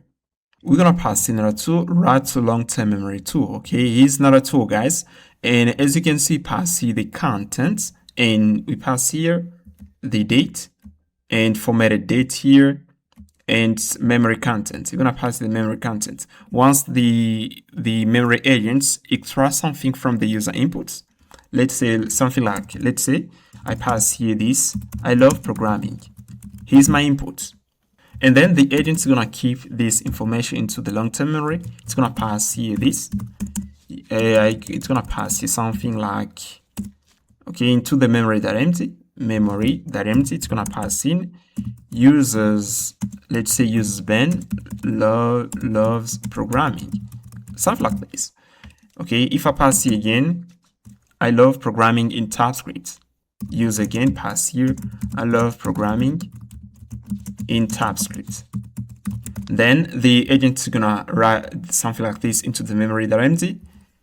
Users loves programming in TypeScript. Something like this. Okay, When we send an input to the agent extract meaningful information from it and keep that information into the memory.md. If we ask the agent about this information later, what is my favorite programming language, the agent is gonna retrieve this information from the memory.md file. That's how it works. I'm gonna get rid of this stuff here, and you can see we got here append a file. Okay, append file. Okay, yeah, we got here function append file. We're going to use that function in order to write into the memory.md file, and we're gonna pass it to the user ID. Okay, and the content. That's how it works, guys.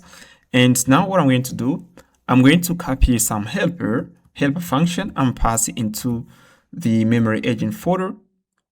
Let's close this stuff here, and we're gonna head into the memory agents. We're gonna pass here helper folder. Okay, helper like this, and in here let's pass here file system helper. Okay, you can pass here first helpers.cs, something like this, and then we're gonna pass here these functions. We're gonna pass here fs helpers, and in here we're gonna pass here this helpers function. Okay, let me explain you this real quickly. And at the top here, you can see we import here the fs module and the path module. In order to resolve the path, we're gonna pass here resolve set path. We're gonna use here this function. It takes here the root there, and it takes here the relative path. The root there is gonna be the public folder. Okay, into the public folder, we're gonna pass here folder memory, where we're gonna store the memory like this. Okay, and we are going to pass the root there and the relative path here, where we want to write into the memory folder. And we got here function ensure parent. The goal of this function is to ensure that we got the memory folder. We got here function empty file. We're gonna use the function in order to empty file. Okay, you can see empty a file. Yeah, you can see we pass here fs write file, and I pass here file path, and I pass here blank. We are going to empty file. We got here another function create a file. We're gonna use the function in order to create a file and put in contents. As you can see, we pass here the root there, the relative path, and we pass the contents. And for the default value here, you can see we got here empty. And here we resolve the set path, and then we write into the file. We pass here the file path, the contents, and the encoding here. We get another file, read a file. In order to retrieve data from a file, we are going to use here first module, read file, pass the file path, and then we're gonna get the contents. We got here another function, update a file. In order to update a file, we're gonna use here this function. And in order to append something into a file, we're going to use append a file. Okay, this is the function that we're gonna use. I'm gonna take this and I'm pass into the write long memory tool. We're gonna pass in here append a file, and we need to import it in here. Let me import it right here like this. I pass here imports, and then we're gonna pass here from we're gonna get rid of this folder, and I'm going to head into the helper folder, and then I'm gonna pass here fs helper like this. Okay, like this. Now you can see in here we have here something. You can see append a file, takes here the memory roots here, and takes here the user data. Now what I'm going to do, I can get rid of this constant. I'm gonna get rid of the exports, then I'm gonna write the function into a function. I'm going to take all of this, I'm gonna wrap into a function and pass here export function. We're gonna pass here write to memory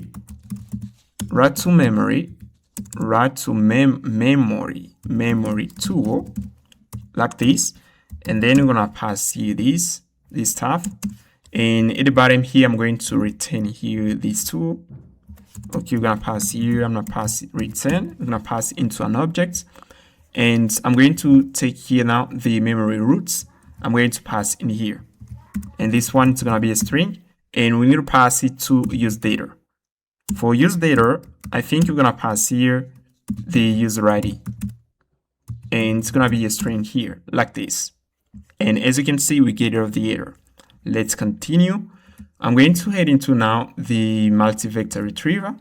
Okay, and here you can see we got here multi-vector retriever, and we're gonna pass in here.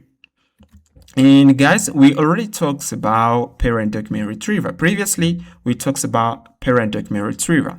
We're gonna use parent document retriever to retrieve data from the vector base. Okay, I've already talked about this technique, and if you wanna learn about this technique from scratch, guys, go check out this video, ChatPDF clone, the link down in the description. Go check out this video, you're gonna learn about it. Now we are going to pass it in here. You're gonna get even the code. When you check out this video, you're gonna get even the code. And guys, we're gonna pass in here. This is the function I'm gonna use in order to load a document. We're gonna pass here a function to create parent doc. We're gonna get here and we're gonna create another function in order to create child doc. And we're gonna pass here now doc embedding pipeline in order to embed a document. Okay, go check out this video, guys. Go check out this video. You're gonna get even the code, the link down in the description. Go check out this video in order to learn about multi-vector retriever. Now we're gonna head into the retriever folder, and then we're gonna pass here another file. Okay, you can see we got here multi-vector retriever. Now let me pass here another retriever, which is the BM25 retriever. We use this retriever for keyword-based search. We're gonna use it. Okay, guys, we're gonna pass in here, and okay, as you can see, we import here the BM25 retriever from LangChain /community/retrievers/BM25. We import here the documents. We import recursive character splitter class in order to split a document into multiple chunks. We import here the human message, we import here the LLM and the create agent to create a React agent. And now let's pass here a function format document string. We're gonna use that function to format a document into a string. If you wanna learn this from scratch, go check out my LangChain course. I teach everything you need to know about it. Link down in the description, guys. Go check it out. And now we're gonna pass here BM25 retriever. Okay, you can see I pass here document. It's gonna be a string, and I pass here the user inputs. Then I take here this string, I create here a document, and then we're gonna take the document, we're gonna pass it to the recursive character splitter class. You can see the chunk size is 800, chunk overlap 200. Okay, I think you understand this. Chunk overlap. I think you understand what is chunk overlap, guys. We use chunk overlap in order to preserve the meaning of a chunk. You understand this. If you don't understand that, go check it out, the LangChain course. Now we're going to take here this split document, these chunks, we're going to pass it to the BM25 retriever. Okay, you can see pass it, these chunks in here, and then we're going to retrieve the data from the BM25 retriever. And you can see now I'm going, as the BM25 retriever returns here a document, an array of documents, I'm going to use now the function format document string to convert it to a string. Then we're going to take this string. You know, the retriever can retrieve data, but this data can contain noise, can contain irrelevant data. Now we need to remove irrelevant data from the retrieved data. And that's why you can see pass here extra relevant documents. Now we're going to use the LLM for that to extract only relevant documents. Now I'm going to pass here extra relevant doc. We're going to extract relevant doc here, and this is a function. Okay, let me pass it in here. Okay, you can see pass here create agents. This is a React agents. Okay, here's the system prompt, and now we're going to pass here the user query and retrieve data. Okay, user question, retrieve data, and we pass here the output. Okay, you can try to read a little bit the system prompt. You are relevant filter for retrieval augmented generation system. Here's the task. Task, select only the parts of the context that directory useful for answering the user's question. Strict rules, extract the extract text exactly as it appears in the context. Okay, verbally. And do not paraphrase, summarize, explain. Okay, and this is the system prompt, guys. And now we're gonna return here the output. Okay, and then we're gonna return it. Okay, we just finished here. Now we're going to pass here another file. You can see pass here BM25 retriever. And here you can see hybrid search. We haven't yet passed here anything. Now, what I'm going to do, I'm going to import here the hybrid search. I'm gonna pass the file into the tools folder here, and I'm gonna modify here the name. We're gonna pass here hybrid search tool. Okay, this is the tool hybrid search tool, and in here we're gonna import here the tool function Zod path module. And as you can see in here, we import here another class memory store. Okay, I haven't already created a class. Before we continue, I want to explain you the hybrid set tool, what it does. Okay, the hybrid set tool, the agent uses it in order to retrieve data in a vector database and into a file. Okay, you can see in here, we got here multi-vector retriever and we got here BM25 retriever. Let me explain you first. You can see in here we got here semantic search. Here we got here semantic search, and the semantic search tool here, which is this file here. If I head into multi-vector retriever, you can see we have here a pipeline. We have here the function that allows us to embed a data, and we have here a function that allows us to retrieve data. I forgot to pass here this function. Okay, we have here this function that allows us to retrieve data in vector database. And in here you can see we got it in here. Okay, multi-vector retriever. Okay, this is the function here. Let me select it. We got here this function. We use it in order to retrieve data in a vector database. Our data is stored into Pinecone. And we got here another function, keyword-based search. Okay, we use here BM25 retriever. And if I head into in here, I head into BM25 retriever, you can see we got here this function, BM25 retriever. We use the function in order to retrieve data from a file. And you may be wondering, what is the file? What is the file ban? Okay, what is the file? Now you can see in here, as I said previously, when we, as you can see in here, we got here this file here. Let me select it. You can see we got here www.mmdd.md. Okay, this is the daily log file. I'm going to rename it like this. This is a daily log file, or I can call it working memory. Okay, working memory. Okay, I can call it like this. You know, when we are chatting with the agents, sometimes we can exceed the thresholds.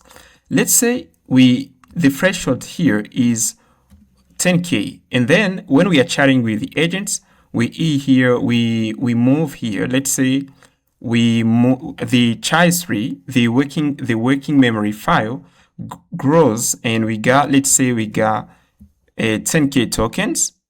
Yeah, we got here again 10K tokens. Okay, once we got 10K tokens, what I'm going to do, I'm going to run into the compression layer. I'm going to run the compression layer as we eat here, as we eat 10K token. And as you can see, the threshold here is equal to 10K token. We are going to run into a compression layer. We are going to run into the compression layer. Here's the compression layer in here. We're going to run into it. And then what I'm going to do when we run into the compression layer, I'm going to take here, we're going to take the file. We're going to take the daily log file, which is the working memory. I'm going to empty the file, and then I'm going to take the content. I'm going to pass it into another file. I'm going to name it archive. Okay, I'm going to name it like this, archive. Okay, we're going to take the file and then we're going to name it archive.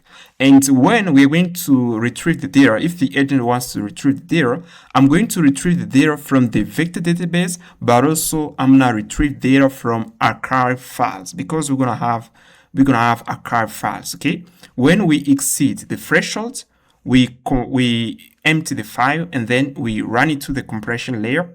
And then once we run to the compression layer, we got summaries, and then we take these summaries, we pass it into a vector database. That's how it works. Okay, when we're going to test this, you're going to understand this theory. Okay, right now let's continue coding, and when we're going to finish coding, we are going to try to, I'm going to try to give you again a little overview so that you can understand this pretty well. Okay, if you don't understand right now, it's a matter of time, guys. You're going to understand this as long as you practice. Now let's continue. I'm going to head into the hybrid set tool. And what I'm going to do in here, we're going to pass here retrieve relevant long-term memory tool, okay? And we pass the project ID and the user ID. We're going to use the project ID because every time we pass a project into the code editor, we are going to, this is a project and each project needs an ID. That's why I pass here project ID. Now I'm going to pass here this. We're going to pass here memory root in order to get access to the public folder memory. And then, as you can see, pass here memory store. Inside the memory store class, we're going to have in some function that allows us to write into the long-term memory and that allows us to retrieve data into the long-term memory. Okay, we're going to pull these function into the memory store class. Now, let's implement first the memory store class and see how it looks like. Okay, I'm going to head into the memory folder, memory agent folder. Okay, you can see we got it in here. Let me pass it in here. Okay, you can see I pass in that folder memo. Now, inside the memo folder, let's pass here the file. Now, inside the memo folder, we're going to pass here memory store. Here's the class. And inside the class, we're going to pass in some helper function that allows us to write into the long-term memory and to retrieve data from the long-term memory. You can see we got here these two files, memory.md, and we got the working memory. Okay, we are going to pass here some helper function that allows us to retrieve data into these files. Now, I'm going to do this. We're going to pass here, we're going to import here append a file, create a file, empty a file, read a file. We already create this helper function. Okay, now you can see we got here another function. Okay, this is helper function too. Today date string. If I copy this, and let me head into my command prompt here. I'm gonna share something. If I head into here, okay, and then I pass here node. I take this and I pass it in here. If I run this today, okay, we're gonna get something like this. You can see we got here something like this. Okay, here's the current date. Okay, you can see we got here the year, the month, and the date. And now if I enter in here, we're gonna get something like this. Okay, you can see this is the working memory. We're gonna get the current date.md. It's gonna be the name of the file. Okay, this is how I want to rename it. Okay, you get the idea. And we get here another function to get the current time. If I copy this, okay, and I pass it in here. Okay, let me see here first. Let's copy this, and then we're gonna pass it in here, like this. Now time string, you can see we got here the time. Yeah, you can see we got here the current time. Now let me continue. We're gonna pass here file exists. Okay, as you can see the function, you immediately understand what it does. File exists. Okay, we're gonna use the function to check if a file exists. Now let's pass here an name first, user data. Okay, and here we're gonna pass in now the class memory store, and it takes here the memory roots. To get the memory roots, we're gonna pass here. We can pass here something like this. As you can see in here, we pass here this. Okay, you can see path, resolve, process. We got the current working directory, public folder, memory, and then we're gonna get the memory roots here. Okay, we pass it in here, and we pass here use data. And now let's pass here empty a file. The goal of this function is to basically empty a file. We got here another function to log path. Okay, we are going to use the function in order to get the get the name of this file here.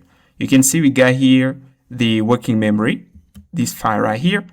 As you can see, if I copy this, okay, pass here the user ID and project ID. If I copy this, let me head into in here and show you something. Let's say I pass here Ben, and I pass here a fake user ID. Yeah, let me pass here user ID.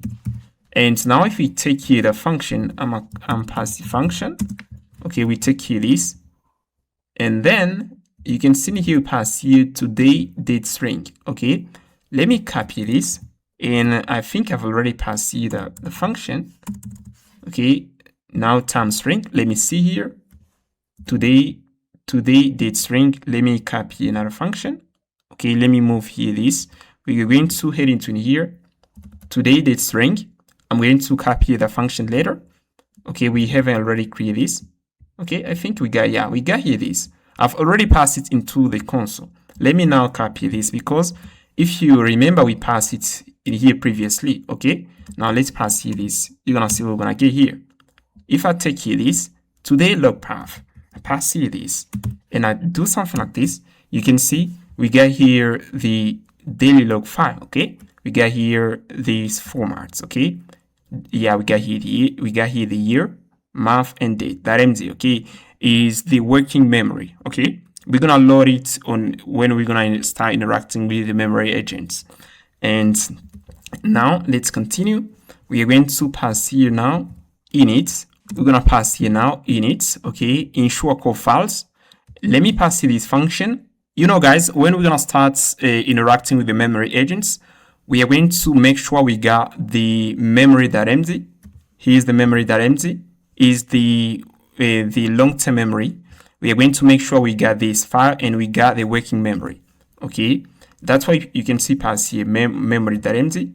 We're gonna make sure we got the daily log archive. We got here this, and we got here the system prompt.md. Is where we're gonna pass the system prompt of the memory agents. And now we're gonna pass here now this function. I'm going to, as you can see here, I iterate through the default array. And then here I'm going to pass it to the create a file function in order to create these files. Okay, now we're gonna pass here ensure today log. We're gonna make sure we got here this file. This is the goal of this function, because as you can see, I invoke it in here, ensure today log. Okay, we're gonna make sure we got the file. If you don't have it, you can see here, I'm checking here if the file doesn't exist, we're gonna create it. Let's pass here log interaction. In order to add data within the today log file, we're going to use here the function here, log interaction. And you can see I pass here append a file. We are going to append data within a file. It's gonna be that empty file. Okay, let's pass here log archive to add data within an archive file, and we're gonna pass here read archive to read data from an archive, read today to read data from today log file, and we got here read memory files to retrieve data from memory files. Okay, you're gonna understand these two.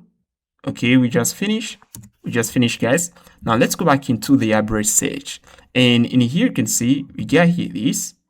Okay, now I invoke here the function read archive. I invoke the function in order to read the archive. Okay, we're gonna read the archive. Okay, as you can see, pass here this. And now let me go back here, and then we're going to pass here query multi-vector. I'm gonna import here the function, and to retrieve data from vector database. And here we got here this helper function to convert documents to string.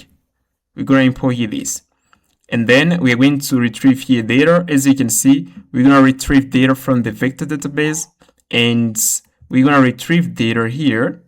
We're gonna retrieve data from the BM25 retriever. I'm going to check here first if the archive exists.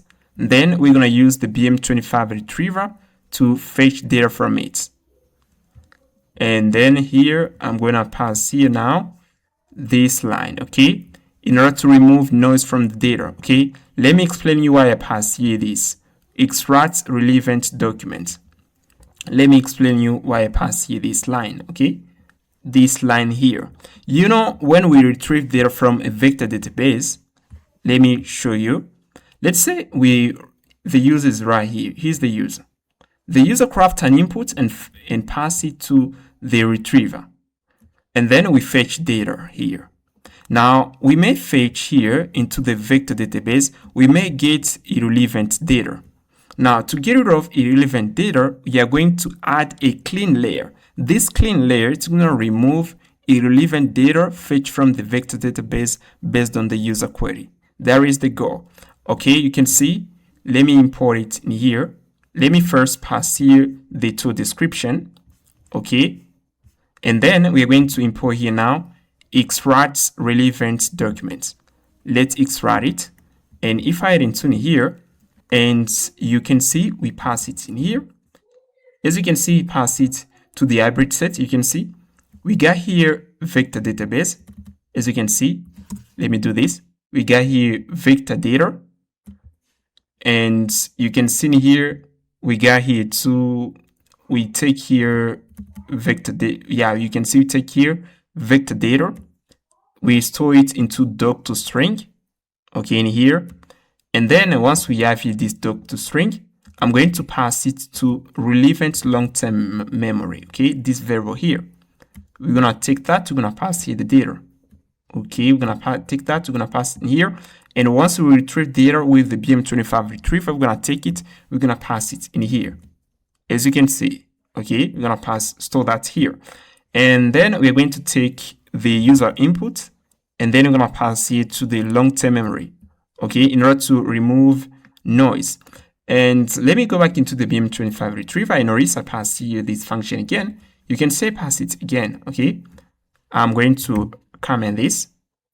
I'm not returning here only this, because if we head into the hybrid stage, you can see in here we combine semantic search and BM25 retriever, and then we are going to pass all of that to the LLM. Okay, I don't want to invoke the extra relevant document into the hybrid stage and into the BM25 retriever. Okay, I don't want to invoke it in here. Okay, let's pass here the model. We're gonna use here fireworks minimax. Okay, like this. You get the idea, guys. Like this. Let me get rid of this line here. And okay, like this. Let's go now into the hybrid search, and then we're gonna import here the function. I'm gonna import here the function here. Okay, we're gonna import here the BM25 retriever. Oh, like this, and we just finished working on the retrieve relevant long-term memory tool. Okay, we're gonna pass here the tool to the LLM, and then the LLM is gonna retrieve data from the vector database. Okay, and we pass here a detailed description. Okay, you get the idea, you understand how it works, guys. Okay, you get the idea. Now, what we're gonna do next, we're gonna assemble the context for the LLM. Okay, you can see in here we have here these files. We have the memory.md, we have the daily notes, we have here the daily log.md. This is daily log.md. We got the system prompt.md. We got here the archive, and we got here the current date. Okay, .md. Okay, we got here these 4 files. Now we're going to we're gonna retrieve the data from these 4 files in order to assemble the context for the LLM. That's what we're gonna do. Now I'm going to head into the memory folder. I'm not heading to the memo folder. And you can see we get here memo folder and pass here context build. Okay, here's the context build. We're going to fetch data from these files. Now I'm going to pass here. First, here you can see we import here the document class. We import memory store, and we import here a tool compress short-term memory. We import here the doc embedding multi-vector pipeline. Now we got here class context builder. Okay, now in here we pass here the memory store, model context limits, use data. Okay, and then we initialize these properties. Now we're gonna pass here function assemble. We're gonna pass the user query. And here I'm going to read here the system prompt.md. We're gonna read here the memory.md. We're gonna read here the daily log. Okay, this is the daily log. Okay, you can see we got something like this. Let me copy this. If I copy this and I pass it in here, okay, we got here this code. Okay, and let me show you. We got here the daily notes. Okay, this line here, it's gonna fetch the data from the daily log file. Okay, it's gonna fetch the data here, and we're gonna pass here now context layers. We got here the system layer, which is the AI personality. We're gonna pass it the profile layer, recent short-term memory layer. Okay, like this. Then I'm going to convert that into a string, and then we're gonna pass all of this to the LLM. Okay, final prompt. That's what we're gonna pass to the LLM alongside the user input. Then we're gonna check if the number of tokens is greater than the model context limit. We're gonna head into the compression layer. It means we're going to compress the memory. And then I'm gonna pass you this. We're gonna invoke here the tool in order to compress the memory. Then I'm going to take the data. We're going to pass into the archive. We're going to pass the data into the archive. We got here the archive. Okay, we're going to pass it the data. Then we're going to create a document. And as you can see, we pass it the compressed data. You can see we pass the compressed data. The compressed data are basically summaries of these 4 files. Then I'm going to take here these summaries. I'm going to pass it into a vector database. You can see pass here doc embedding multi-vector. We pass it to the pipeline in order to store the data within a vector database. And then what I'm going to do in here, I'm going to invoke here the function empty file content. Okay, if I click here, you can see I'm going to empty here. I'm not empty here the daily log file. I can pass here, I can pass something like this, empty daily log file, something like this. Okay, then we're going to take that, we're gonna pass in here. Okay, right here, let me first pass here this, and now I'm going to modify, we're gonna modify the name of the function. Okay, empty daily log file. Okay, like this. And then we're going to console here this. Then we're gonna console finish compression. Okay, like this. This is how we are going to compress the memory. Okay, and if you notice at the top here, we got a function estimate tokens. We use the function in order to count the number of tokens within a string. I haven't already created a function. Let me create it. I'm going to copy in here, and we're gonna head into the helper folder, and then we're gonna pass here count token. Okay, I can pass here token counter like this, .ts, and then we can pass in the function. Let me pass here something like this. Okay, estimate tokens, something like this, and then we're gonna head into in here. We're gonna import it in here. Let's import it. Cool, we import it, guys. Now we're gonna head into the memory agent folder. Okay, you can see we got here the memory agent folder. Now in here at the root, you can see we got the index.ts. We are going to bootstrap our agents in here. Instead of file, we're gonna bootstrap our memory agents so that it can start working. We're gonna put everything together. Now I'm gonna pass you the path module, create agent function. We're gonna pass you the memory store and context builder. We're gonna import here the retrieve relevant long-term memory tool. We're gonna pass in here. Then we're gonna pass here function create memory agents. We're gonna pass here the working dir, which is the memory folder. We're gonna pass the model context limit, and the user ID and project ID. Then we invoke here the memory store, and here if I click here needs, when we are going to run this, at the first time we're gonna create here these 4 files, and after that we're going to invoke here another function context builder in order to get access to the context. And here I'm going to pass here now the React agents. I pass it to tools. We pass here tool that allows it to write into the memory, and we got here another tool to retrieve data into a vector database. Then we're gonna pass it the system prompt. Actually, we haven't already created a system prompt. We're gonna create it together, and we're gonna pass here the mirror later.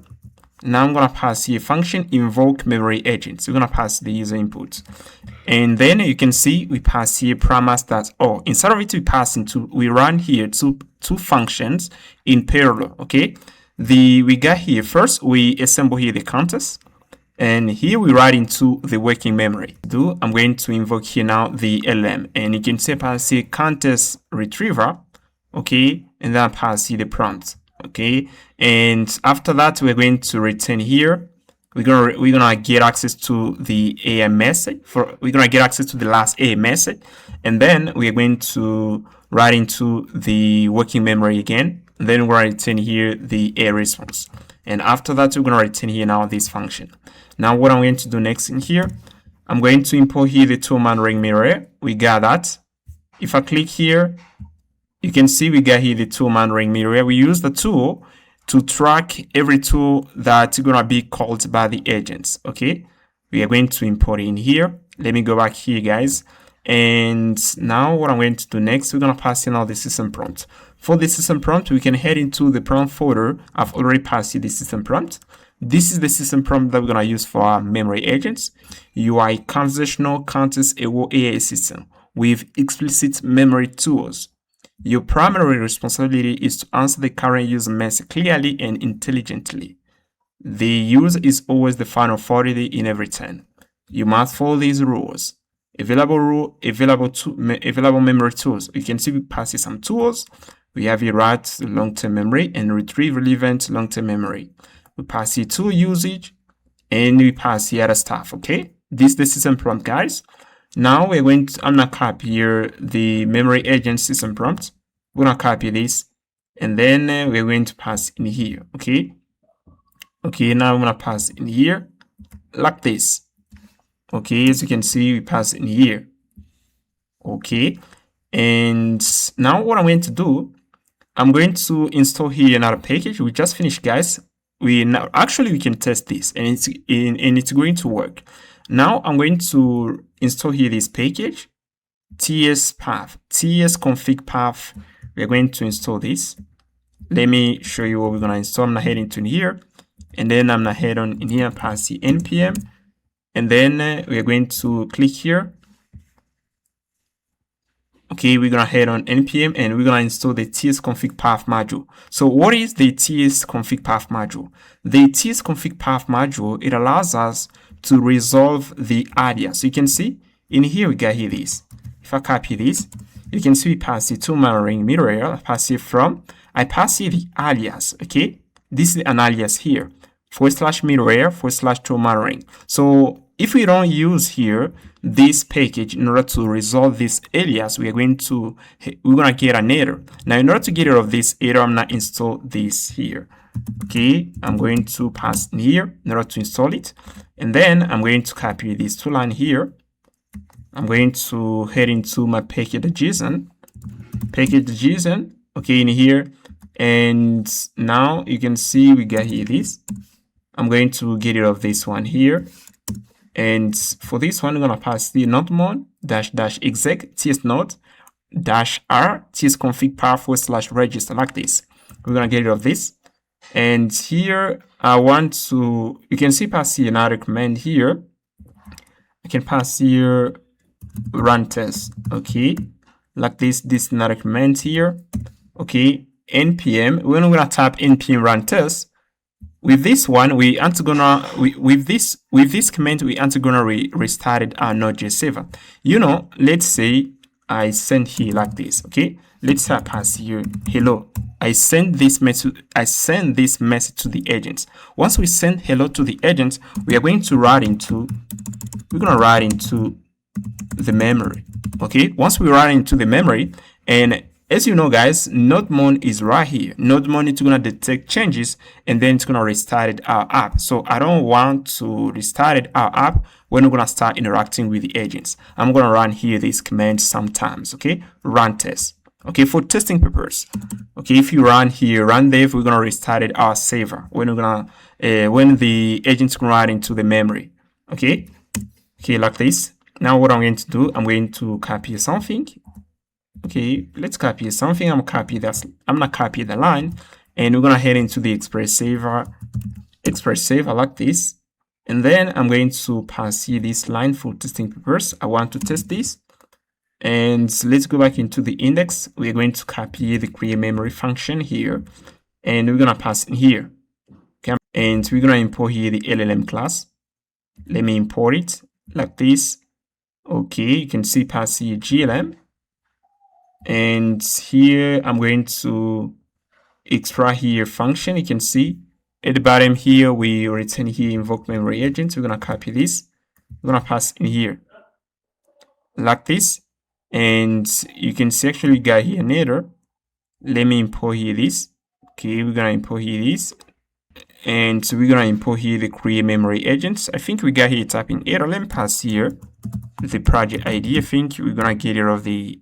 We're gonna pass the project ID like this, 001 like this. Okay, and then we are going to invoke here the agents and pass here invoke memory agents like this.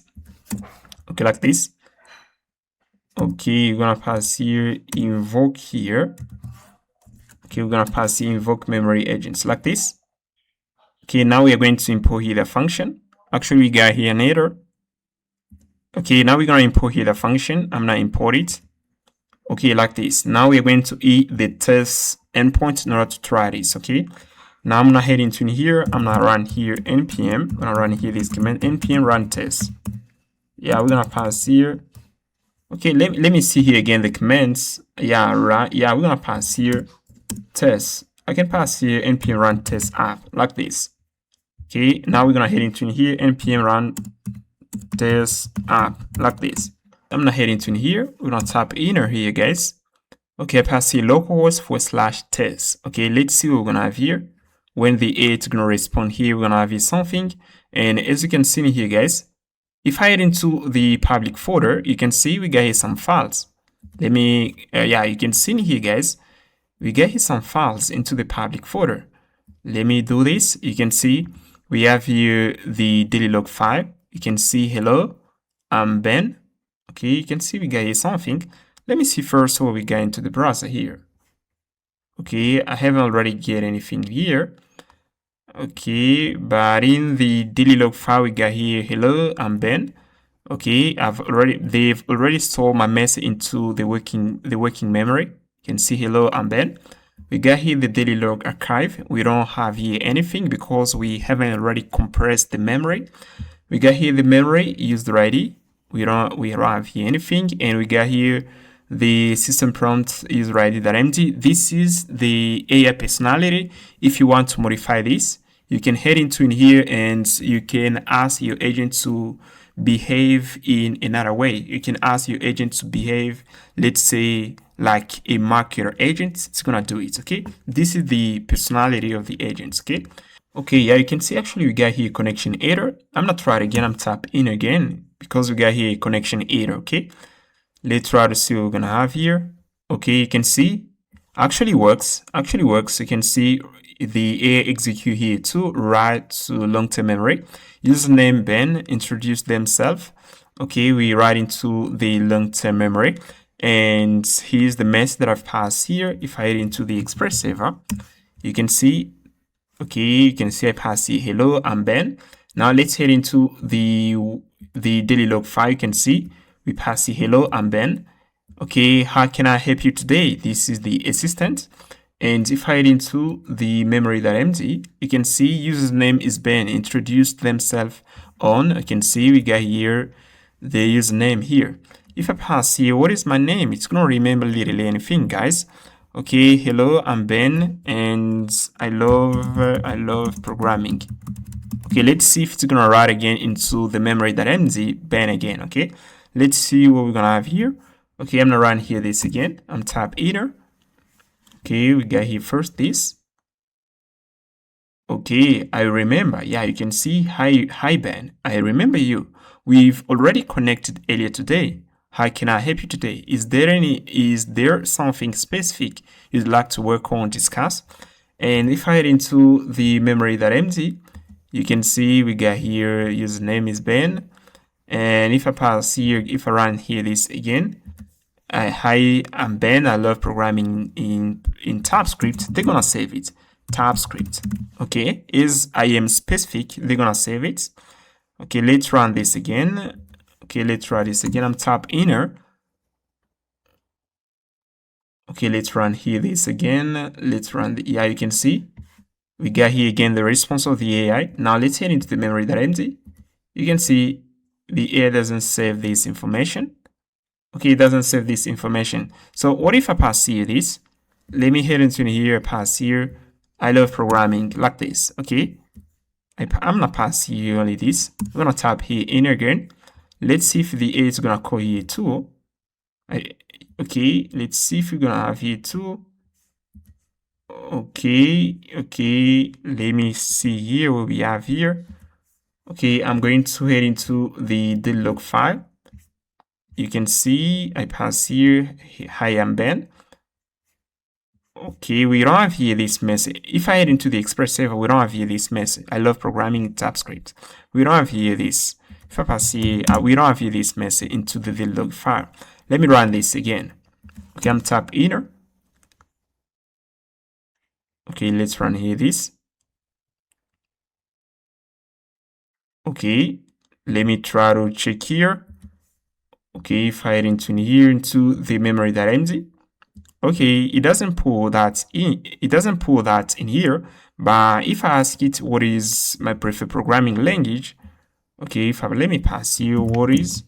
Let me pass here I'm gonna pass here what is my preferred programming language. Let me pass you this. Okay, let's try to run this again. Okay, yeah, I know why we don't have the modification, guys. I know why. Because we only run here our server. Okay, we only run here our server. Every time, if I head into the page.json file, let me show you something. You can see we run here this. Okay, it means every time we modify something within our app, we have to run this command. Okay, that's why we don't have modifications. Okay, now as I tap here this, we are going to have modifications. Okay, and if I run this again, they're gonna run into the it's gonna run into the memory.md. Okay, because of these commands, we didn't have changes. That's why we don't see any modification happen into the memory user. That's why we don't see any modification happen to the memory.md. Okay, now as the save is up again, now let's try to run here this. Okay, let's try to run here this. Okay, let's try to run here this. Let me see what we're gonna have here. You can see the A tried to retrieve this information within the vector database. Okay, you can see here the A tried to retrieve this information within the vector database. Okay, programming language preferences and coding, because we don't have that information into the working memory. If I head into here, we don't have that information in here. Okay, and the A is trying to retrieve it. Let's try to see what we have here. Okay, hi Ben, based on what you've shared with me, your preferred programming language are JavaScript and TypeScript. Yeah, we got it. You mentioned you love programming in both of these programming language. Okay, you can see we got in here. Let me try to pass you something else. I'm going to go back into the Express server. I'm gonna head in again here, and what I'm going to do, I'm going to pass here yesterday. Yeah, I'm gonna pass it. Yesterday I was in New York. Oh yeah, yesterday I was New York. I met Julia. I can pass it. I met John. Is my best. I met John and Anna. Okay, like this. Now let me run here myself again. We're gonna run here this, and then I'm going to pass here this. Okay. Okay, we're gonna try this. Okay, let's run this again. Okay, I'm not heading to in here. I'm gonna tap in again. Now let's see what we're gonna have here. You can say I passed here yesterday. I was in New York. I met John and Anna. Now let me head into the memory.md. I'm sure the A is gonna pass here some data. Okay, yeah, you can see we got here something. Yeah, you can see we got here the time here and the date. Ben visited New York yesterday and met two people, John and Anna. This indicates Ben has social connection named John and Anna. Okay, yeah, you can see whenever we're gonna pass an input to the agent is gonna keep it into the memory. Okay, this is how it works. Okay, and guys, we just finished, and actually we have a fully working memory agent. It works pretty well, really pretty well. Okay, alright guys, now I'm gonna work on the tool select agents. We just finished working on the memory agents, and we already finished working on the CoderAgent. Okay, right now we are going to work on the tool select agents, and as you can see, we got here this diagram that demonstrates how the memory, CoderAgents, and tool selector are interacting together. Okay, now we are going to pull this logic into a LangGraph workflow so that it can work. Now I'm going to head into my app here, and what I'm going to do, I'm going to pass here another folder. Okay, you can see we got here first the source folder. Now inside the source folder, we're gonna pass in another folder here. You can see I've already passed here multi-agents. Now you're gonna pass here multi-agent.ts. Okay, now inside the file, what I'm going to do, I'm going to import in these components in here. We're gonna import here the starting node. We're gonna import the ending node. We're gonna import here state graph. I'm gonna import here the annotation function, message annotation function to create a message array. And guys, if you don't know LangGraph, I got a full LangGraph course, the link down in the description, go check it out. We import here the LLM, we import here the path module, and we import here the memory source class in order to get access to some functions. Now we pass here the LLM, and as you can see, pass here minimax. We pass here the working dir of the memory agents. We pass here now the state annotation in order to define states of the graph. For the state of the graph, we have here the message array. Okay, here's the message array. Okay, as I pass here message annotation that spake, we define here the message array. We get here the project ID, user ID, next nodes, CoderAgent counters. We're gonna pass here a memory agent node. And you can see that a node takes here a state and config property. Then inside the memory agent, you can see actually I haven't yet passing the logic. Okay, I comment literally everything in here. I'm gonna pass here another node here, which is the tool selector node. Okay, tool select agents. It has here the state and the config property. We're gonna pass here another node, which is the CoderAgent. The CoderAgent is gonna interact, it's gonna collaborate with the tool select agents only. The CoderAgent is gonna collaborate with the tool select agents and the memory agents, but the memory agents is gonna collaborate only with the CoderAgents. Okay, you can see for the CoderAgents, I don't pass here any logic. Okay, we don't have here anything special. We got here only this line in order to extract the last A message. Okay, and as you can see at the bottom, I comment everything here. We're gonna pass here now the graph, and you can see pass the state annotation, pass the states. Then we pass here the starting node, which is the memory agents, and then we have here a conditional age. And I'm going to check if the next node is equal to CoderAgents. They're gonna take us to the CoderAgents. Else we're gonna add here the end node. And here the memory agents can eat the end node, but also the CoderAgent can eat the end node too. And then we compile the graph. Now, what I'm going to do, I'm going to work on the logic that we're going to pass into the memory agents. You can see actually we comment here stuff. Now, I'm going to head into the memory agents. We're going to head into the memory agent folder index right here. Now, what I'm going to do in here, I'm going to pass here another function. You can see we got here function. We got here this function. Let me do this. We got here this function, invoke memory agents. We use a function in order to invoke the agents. Now I'm going to use stream in order to invoke the agents. We're gonna use streams. You can see in here we don't use here stream. Okay. Now we're gonna use stream in order to invoke the agents. We're gonna pass here this function, stream memory agents. And in here, you can see I pass here this function, this line here. In order to run here these two functions in parallel, we are going to extract the counters and we're going to write into the daily log file. Okay, I copy that right here. I copy that and then I pass in here. Okay, we pass here full content, then we're going to start streaming. And for the streaming mode, as you can see, I pass here updates so I can get access to tool calls. That's why I pass here updates. Then I pass here update is equal to change that tools.message. We're gonna get access to tools message, and we're gonna get access to the model request here.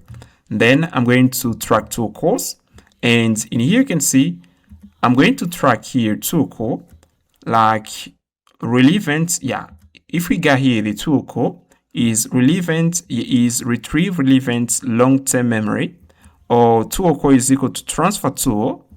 We are going to take this information and then we're going to wrap it into the thing tag. And as you can see in here, guys, we pass here another tool, transfer tool. We're going to use the transfer tool so that the agent can pass control to another agent. And I've already passed here the transfer tool. If I head into tools, you can see transfer tool. We're going to pass the tool to the memory agents. And you can see I don't pass here something special. I pass here only this. Return this to the user. Then transfer will be initiated. And I wrap this message within the thing tag. Okay, and you can see pass the name and little description. This is the transfer tool that the memory agent is going to use. Now, I'm going to pass here, I'm going to check here for the model request. And then once I have the model request, I'm going to check for thinkings. If we have thinking, we are going to return them. I'm going to append, I'm gonna return here thinking. Okay, you can see we got here thinking in here. If we got thinking, we're gonna return thinking of the LLM. Else, we are going to return here to, we're gonna pass here to the full content, we're gonna pass here the last a message. Okay, I return here thinking, but also I return here the last a message. I want to see the thinking of the AI. Okay, and now I'm going to pass here memo log interaction. We are going to write into the daily log file, and we're gonna pass here the name of the agent is gonna be CoderAgent. And then we're going to return here full content, CoderAgent context. Okay, for the CoderAgent context, we haven't already have here this. Okay, we don't have here the CoderAgent context. We haven't already created. Now, in order to create the CoderAgent context, what I'm going to do, I'm going to head into the, we're going to head into the context builder. And inside the context builder, what I'm going to do in here, guys, I'm going to pass here another layer, CoderAgent context layers. Okay, I'm gonna pass in here, and for the layer, pass here only the profile layer and recent short-term memory layer. I pass here only this. And then we're gonna return here the CoderAgent context layer. And in order to avoid confusion, I can pass here memory context layer. And pass here memory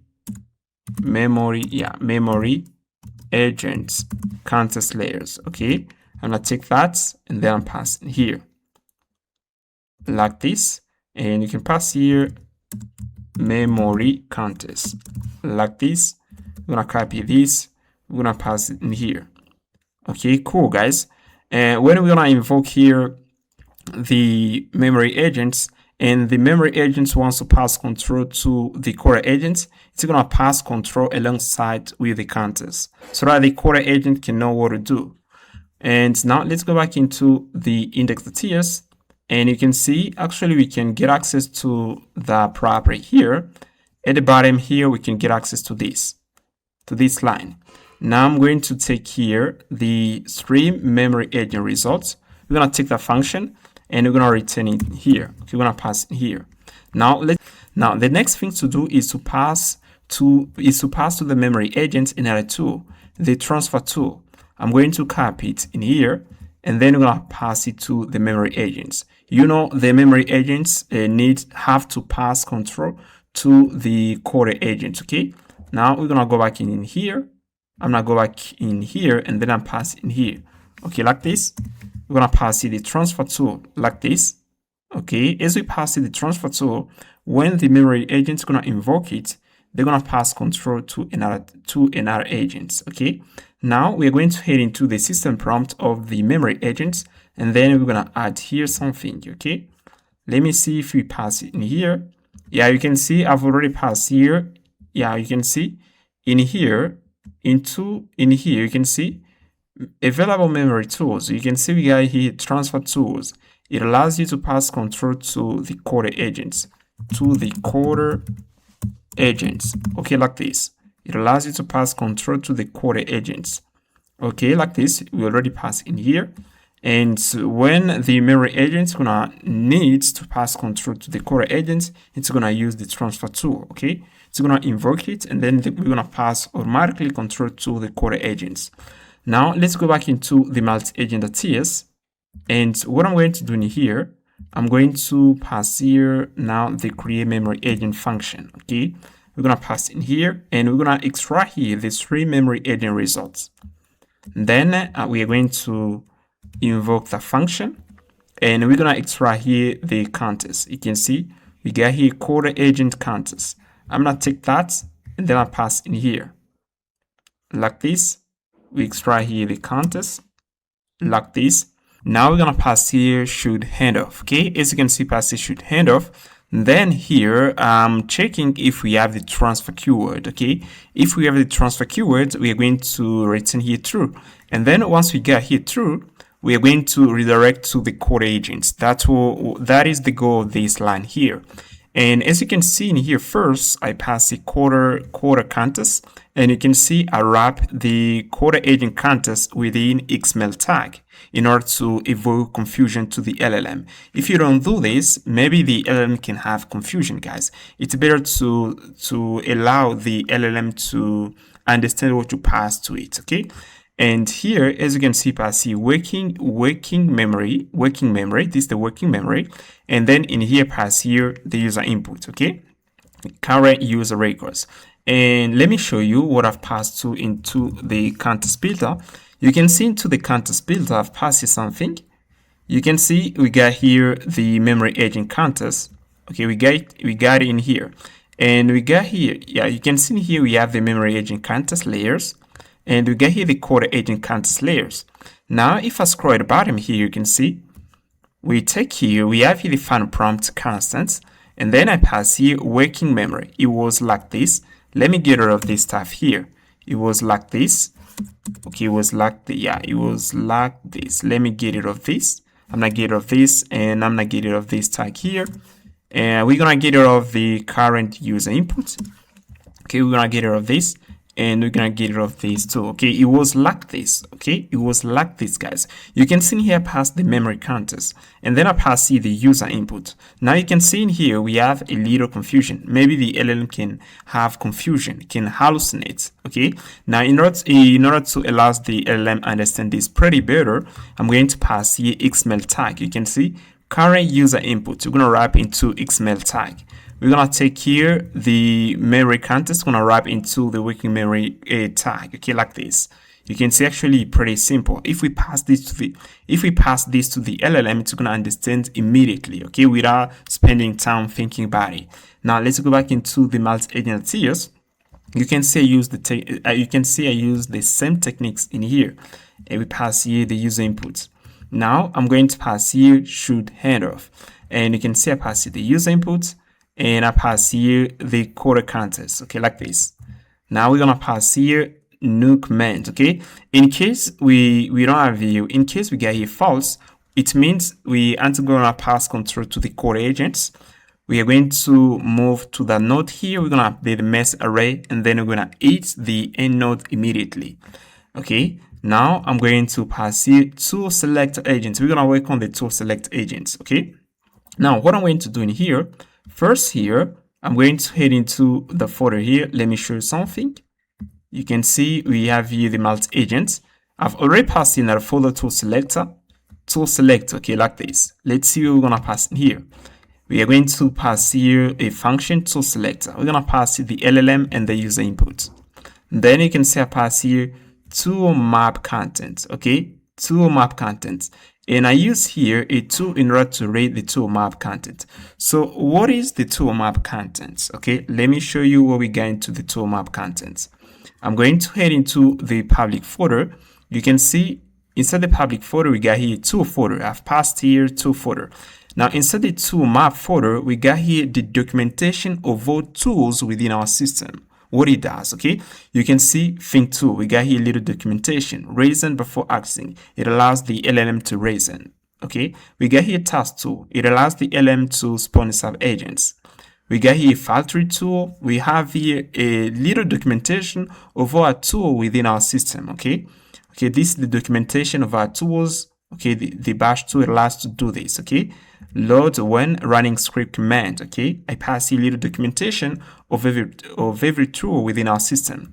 Now I use here to read tool map. If I click here, this is basically a tool that allows to read a file. You can see if I scroll at the bottom here, read file. This is a tool that allows the LLM to read a file. Okay, you can see in here, I pass here the base there, which is the public folder, tool folder. And then I pass in here so that we're going to get access to the file, to the tool map. And then once we get access to the file, we are going to return here the contents. Now I'm going to close this. We're going to head into the tool selector. You can see I'm going to get here the contents of the tool map.md file. We're going to get here the contents. And then here I define here an object. We are going to return here a JSON object. Then I pass here LLM with structured output. We pass here this JSON, okay, this schema. Then I'm going to pass here result. is equal to await structured LLM that invoke. We invoke the LLM and we pass here the system prompt. UI tool discovery and provisioning agents. We pass here objective. Your job is to select the number of tools based on the user input. Tool registry. The following skills are available for on-demand loading. I pass here the system message. Okay, here's the tool registry content. I pass here the tool content. This is the documentation of our tools. Then the LLM is going to read it. And then I pass here the output format. You must return an array of tools based on the user inputs. I pass here an example like this. And I pass here a restriction. Do not pass into an array a tool which do not exist from the tool registry. Okay, I pass here this rule. And then I pass here the human input. And we're going to return here the results. Okay, inside the results, we're going to have in the tools array. Okay, something like this. Now, let's go back into the multi-agent that is. Now, we're going to invoke here the tool select agents. First here, I take here, we're going to have here a message. You can say pass here escape thinking tag, state CoderAgent's message. Okay, I got here the function that allows us to, this helper function that we use in order to remove here the transfer keyword from a message. You can see if we get something like this, let me show you. Let's say the memory agents pass control to the CoderAgents, and we got here think tag. You can see we got here think tag and we got here the transfer keyword. Now to get rid of the transfer keyword, I use here the function here, escape think tag. And once we pass here the message, we're gonna get something like this. You can see what we got at the bottom is pretty clean. Okay, pretty clean. Now we're going to take that and then we're going to pass it to the LLM. Okay, now I'm going to pass the message to we're going to pass the message here to the tool select agents. Okay, you can see we got here states. I've passed here states. Okay, you can see I've passed it to states, selected tools. Okay, selected tools, and I pass here CoderAgent message. Okay, I pass it to state. Okay, actually you are not lost, guys. You are not lost. Okay, actually everything is literally simple. You understand what I'm doing. Okay, you understand what I'm doing. Okay, let's continue. Okay, here you can see we are working on the tool selector. Now let's continue. Now what I'm going to do next here, I'm going to pass here now the stuff. Let's pass here now. Now let's continue. We're gonna pass here this line. Okay, you know the tool selector, it's gonna return here an array of tools. Now we're gonna select here the array. Okay, we're gonna select it, and then I'm going to console here the array. Okay, we're gonna have here something like this. Now we got here another array selected tools. We're gonna push in all selected tools. Then here I'm going to iterate through the tools array. I'm gonna iterate through. Then we're gonna invoke here the tool registry. The tool registry is this here. Okay, we're gonna pass it the tool registry, and once we pass here the tool registry, for testing purpose, I'm gonna load first here FileSystem Tools. We're gonna load first FileSystem Tools, and then we're gonna pass here load. We're gonna pass here the tool name. Okay, let's say in here into the tools array we got here read file. We are going to select here the tool. We're gonna select it from the tool registry. Okay, now I'm going to get here the tool, and then I'm pushing into the selected tools array. Now let's continue. Now in here, I'm going to pass in our constant status updates, and you can see system notification. I pass here to access granted. The following tools are now active. The following tools are now active, ready for use. Selected tools. I pass here tools that join. We're gonna get here a string, and then we close here this. Please proceed with the user's request using these tools. Then I pass here the status update. I pass it in here. I pass it to, I take here the selected tools. I pass it to the selected tools state, and I update here the message state with the status update. Okay, I do this. And then we're gonna move here now to the CoderAgent. So we just finished with the tool select agents. Okay, for the tool select agents, we don't have a lot of stuff in here. Let's continue. Now I'm gonna pass here this. We're gonna extract here the user ID and project ID. Okay, like this. And then here I'm going to do this. we're gonna extract here the last human message. Then we're gonna pass here clean message. Okay, I'm going to get rid of the transfer keyword from the, I'm gonna get rid of the transfer keyword into the message. We're gonna get rid of this. Okay, I'm gonna filter here the message array. I'm going to look for where we have the transfer keyword. We're gonna get rid of it. Okay, we're gonna remove that.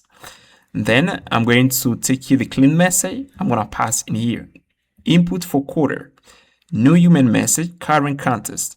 Now pass the states CoderAgent context. We got it in here. CoderAgent context. You can see we got here the context, and the context has been passed there by the memory agents. Okay, pass in here. Let's head into the coder nodes here. Now I'm going to pass here now these two lines. Coder, we're gonna pass here input for coder, and then I'll pass here selected tools. Okay, like this. We are going to pass here the input array, and we're gonna pass here selected tools. Now, as you can see at the bottom, we are going to take now the last A message. We're gonna pass into the daily log file. We're gonna store that into the working memory. And then we are going to check here again, should handoff. And then we are going to pass here, should handoff. You know, as I said previously, let me head into here. You can see in here, guys, the CoderAgent is interacting with the tool selector. We got something like this. As you can see, we got here the, let me do this. As you can see, we got here the memory. This is the memory agent, and we got here the CoderAgent and the tool select agents. For example, the memory agents sends an input to the CoderAgent. Okay, hey, I need you to read this file. You know, the memory agent doesn't have a tool that allows it to read a file. I need you to read this file. And then here, we are going to the CoderAgent here. It's going to start working on it, okay? It's going to think, and then once it finish, it's going to think, and then once it finish thinking, it's going to root here. It's going to pass control to the tool selector. Hey, tool selector, select me this tool. And then once the tool selector finish, it's gonna return here message. Hey, CoderAgents, I select these tools for you. Now you can use them. This is the message that we pass in here. If I go back here, you can see this is the message that we pass in here. Now you can see at the bottom here, you can see in here too for the CoderAgent message. In here, I'm checking here if we got here transfer. You know, for the CoderAgent, we're gonna pass it a tool, a transfer tool that allows it to transfer to the tool selector. Then here I'm going to check this. If should handoff is equal to true, we are going to pass here update CoderAgent message. We're gonna pass here message. Okay, you can see this message. I extract it in here. You can see state that CoderAgent message. Okay, I retrieve it in here. Okay, I clean the message first, then I pass in here. Check this, okay? Pretty simple. And then when we pass control to the tool selector, we are going to, I'm going to pass here first the message, next node, and go to pass here this, okay, this stuff. And then we are going to return else here, else. If we get here false, it means the CoderAgent doesn't request any tool from the tool selector. It's not gonna ask any tool. And if it doesn't ask any tool, we are going to here this end node. We're gonna the end node, and I'm going to update here the next node state here as end, and I pass here go to end here to the end node. Okay, like this. Now we're going to pass here the graph, memory agents, CoderAgents, tool select agents, like this. Okay, memory. Then in the memory agents. From the memory agents, I pass in a conditional age. Checking if the next node is equal to CoderAgents. We're gonna move to the CoderAgents. Okay, from the memory agent here. Okay, and from the CoderAgents, we have here another conditional age. Checking here if the next node is equal to tool selector. We're gonna head on the tool selector node. Okay, else we're gonna here the end node. And then we're gonna pass the tool selector. From the tool selector to the CoderAgents. Okay, you know, from the tool selector, once the tool selector finish working, we're gonna pass control immediately to the CoderAgents, and then the CoderAgent can continue. Then here, the memory agents, pass the memory agents, it here the end node, and the CoderAgent it the end node. And guys, we just finished. If you don't understand LangGraph pretty well, I invite you to go check it out. My LangGraph course, the link down in description, guys. Okay. Now we are going to pass here to compile the graph. Okay. We just finished. Now what I'm going to do next, we're gonna head into now the CoderAgents. Okay. We're gonna head into the CoderAgents, and then we're gonna fix stuff into the CoderAgents. Now we're gonna work on the CoderAgents. Okay, you can see actually in here we got some errors. We're gonna fix that. You can see we pass here the input for Coder. This is an array of message. Okay, this is an array of message. We're gonna pass in here, and we're gonna pass the selected tools. Now let's head into the CoderAgents here, and now I'm gonna pass here the tools array, and I'm going to pass here fixed tools array, and as you can see, I'm checking if this, and as you can see, I'm checking if the selected tools array is an array. We're gonna return it. Else, we're gonna return here an empty array, and I get rid of undefined here into the array. If we got undefined, we're gonna get rid of it. Okay. Then we're going to take the fixed tools array. We're gonna pass in here. You can see, guys, that actually I pass here only some tools. I pass here the fixed tools array.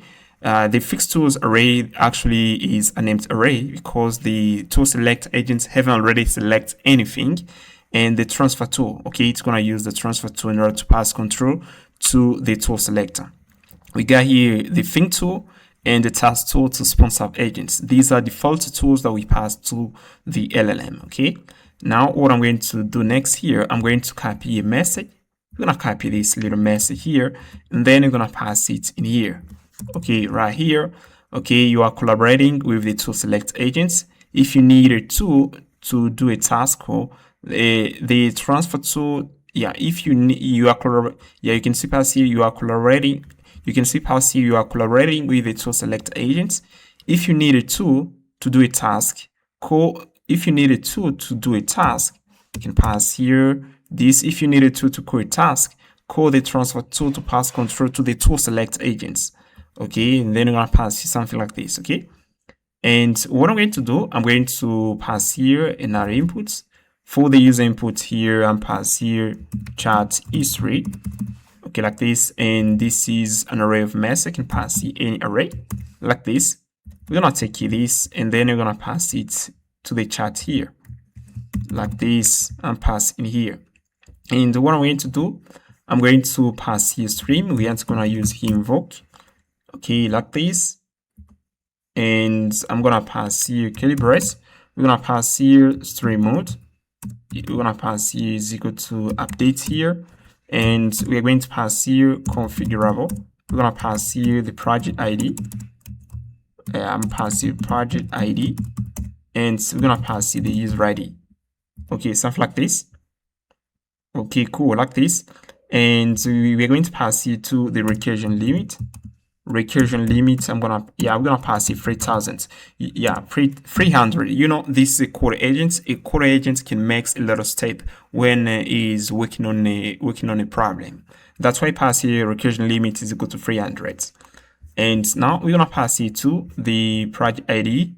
Yeah, we're gonna pass the project ID and user ID. Let me pass in here like this.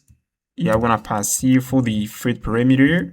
I want to pass here an object, user ID, and project. Yeah, I'm gonna pass here projects. Yeah, I'm pass here projects ID like this. I'm gonna pass here an interface. We're gonna pass here CoderAgent props like this. We're gonna pass here user ID. It's gonna be a string, and project ID. It's gonna be a string like this. Okay, now we're gonna take here the CoderAgent props. We're gonna tap that object. Okay, I'm gonna take here this, and then we're gonna tap here this. Okay, like this. Now let's go back into the multi-agent, and I'm going to pass here an object. You can see we extract here the user ID and project ID. We're gonna copy this to property. We're gonna pass in here. Okay, like this. Let's go back into the CoderAgents, and what I'm going to do next here, guys, I'm going to take here something. I'm gonna take here this I'm gonna take this code and I'm gonna pass in here for streaming the A message.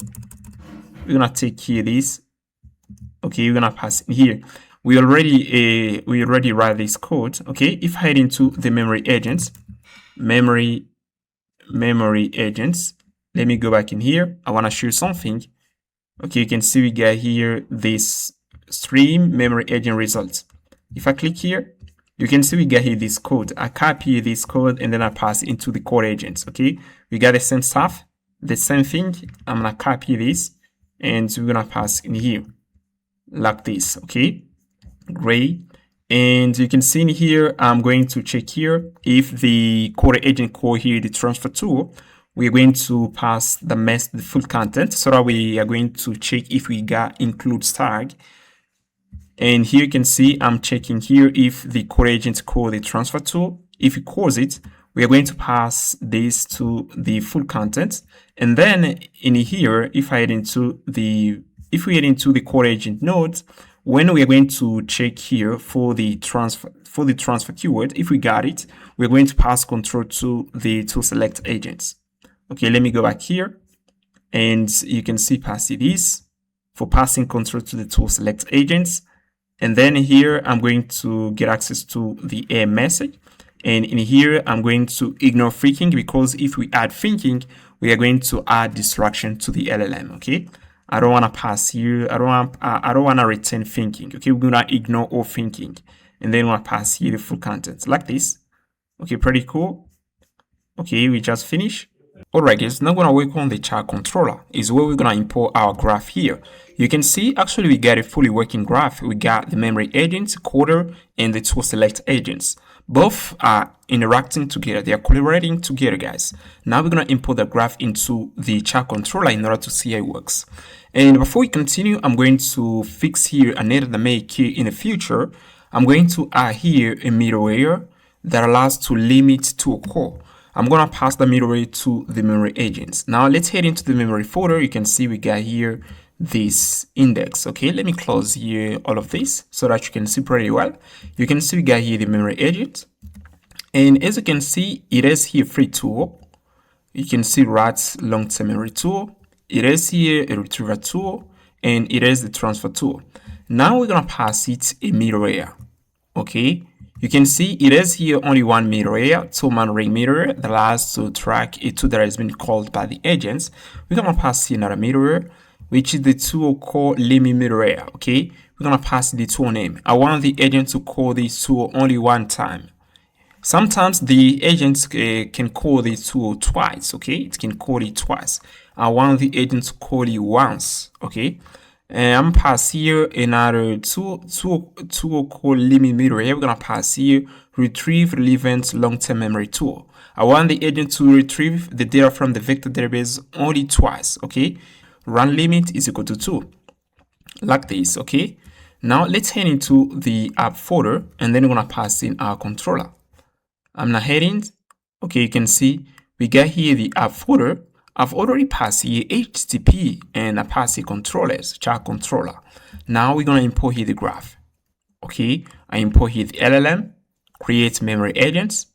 We import here the graph and we have here another tool. Okay, you can set pass here another tool, right to Registry. Okay, we're going to create the tool, guys. Okay, now I'm going to import here another tool. We haven't already created a tool. I name it write to Registry. Okay, we're gonna use the tool in order to write into the Registry. You can see we have the source folder.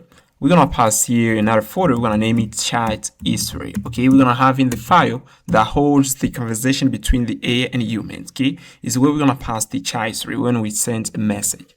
Now let me create here these tools. I'm not heading to the tools folder. You can see we got here the tools, and I've already passed here the chat folder. And I'm passing here chat history tools. Okay, in here, let's pass here the working dir here. You can see for the working dir, I pass here the chat history. And then I'm going to check if we don't have the chat history folder. We're going to create it alongside the chat history.json file. Let's pass here our first tool. This is the tool that we're going to use in order to write into the chat history. Okay, you can see write to chat history. If you head into the body of the tool, you can see the logic. We use here read file sync to read a file. Okay, and then we're gonna retrieve an array. Then we're going to append data to the array, okay, and then we're gonna insert it again. Okay, this is the tool. We're gonna pass in our tool, read child3. We're gonna use the tool in order to read the child3. Okay, we just finish. Okay, we just finished in here, guys. Okay, we got here only two tools: a tool to write into the child3, and a tool to retrieve data from the child3. Okay, you can see read child3. We pass the user ID and project ID, and then here I read, and then I parse the content. I iterate through. I retrieve here data based on the user ID and project ID, and then I return it. Now let's head into the ChatController.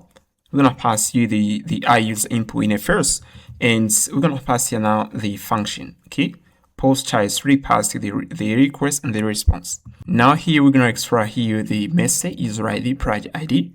We're gonna extract this property from the body, and here I'm going to pass here now the graph. We pass here the message, and recursion here again 3000. Okay, you know the code agents and memory agents, sometimes they make a lot of iterations. Okay, I don't want to eat the threshold. That's why I pass here a big number. Okay, and stream mode here is equal to custom. Now we are going to pass the header. As you know, guys, we're going to use save-as-sent events. If you don't know what is save-as-sent events, go check it out my NRN video. You're going to check my NRN video, third part. I teach everything you need to know about save-as-sent events. Now we're going to pass here this response. The content tab, you're going to pass here text event stream, char set UTF-3. Cache control, we're going to pass here this. Connection, we're going to pass here keep alive. And then here, we're going to pass here function send save-as-sent events. We're going to pass here the number of the events that we want to stream from the front end. And here, we're going to pass here the data. Okay, you can see we're going to return here this. And then here, we're going to write into the child3. We're going to pass in the message. And here I got here three variables: stream text, thinking buffer. We're going to pass the thinking of the AI. And we got here in thinking, going to modify the value when when the AI is going to be streaming a thinking, we're going to modify here the value to true. Okay, now we're going to iterate through the graph. And then I'm going to pass here a manager name. I'm going to take here the content. Okay, we're gonna take the content, and then I'm going to check if we got thinking. We're gonna separate thinking from the A message. Okay, I use here this loop here. You can see I'm going to check if the par is equal to think. We're gonna pass in thinking true. Else here we got here this. We're gonna pass in thinking false. Okay, and then we're going to pass save-as-sent events. We're gonna pass here the thinking. Else we're gonna pass here the message to the message events like this. And then when we finish streaming, we are going to send here the end events in order to close the connection. And we're gonna write into the child3 again. We're gonna pass the thinking, the contents, user ID and project ID, and then we're gonna return here end. Okay, like this. We just finished, guys. We just finished. We're gonna pass it try catch. Okay, like this. Okay, we just finished, guys. This is the endpoint that we're gonna pass into the Express Saver. Let's head into the Express Saver and we're gonna pass here this. Okay, like this. You can see this the endpoint chat. Okay, post chat stream. Okay, when we send a message, we're gonna hit the function in order to interact with the agents. Okay, we just finished, guys. Now what I'm going to do here, I'm going to head into here. And then we're going to run here the agent. Let me run it. npm run test like this. Okay, like this. And we're gonna try this. Okay, actually we finished, guys. Now we're gonna try this and see what we're gonna have here. Okay, we're gonna try this. Okay, you can see in here, if I head into the child3, okay, you can see we got in here. Okay, let me try to test this. Okay, you can see the save is up. Now let's head into Postman. I use here Postman in order to try this out. We are going to pass here the user ID, project ID, and a little message. And I'm going to ask the agents to rate the Ben bio.md to know the birth date of Ben. Okay, let me head into in here. I'm going to head into the working there. You can see web automation, and I pass here Ben bio. Okay, we got here this. Ben is a programmer born in 1998. Okay, like this. And here you can see if I head into the file system tools, you can see we got here this. You can see we got some, yeah, we got here this. You can see the current repository is web automation. Now, as the current repository is web automation, now these tools have access to the folder. Okay. Now let's try to ask the agent to do that. And also we're gonna head into the memory folder. I'm going to get rid of everything that we got in here so that we're gonna see what happened. Okay, now let me see here. I'm going to move here and then I'm pass here this. I'm gonna click here send. Now let's click here. Okay, now let's see here. You can see we here the memory agents. Okay, yeah, the memory agents calls here too. Okay, the user, okay, transfer tool here. We got here this stuff. Okay, we got here streaming header. Okay, history is not defined. Okay, now let's fix that. Let's head into the, yeah, I'm not heading to in here. Maybe we can head into the CoderAgent.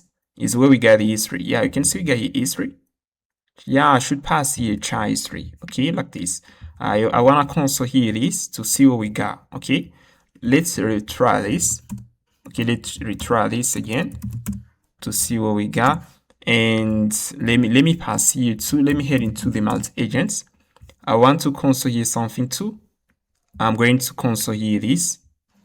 I'm not console here this. For debugging, you're gonna try to see what we got, guys. Okay, everything is cool. Let's run this again. Okay, and I'm gonna run here this again. Let's see what we're gonna have here. Okay, I'm gonna head into in here. Okay, our save is up again. Now let's click here again, send. Okay, we click send. Okay, let's see what we got here. You can see the trial retrieve data in the vector database. Okay, you can see query ben bio.md birth date. You can see. Okay, tool completed. Yeah, I call here another tool transfer tool pre. Yeah, I call here another tool transfer tool. Okay, we pass here this. Okay, yeah, you can see coder outputs. The coder here pass control to the tool selector. You can see here coder outputs think transfer. I need to read a file named ben.bio.md to find out Ben's birth dates. Please provide me with access to the read file tool, okay, so I can read this file. Okay, we ask the tool select agent to select a tool for us. And as you can see, select here too, read file, only one tool. Yeah, this was requested by the CoderAgent. Then they pass control agent to the CoderAgent. The CoderAgent continues here. You can see we pass here the child history. Okay, the child history. At the bottom here, you can see pass here this. And then here, yeah, we take here this again here. Okay, you can see. Okay, yeah, you can see here at the bottom here. Now the CoderAgent reads here. And then you can see based on the bio.md, Ben was born in 1990. Okay, 1998. Okay, the first state, Ben is a programmer. Okay, you can see actually the tool selector agent is able to select a tool. If the CoderAgent needs a specific tool, we're gonna load it on demand. Okay, you can see we're gonna load it on demand. And if I head into the CoderAgents here, you can see actually we don't pass here a lot of tools. We don't pass here a lot of tools. We pass here only 3 tools. We pass here transfer tool, think tool, and creators tool. With this kind of strategy, we aren't gonna consume a lot of token. Okay, we aren't gonna consume a lot of token. And we aren't going to bombard the agent counters with. Okay, that's how we do it, guys. Okay, and I see you in the next chapter, guys, where we're gonna continue building. Now, what I'm going to do next, I'm going to get rid of this. You can see in here we pass here file system. You can see we hard coded in here. Okay, we're gonna get rid of file system, and I want to pass here something which is pretty dynamic. Now, what I'm going to do, I'm going to copy this schema, and then I'm gonna head into the tool selector. Okay, you can see here we pass here the tool's name. we take here the shape and we pass it to the LLM with structured output. You can see pass here. Then we're gonna get an array of tools. Now what I'm going to do, I'm going to pass here this shape. I'm going to comment this one here. I want to get something like this. Okay, let me show you. I want to get something like this. If I pass in here, you're gonna see. Okay, we're gonna have here the category of the tool and the selected tools in here. If the agent here select, let's say, select bash tool, we're gonna pass the category, we're gonna pass the bash, and so we're gonna have here bash tools array, okay, like this. Okay, now this we're gonna pass in here. Okay, now I'm going to get off this, and we're gonna take here the tools name, we're gonna pass it to we're gonna pass it to the LLM, okay, like this.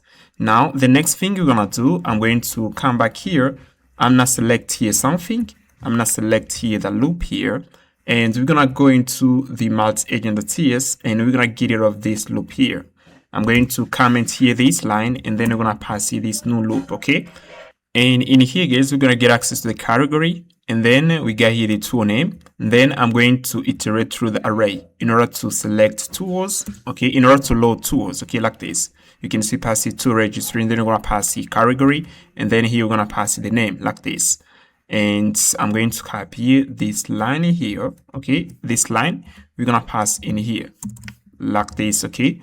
Tool name list, and then in here you can see I pass here that, yeah, you can see I pass here tool name list is equal to tool name list is equal to results tools flat map. I'm going to return here a single array, and then I'm gonna pass here tools name list that join, okay? We're gonna pass it in here. We're gonna get here a string, and that's what we're gonna pass to the LLM, okay? And we just finished, guys. We just finished, okay? We just finished. Everything is gonna work pretty well. If I ask the LLM to select a tool, it's gonna do it. I can pass an input to the CoderAgent, and if the CoderAgent doesn't have a specific tool, it's gonna use the tool selector in order to load it, okay? This is the logic, guys. Okay, this is the logic, okay? I hope you understand this pretty well, guys. Pretty simple. You have to practice. Okay, here's the graph. Okay, it's pretty simple, guys. Okay, now what we're gonna do next, we are going to work on the UploadFileController. That's what we're gonna work on. Now we're gonna work on the UploadFileController. Okay, we are going to upload a file. Let's say we got here the text editor. And inside the text editor, we're gonna pass in a file. Okay, we're gonna pass the coding projects. Now, once we open here coding projects, we're gonna take these coding projects. I'm going to create a zip. That's what I'm going to do. I'm gonna create here zip, and then we're gonna take here this zip. We're gonna send it to our Express server. And right here, we got our Express server. And inside our Express server, we are going to decompress the zip, and now the agent can start working on it. Okay, that's what we're gonna do. Now I'm going to head into in here. You can see we got here the controllers folder. You can see we got here UploadFileController. Now we are going to get in, and then we're going to import here next function and the writer from Express. We're going to import here Malta, IMD zip, and we're going to import here the FS module and path module. If I head into my package.json file, you're going to notice I've already installed here Malta. Okay, I'm going to scroll the bottom. You're going to install IDM zip. You're going to install here this package, and you're going to install to Malta. You can see I've already installed here Malta, and you're going to install here tabs IDM zip, and you're going to install tabs Malta. Okay, I see we got here tabs. Okay, you can see we got here these two lines. Let me copy that, and then you can see we got here IDM zip, and we got here tabs for Malta. You're gonna install these two. Okay, once done, you're gonna come back into the UploadFileController, and then you're gonna pass here this line. Okay, we're gonna pass in Malta. We're gonna pass the storage, Malta memory storage, and then we're gonna pass the limit is 100 megabytes. Okay, and here you can see we're gonna block here some directories. And we are going to upload a Node.js module, that Git folder, build folder, this folder. Okay, we are going to upload here this that folder. We are going to pass this to the agent. Now I'm going to pass the function is save path. Okay, we are going to check if we got here a Node.js module. We're going to remove it. We aren't going to upload it. Okay, then we're going to pass here uploader. Okay, this is the endpoint. And you can see pass the callback function. upload zip file. Okay, this is the callback here that we pass to that endpoint here. Okay, like this. Now I'm going to pass here the user ID, project ID, and we're gonna pass the clean property. I'm gonna explain you what is the clean property. Then we're gonna check here if is undefined, the user ID and project ID. We're gonna throw an error. And here we're gonna pass the target there. We're gonna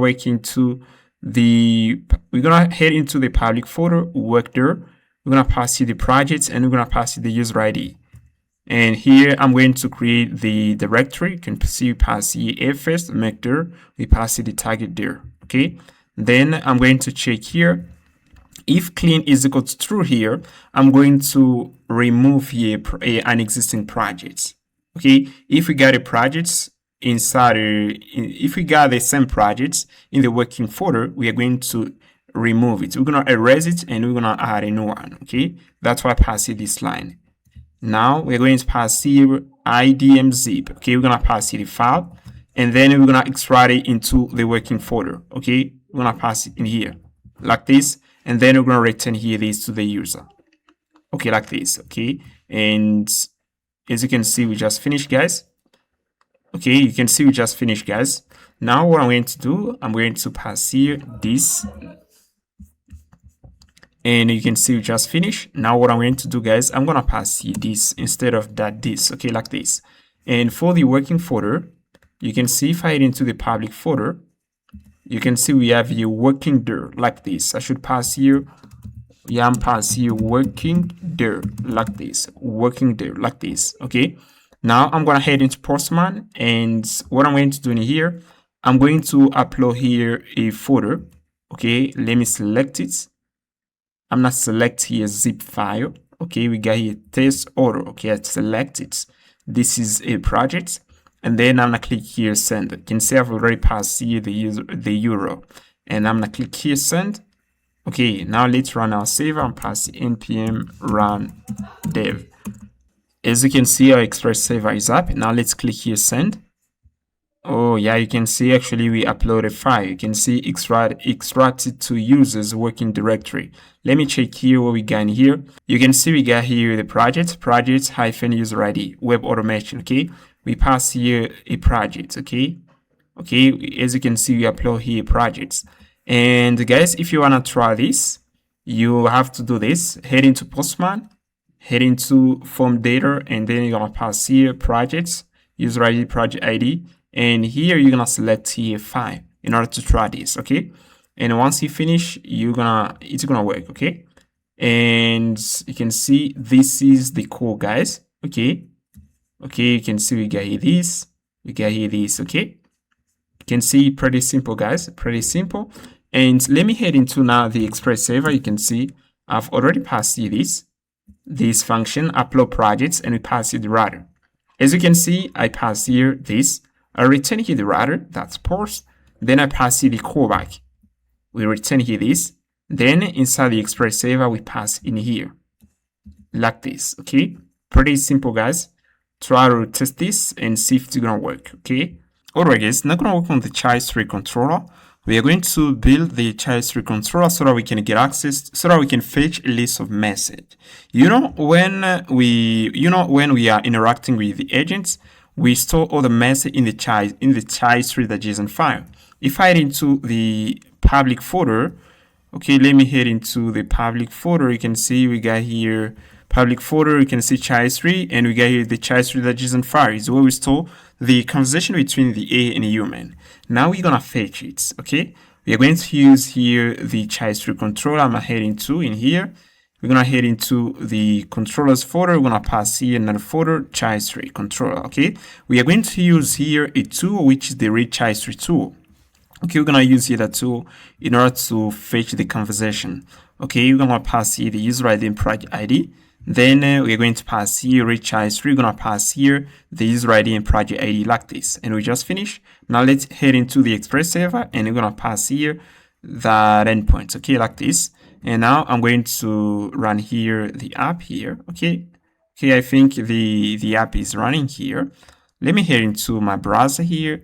We're gonna pass here this, and then you're gonna tap inner. You're gonna see we're gonna fetch a list of messages. Okay, actually it doesn't work. Okay, it doesn't work. Let me try it again here. Okay, yeah, you can see guys, it works. Okay, we got here a list of messages. Okay, we got here this. Okay, and we just finished, guys. That's pretty much it for this section. I hope you enjoy, and I'll see you in the next one. Alright guys, now I'm gonna talk about human loop. Human loop is a critical feature that allows to involve a human within an AI operation. Let's say the AI, our code agent, wants to run a critical operation, let's say a bash command that allows to delete a file or do something else. Or the agent wants to edit a file. These are critical operations. Now, when the AI is going to try to run this, we are going to interrupt it. We're going to interrupt it so that we can review this. Okay, and as you can see, we got here the code agent and we got the human in the middle. Okay, the code agent is right there and we got here the human in the middle. When the agent wants to, let's say, wants to run a bash command, here I'm going to verify that. I'm going to check if is a right command. If it's a right command, I can approve it, and if is, let's say, is a malicious command, I can reject it. That's how it works. That's what we call human loop. It's an operation that allows to involve a human within the loop. Now we're gonna head into here. I'm going to head into immediately within the code agents and pass here CoderAgent. Okay, we're gonna pass here CoderAgent. Okay, this is the front end. We are going to move here and then we're gonna look for CoderAgent. We're gonna zoom a little bit in here and then I'm gonna look for CoderAgent. Okay, now we are going to head into the CoderAgent. And as you can see, this is the coder. You can see CoderAgents. We got here the Registry. You can see passes Selected Tools. We pass the user ID project ID, and we pass here the config property. And here, guys, as you can see, I pass here another parameter, which is the resume decision. You can see the type is any. Pass here this. And then you can see I pass here a middleware. Okay, human in loop middleware, and then I pass here some tools that I want to interrupt. And you can see first import here human loop middleware. You're gonna pass the interrupt on write file. When the agent's gonna call that tool, like the agent wants to write a file, I'm going to interrupt this operation. If the agent wants to edit a file, equal a tool edit file, we're gonna interrupt this operation. If the agent wants to run a bash command, we're gonna interrupt this operation. I may approve it or reject. Okay, now we're gonna scroll a little bit again here, and after the middleware array here, after this array, you're gonna pass here another line, which is the check pointer. Okay, you can see we get here the check pointer. Right now, you can see we pass here memory saver. Okay, for testing purposes, we're gonna use the memory saver, and then we are going to modify it with MongoDB. We aren't gonna use any memory store. We're gonna use a persistent store. In our case, we're gonna use MongoDB. Right now, we're gonna pass here this, and then we're gonna modify that later. And then you're gonna scroll a little bit. You're gonna pass here thread ID. You're gonna pass here coder, user ID, and project ID. And if you notice, guys, I want to show you something. Let me copy this stuff. You can see here, we got here the agent.stream. You can see we pass here this array. Okay, you can see pass here the mess array. Now we're going to comment here this, and then we're going to pass here an input. Okay, and we're going to pass here now this stuff here. Let me close here this. Okay, we're gonna pass here this stuff. You can see in here, I'm checking if a resume decision. We got here resume decision. It means isn't undefined. We are going to return here new command resume. We're gonna pass here the resume decision. I'm not showing you what we got in it. Okay, when we're gonna head into the graph, you're gonna see the value of the resume decision. And here we are going to else if we don't have here the resume decision, we're gonna return here this array. Okay, we're going to return here this array alongside with the child array, and then we're going to pass it to the stream function. And guys, if you don't understand human loop pretty better, I invite you to go check out this video. Let me show you. You have to check it out this video in order to understand human loop. Go check it out this video, guys. Let's continue. We're going to move here. And as you can see, you pass here this stuff. Okay, now we're going to scroll a little bit again here. And you can see now we head into the loop here, and inside the loop, you're gonna pass here this condition. If interrupt in chunk, you're gonna pass it config that router, and then you're gonna pass it interrupt. You're gonna pass it change that interrupt, and then you're gonna pass the content coder awaiting approval. And then we're gonna return here full content is interrupted true. We're gonna pass interrupt data. We're gonna pass it this. Only this, and we just finished. Okay, we just finished in here, guys. Now what we're gonna do next, we are going to head into now within the graph. Okay, we're gonna head into within the graph. Okay, now let's head into the multi-agent.ts. Okay, in here, and if I move at the top here, you can see we got here the memory agents. I'm gonna close here this. Let's scroll a little bit. You can see we got here the CoderAgents. Let me get rid of this line here. You can see this the CoderAgents. That's what we passed here previously. Okay, we got here this stuff. Now you're gonna pass here another line. This is another line that you're gonna add here. Okay, and here you can see we got here the CoderAgents. Okay, let me get rid of this line. I remove it, I add it. You can see this. Then in here, I'm checking if is interrupted. We interrupt a tool that the agent wanna call. We are going to have something like this: human decision, and then we're gonna pass here interrupt. Interrupt results that interrupt. We're gonna pass the interrupt data. Okay. If you wanna learn what is the interrupt data, go check out the human loop course, and then we are going to pass here result is equal to await CoderAgent. We're going to pass here the input. We're going to pass here selected tools. And then we're going to pass here the human decision. Okay. This is the human decision. We're going to pass here this line. And then let me scroll a little bit again. And you can see at the bottom here. Let me remove here this stuff here. I'm going to remove here this stuff. Okay. We're going to scroll a little bit. Okay. You can see we pass here anything else. Okay, scroll a little bit again, and here you can see I pass it to the check pointer. We pass here memory saver. We're gonna replace that later once we finish testing, and then you're gonna take here the check pointer. You're gonna pass it right here. Workflow that's compiled. You're gonna pass here check pointer like this. Now we're going to head into the ChatController. You can see we got here the ChatController, and we already passed here this endpoint. Let me uncomment here this. We get here the ChatController. As you can see, we extract here some property. We extract the message, user ID, and project ID. And then we take here the message, we pass it to the graph. Okay, we pass it to the message array so that we can start interacting with the agents. And then we pass it the stream mode is equal to customs. We pass it subgraph, true, and we pass it the recursion limits. Then we set here some headers, and we get here function that allows us to send event to the front end so that we can get data.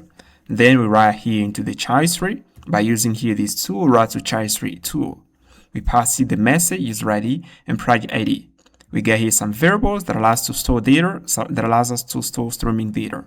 And then we head into the loop in here, checking if we got the finger tag. We are going to separate it with the final A message. Okay, that's what we got in here, guys. Okay, and then here we are going to write into again the child tree, and then we're going to close the connection.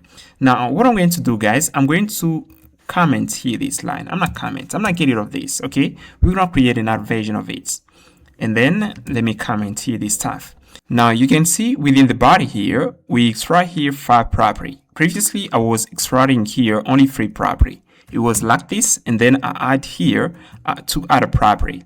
Now you can see we get here the message, user ID, project ID, resume decision. This is the decision. It's gonna be an object. We're gonna pass here this line in order to resume the graph, and we're gonna pass here also the graph ID. You know, let's say I send here this. I send here an existing thread ID. Okay. As I send here an existing thread ID, it means I'm going to resume the graph because this ID already exists. If I head into the child tree, I'm not heading to the child tree. I want to show you something. I'm going to scroll at the bottom here. Okay. You can see here, we got here this operation here. Okay. We got here the user ID, project ID, the contents. Okay. You can see pass here memory agent wants to write to long-term memory. I interrupt this, and then you can see I pass here human loop. This is an object, and then start is true. Action, I pass here the graph ID, and then he passes the tool name that we interrupt. We got here the tool description, and we got here the arguments that the agent wants to pass into the file. Okay, user Ben's birth date is, okay, the agent wants to write into the long-term memory. Now I interrupt this operation, and as I interrupt this operation, we're gonna have here this. For an operation that I didn't interrupt, we got here something like this. We're gonna have something like this. Okay, I didn't interrupt this operation. As you can see, let me show you something here that I didn't interrupt. Okay, let me show you an A operation here. Okay, we got here OA operations. I've interrupted them. Yeah, you can see we got here an A operation that I didn't interrupt. As I didn't interrupt this A operation, we got here status is equal to false. For an A operation that I've interacted, we got here this. You can see we get here the graph ID. Now I can use this graph ID in order to resume the graph execution later. Okay, I think I can use the graph ID in order to resume the graph execution later. Okay, this is the ID that I store here. And then, as you can see in here, I'm going to use it. If we get here the graph ID, okay, existing graph ID, we are going to return it, else we're going to generate a new one. On the front end, as you know, within the child tree, we are going to pass in, as we're gonna fetch the child tree from the front end, we're gonna have the possibility to get access to the thread ID. And we can use the thread ID in order to resume the graph. Now, as I can send it here, I'm going to check if we got an existing thread ID. We're gonna return it, else we're gonna generate a new one. We got here this function, generate ID. I use here the crypto module. Okay, now let's continue. Now you can see we're gonna take here the thread ID and we're gonna pass it to the config object. It is here the stream mode, custom, subgraph true. So I pass the subgraph true because, as you know, guys, we are within a graph, we have another graph. You know, when we pass create agent, this is a graph that we pass within a graph. And as we want to get access to subgraph, we are going to pass here subgraph true, so that we're gonna get access to subgraph. Okay, we're gonna pass here subgraph true, and we pass here recursion limit 300 configurable. We pass the user ID, project ID, and the thread ID. And then here I get access to the thread ID here, and then I'm going to check here if we got an existing thread ID. Okay, if we don't got it, we are going to return here this. Okay, if we don't have here, let's say if we don't have an operation that we want to resume, we are going to return here this. Cannot resume, no active checkpoint found for this thread. Okay, if you don't have any thread ID that wants to resume, we're gonna send here this. Now we're going to pass in out the input. Okay, here's the input. Okay, here's the input. I'm going to check here resume decision. If we get resume decision, we're gonna pass here new command here. Okay, then we're gonna pass here this message. Okay, we're gonna pass it message. Okay, it means we are going to take here only this. We're gonna take here this stuff. Let me uncomment this. We're gonna copy this stuff, and then we are going to pass it to the new command function. I'm gonna get rid of the message. We are going to pass here only this. Okay, yeah, we are going to pass here only this property. Okay, within the property, within the resume property, you can see we send here decisions. It means we are going to take here only this, and then we're going to pass it right here in order to resume the graph. And if we have here, let's say reject, we are going to reject this operation. If we got here approve, we're going to approve this operation. Okay, and then we are going to take here the inputs. Okay, you can see we take the inputs here. We pass it to the graph here. Okay, this is the input that are passed here. And then I'm going to iterate through within the graph now. First here, you can see we pass here human loop. You can see route to child tree. We pass here human loop, pass status is equal to false for the first time. Because for the first time, it's going to be as you can see, we got here, the row is equal to user. We are going to pass here the human loop status is going to be here false. I'm not going to interrupt anything for the user, but for the AI, we're going to interrupt. And then here, you can see we're heading to now within the loop here is where I'm going to check for the interrupt. If we got here interrupt, we are going to head into in here.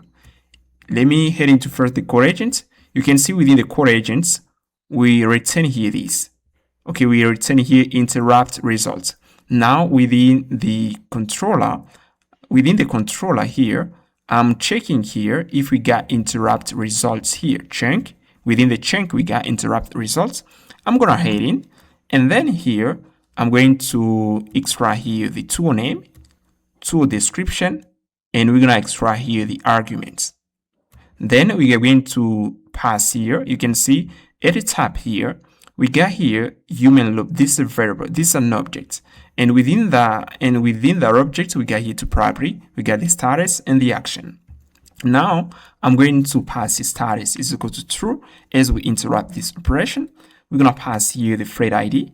Okay, as you can see in here, I pass the thread ID because when we are going to fetch this list of message on the front end within the child tree, we are going to use the thread ID in order to resume the graph. Now let's go back here. We are going to pass the thread ID, the tool name, the tool description, and the arguments. Then we are going to send this to the front end. Okay, we're gonna pass here. We're gonna send the interrupt event to the front end. And then we're gonna send the interrupt results. We're gonna send it to the front end so that we can know which tool has been called, has been interrupted. We're gonna see the tool name, the description. We're gonna see that on the front end. And then we're gonna take here this object here. We're gonna pass it into the child tree right here. We pass it into the child tree. Okay, and here you can see, and here we are going to do the same stuff that we did. Okay, I'm going to check here if we got the thing tag in the EA response. We're gonna get rid of all thing tag, and we're going to return only the final error message. Okay, that's what we did in here. And at the bottom here too, I pass here to this object here, human loop. Okay, I pass it in here. And also, guys, we are going to update something else within the route to child tree. You can see for the schema here, for the schema, it was like this. I didn't have here this stuff. I add it right here. Okay, I pass here the status boolean, and I pass here an action. For the action, it can be optional. As you can see, optional here, it can be optional. Because if we don't interrupt a tool call, we aren't gonna pass here something. Okay, we aren't gonna pass here the action. If I head into the child tree, you can see where we don't interrupt a tool call, we pass here only this. Status false. And if I move at the top here, you can see we got here the AI.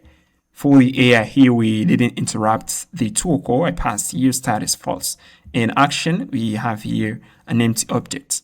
And where we interrupt the agent, we have here, you can see status true. And here you can see we have here action. We got within the action object, we got something. You can see we got here the thread ID that we're gonna use in order to resume the graph. And we got here the tool name, description, and the arguments. Okay, that's what I passed there. Okay, pretty cool, guys. Pretty cool. Okay, as you can see, we just finished. Now let's head into Postman and we're gonna try this. Okay. And what I'm going to do in here, guys, as you can see, we got a file within the public folder. I'm not heading. And if you notice in here, we got this folder here. You can see web automation. And you can see we got here ben.bio.md. Okay, we got here this file. We are going to ask the agents to read it.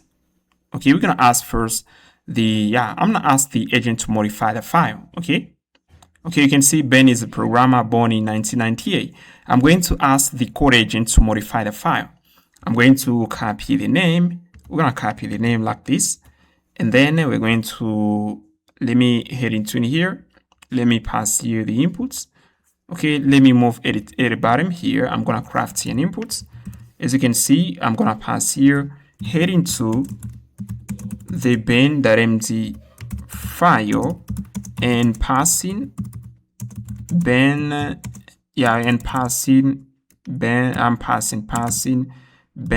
love programming in TypeScript and JavaScript. and we're gonna send here heading to ben.bio.md file and passing ben love programming in TypeScript and JavaScript. And as you can see, the A is gonna try to run here this tool, write file, okay? And when it's gonna invoke the tool, we are going to interrupt the graph, and then we're gonna resume it. So you're gonna see how it works.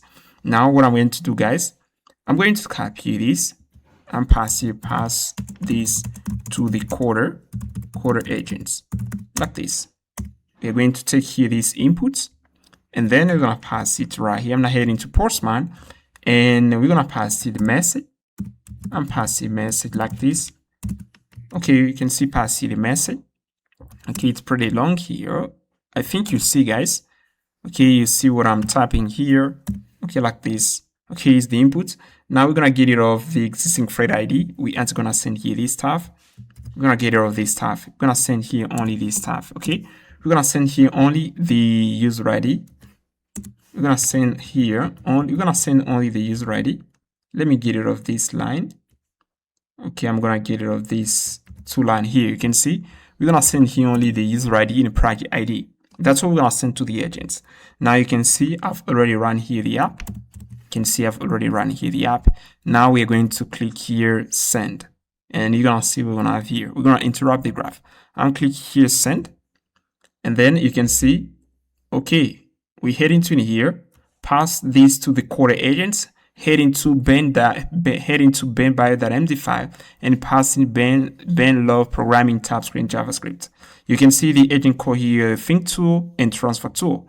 And when it calls here the transfer tool, we pass control to the tool selector. Okay, and then the tool selector, as you can see, select here some tool, ls, rate file, edit file. Then here, the CoderAgents continue working here.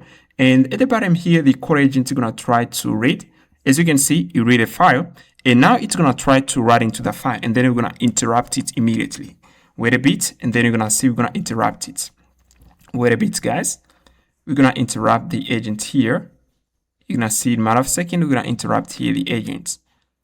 Okay, you're gonna see. Okay, let me see in here. Okay, let's go back here. Okay, let's go back in here. Okay, the agent's right here, ls, and read here. Now the agent's gonna try to modify the file. Okay, we're gonna wait a bit. Okay, let me head into the chai3, and I'm going to check here something. We're gonna head into the chai3. Okay, we're gonna click here, and then we're gonna head into the chai3. You can see chai3, the JSON file. You can see. Okay, yeah, you can see in here we interrupt the agents. That's why you can see it doesn't continue here, guys. It doesn't continue, guys. It doesn't continue here.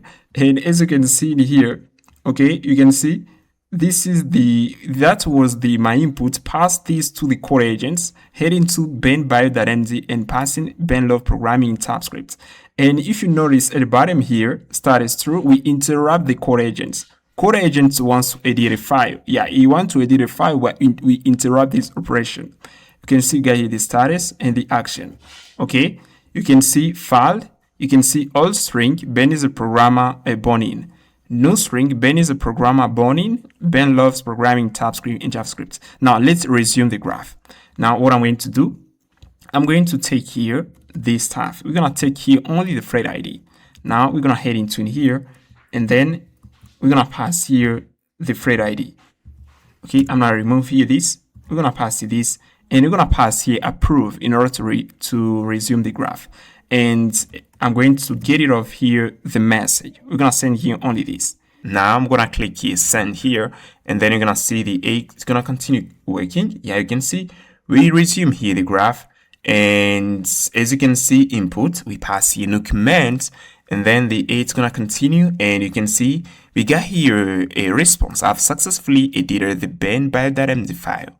The file now contains Ben's program. Okay, let's head into the file and see what we got here. Okay, I'm not heading, and you can see we resume the graph. Okay, This is how we can resume the graph, guys. And if I would like to reject this operation, I can pass here reject, only reject, and I would reject it. Okay, that's how it works. You can see it's pretty amazing and pretty simple. Okay, now the next thing we're gonna do, guys, we are going to head into in here, and then I'm gonna show you something. Okay, you're gonna head on this repository, and then you're gonna look for LangGraph checkpoint MongoDB. We're gonna install a checkpointer for MongoDB. You know, actually we are persisting the graph data within the memory. Now we're going to persist this data within MongoDB. Okay, so that we aren't gonna lose it when we start our Node.js app. Now you're gonna run here this command in order to install it: LangChain /LangGraph checkpoint MongoDB. Then you're gonna copy this line. You can see we get here this line. You're gonna copy this stuff here in order to create a checkpointer. We're gonna copy this stuff, and then we're gonna go back to our Express server right here. Okay. Now what I'm going to do, I'm going to head into in here inside of our app here. Let me head in, and you can see we get here the public folder, we got the source folder. I'm not heading to the app folder. You can see we got here Bootstrap. Now I'm not heading to MongoDB. I can pass here another folder. I can pass here checkpointer like this, checkpointer. And instead of the checkpointer, we're gonna pass here MongoDB. Yeah, MongoDB checkpointer like this, checkpointer.ts. And then I'm not heading. We're gonna pass here this stuff. And as you can see, we're gonna import here the Mongo clients. We're going to import it from MongoDB. I've already installed here the package. And then we're going to do something like this. We are going to pass here the database URL. And I'm passing a string. Let me head into .env here, .env. And you can see this is the DB URL. We're going to copy it. Okay, this is the DB URL. We're going to head into the checkpointer. We're going to pass in here like this. And we're going to pass here the clients. Okay. And as you can see, actually, we got here an header. Okay, a LangGraph checkpointer server backed by MongoDB. Okay, we got here something. Okay, now what I'm going to do here, I'm gonna export here the line here. We're gonna export it, and then we're gonna copy this checkpointer. Okay, I can pass in MongoDB client like this, and then we're gonna copy it. Okay, we're gonna copy it. We're gonna pass it in here. And I'm passing clients, and then I'm gonna pass here this. Okay. Actually, we have here typing error. Okay, you can see we got here client. We got here DB name.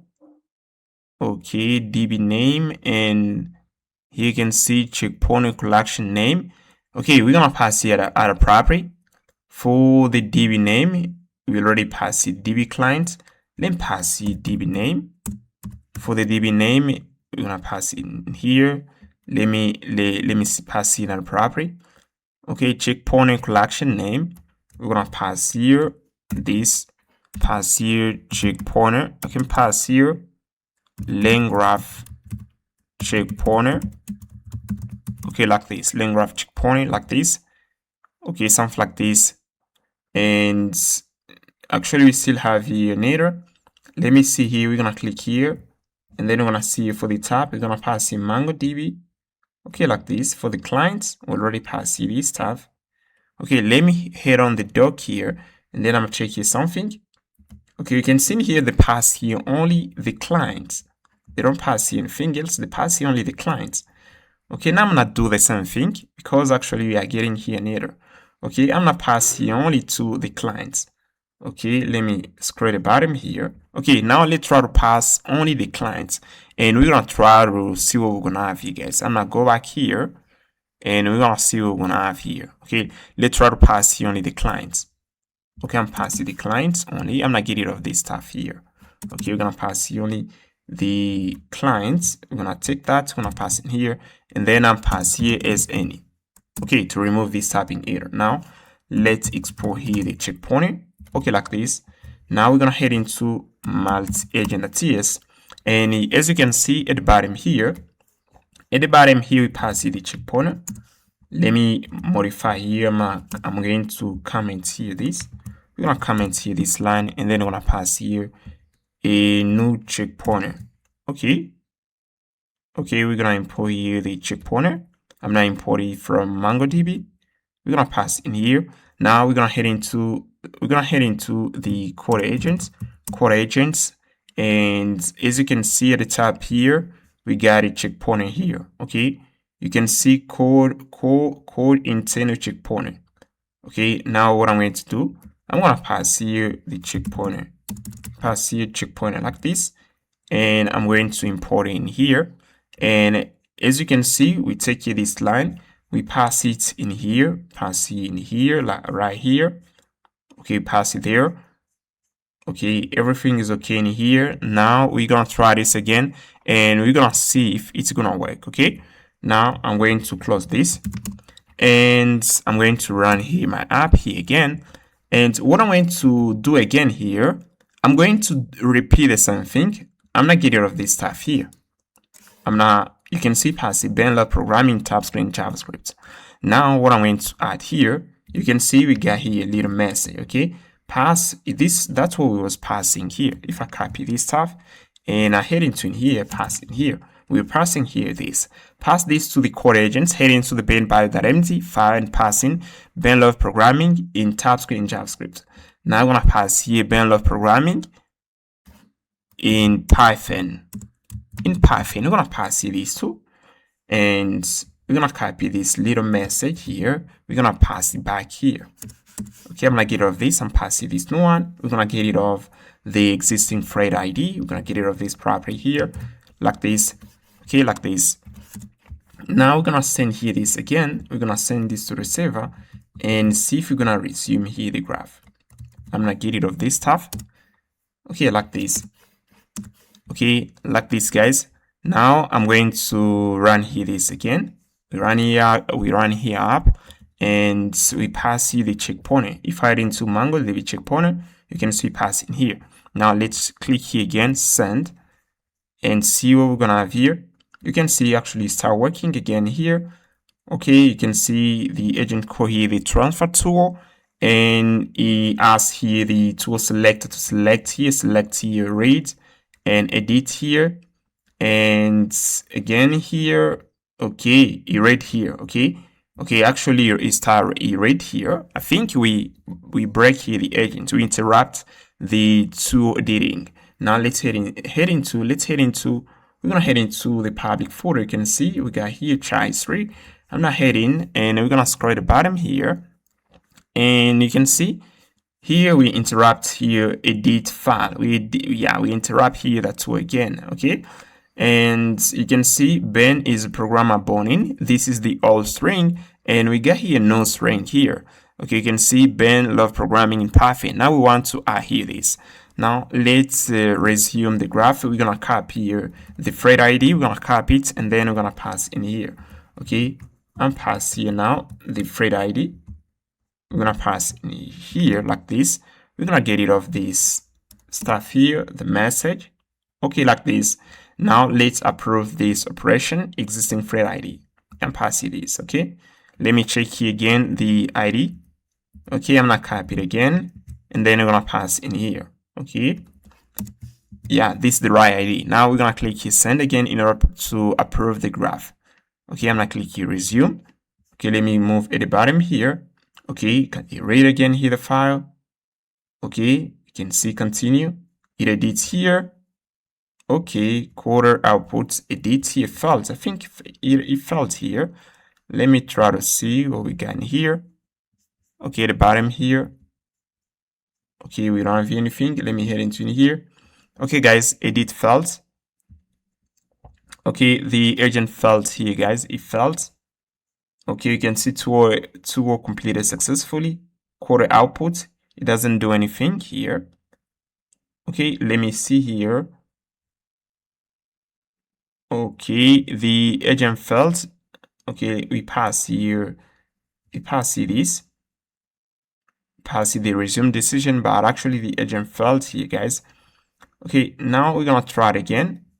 I'm going to rerun here this. Okay, we're gonna run here. We're gonna pass again this input. We're gonna get rid of this two line here. We're gonna get rid of this line here, and then let me try to restart it here my server.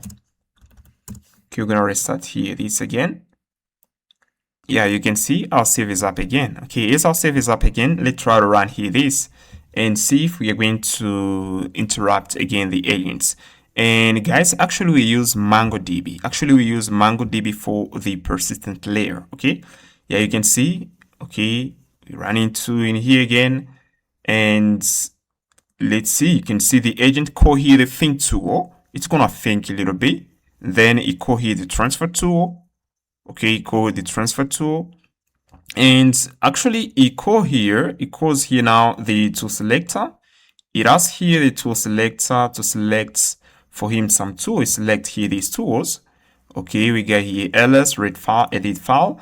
Now let's scroll at the bottom here. We are going to interrupt the agent. You can see we interrupt again the agent. We interrupt it, and if I head into my char history.json, you can see the bottom here. The agent wants to pass here this content. It wants to pass here these contents. You can see this is the all string. We get here the all string here, and we get here no string where we got here Python. The agent wants to append that within the file.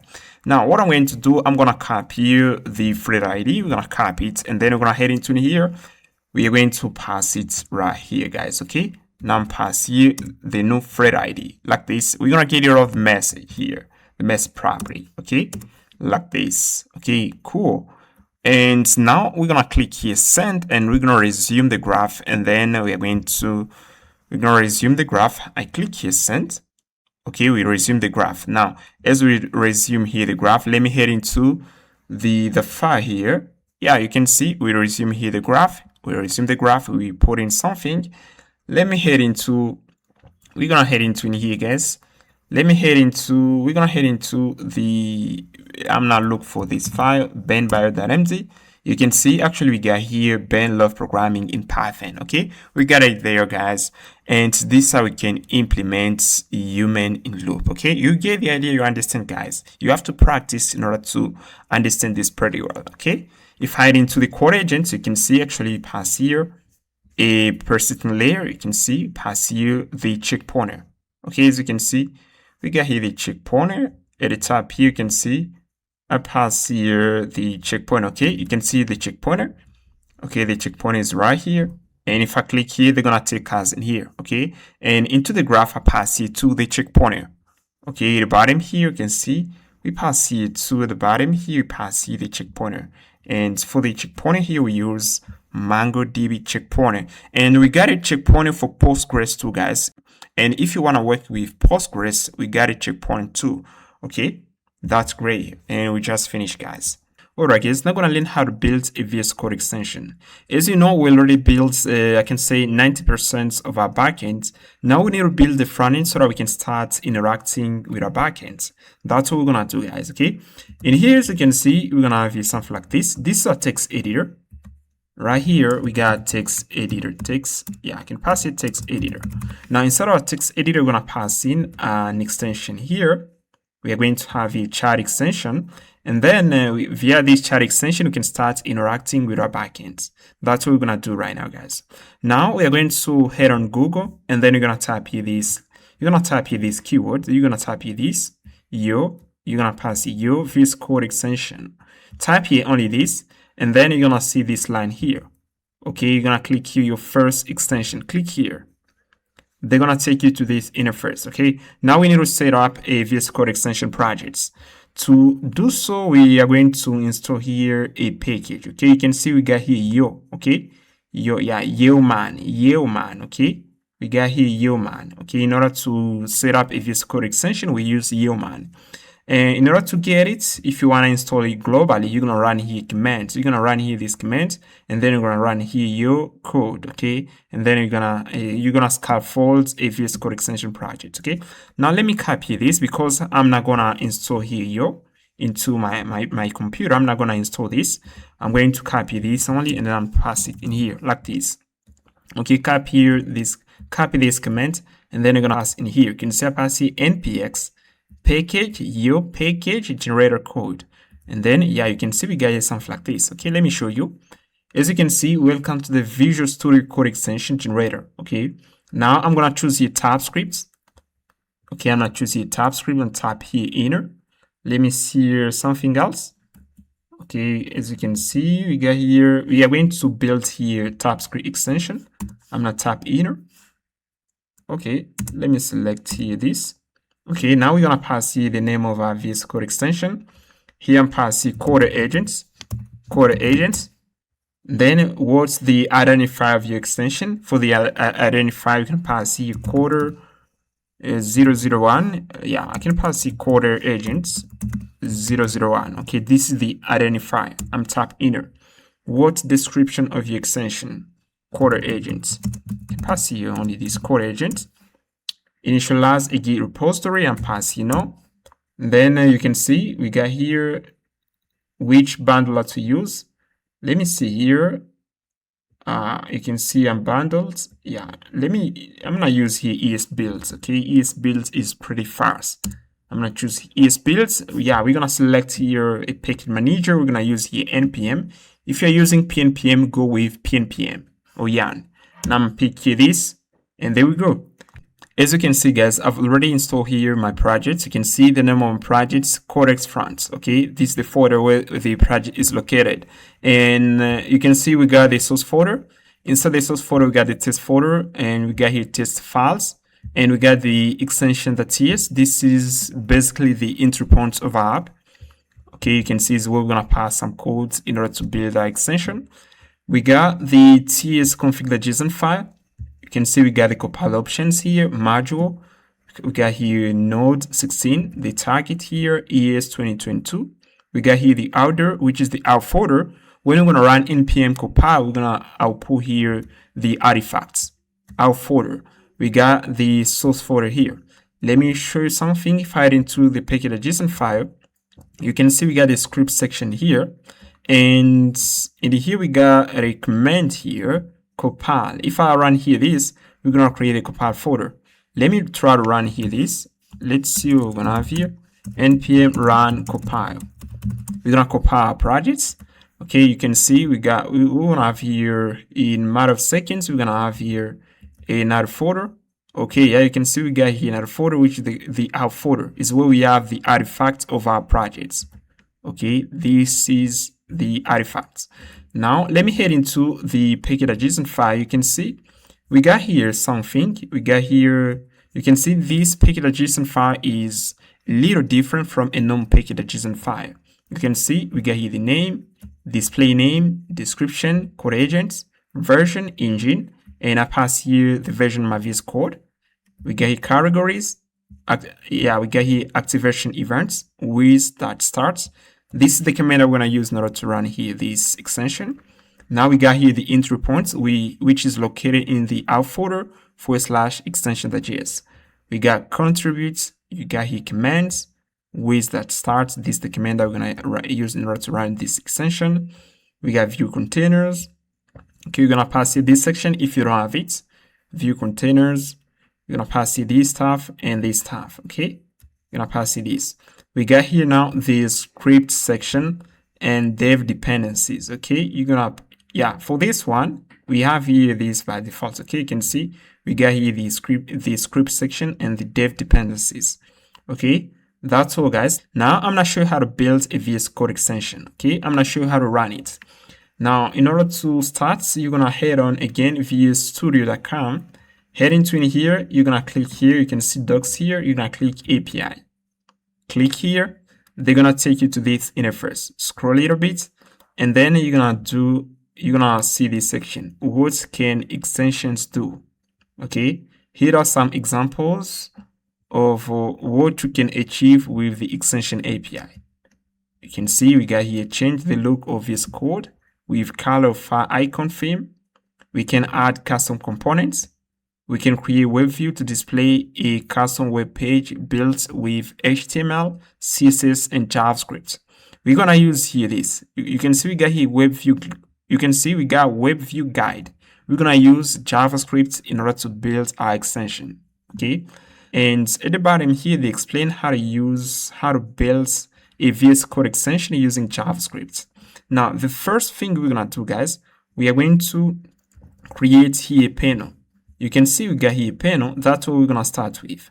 Now in order to create a panel, I'm going to copy this line. You can see we got here these commands here. I'm going to copy this panel. We're going to create a panel.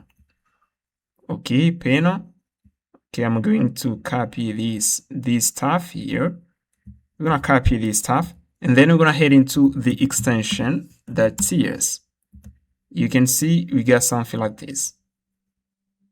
We got here this. Okay, I'm not getting rid of this. If I come in this, we got here this stuff here. Okay, and I'm going to take this. I'm gonna take this stuff here. You can see we pass the commands that register commands. We have here cat coding that starts. Now in our case, we're gonna pass here this CoderAgent commands that register, and I pass here my command with that starts. Then in here, we're gonna pass here with that starts. You can see we got the callback here. Now I'm going to take this stuff. We're gonna take this stuff here, and then I'm gonna pass into the callback like this. I'm going to get rid of VS Code, and then we're gonna import here the window here. We're gonna import the window from VS Code package, and then we're gonna pass here create web view panel, and then we're gonna pass here view column. You're gonna import it from VS Code package. You're gonna pass here something like this. Then we're gonna take the CoderAgent variable. We're gonna pass it to subscription.push. You're gonna pass in here, and then right here I'm going to pass here the first. We need to pass here the identifier. I can pass here CoderAgent, and we're gonna pass here chat panel. Yeah, chat agents. You can pass even chats like this. Okay, I'm gonna pass here for the title. I can pass here CoderAgent like this, and it's gonna work. Now let me first run here this. I'm going to click here. You can see we got here the debug section. Click here, then you're gonna click here in order to run it. Now it's gonna start here in a matter of seconds. Now you can see we got here another window which pops up. Okay, we got here this window. Now what I'm going to do, I'm going to tap here. I'm gonna tap, let me move at the bottom. You're gonna tap Ctrl plus Shift plus P. You're gonna run here this if you're on Windows. If you're on Mac, you're gonna pass here Command plus Shift here. Shift plus P. Now I'm gonna do that. I'm gonna head into the window here, and then I'm pass here Ctrl plus Shift plus P. And then you're gonna see here this window. And if you notice in here, guys, you got here the name of our extension with CoderAgent. I'm gonna click here, and then we're gonna run it. Okay, we're gonna run it. Let me close here these files. Let me pass it. Yeah, let me run it again. Let me try to run it again here. Okay, I'm gonna click here run. We're going to head into the window and pass here Ctrl Shift plus P. You're gonna see with CoderAgent. I'm gonna click here. Okay, we're gonna run it. Okay, now what I'm going to do, guys, I'm going to compile my projects. I'm tap here this command. Let me show you. We just modify our projects. We need to compile it. We're gonna run here this in order to compile our projects every time we make changes inside of it. Okay, now I'm gonna run here npm run watch. I'm gonna run here this. Okay, you can see we start compiling our projects. Now I'm going to head into in here. I'm going to restart here the debugger. We're gonna restart it, then we're gonna head into the window here. Let me close it again. If I close it and I click here run extension, we're gonna open it again. Let me start here the debug again. We're gonna click here start. You can see we pop ups again the window. Now we're gonna pass here Ctrl Shift P. You're gonna see with CoderAgent. If I click there, you're gonna see it. Okay, you can see we got here a little window. You can see CoderAgent. Okay, this is our extension. CoderAgent. Okay, you can see we have here something. CoderAgent. I think you see that, guys. Now let's continue. As we just finish our first step here, you can see we just do this. You can see we create here our first VS Code extension, and here you can see the pass here cat coding. Now let's scroll a little bit. We're gonna continue learning. Right here you can see we need to pass here HTML. Now in order to pass HTML, we're gonna copy this stuff. Then let's head into the extension. I'm gonna close this. We're gonna head into the extension.ts, and then we're gonna pass here this little code at the bottom. I'm passing this, and then in order to pass this code to the extension, we are going to pass here this line. We're gonna pass here panel webview.html. We're gonna pass here this line panel.webview.html is equal to get webview content. Is equal to get webview content. We're gonna pass here this line. Let's copy it, and then we're gonna head into in here. I'm not heading to in here. I'm going to pass it right here like this.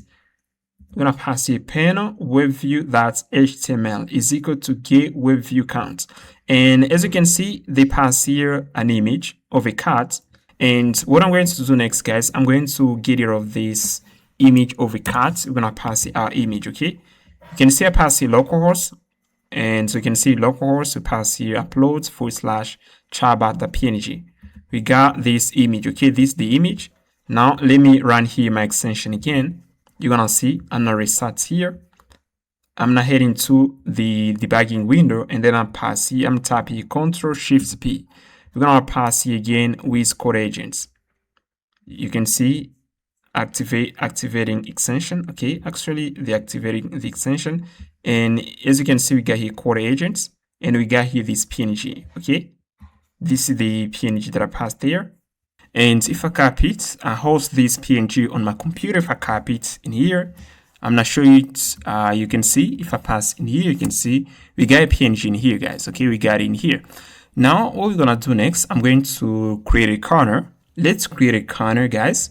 Okay, I'm going to pass here iteration. Okay, you can see pass here to our function get webview content. Okay, and here I'm gonna pass here the corner. Okay, this is an integer. Then I'm going to pass here a little function. I create here variable iterations. The default value is equal to 0, and you can see pass here update webview, and you can see const agent is equal to iterations. Then I'm gonna check if the iterations is divided by 2. We are going to console here this compiling coding agents. Else we're gonna show here coding agents. And we're gonna modify here the title of the panel. You can see pass here panel.title is equal to agents. And I'm gonna pass here the web view. We're gonna pass here now the web view. We're gonna pass it the iterations. And then I'm going to invoke here the update web view function in order to update the web view. And I'm gonna pass here now a set interval in order to call this function after 1 second. Okay. Then I'm pass here on disposal when we're gonna close here when we're gonna close the window of that extension. We are going to clear out this. Okay.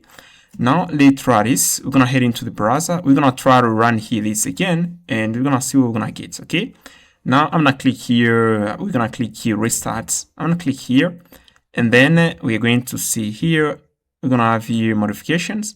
Okay, I'm tap here again, Ctrl+Shift+P, and here you can see we got here with CoderAgent. Let me click here, and then you can see we're gonna have your extension in a matter of seconds. Let me click here with CoderAgent. Okay, let me see here, and guys, you have to make sure you run here this command. You can see actually works. You can see we got here the corner. Okay, we got here the corner. The default value here is equal to 1. Let me move here. You can see we got a corner here. Let me try to show you something. If I enter in here, you can see I'm running here command. Okay, you can see I'm running here npm run watch. Okay, every time I'm gonna compile my projects, every time I make changes inside my projects, we're gonna compile immediately. Okay, if I type a tab package.json, you can see we got here this command watch here. Okay, or every time we modify our projects, we're gonna compile it. And I'm running here npm run watch like this, and then we're gonna compile it again. Now let me see here something. You can see here we are invoking this function after 1 second. Okay, And let me check here something. Okay, you can see we got here this stuff. Now let's head into the browser and see what we got in here. Yeah, let's head into the window here.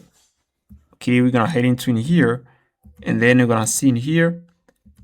Okay, let me click here. I'm going to open again here my VS Code extension. Okay, you can see we got here this, but actually the timer isn't working. Okay, let me see here why the timer isn't working. And I think we have to call here this function in order to make it work, guys. Okay, now I call here the function, and then if we head into again in the debugging window, it's gonna work. I'm gonna click here restart here. Okay, and guys, make sure you run here to this. This is the compiling window. We're gonna head into now the debugging window, and then you're gonna see we're gonna have here something. Now I'm gonna click here Ctrl+Shift+P, and then we're gonna click here, and now I think you're gonna have here something. Okay, let's wait a bit. Okay, let's wait a bit. Oh yeah, you can see actually works, and you can see actually the timer is working. You can see.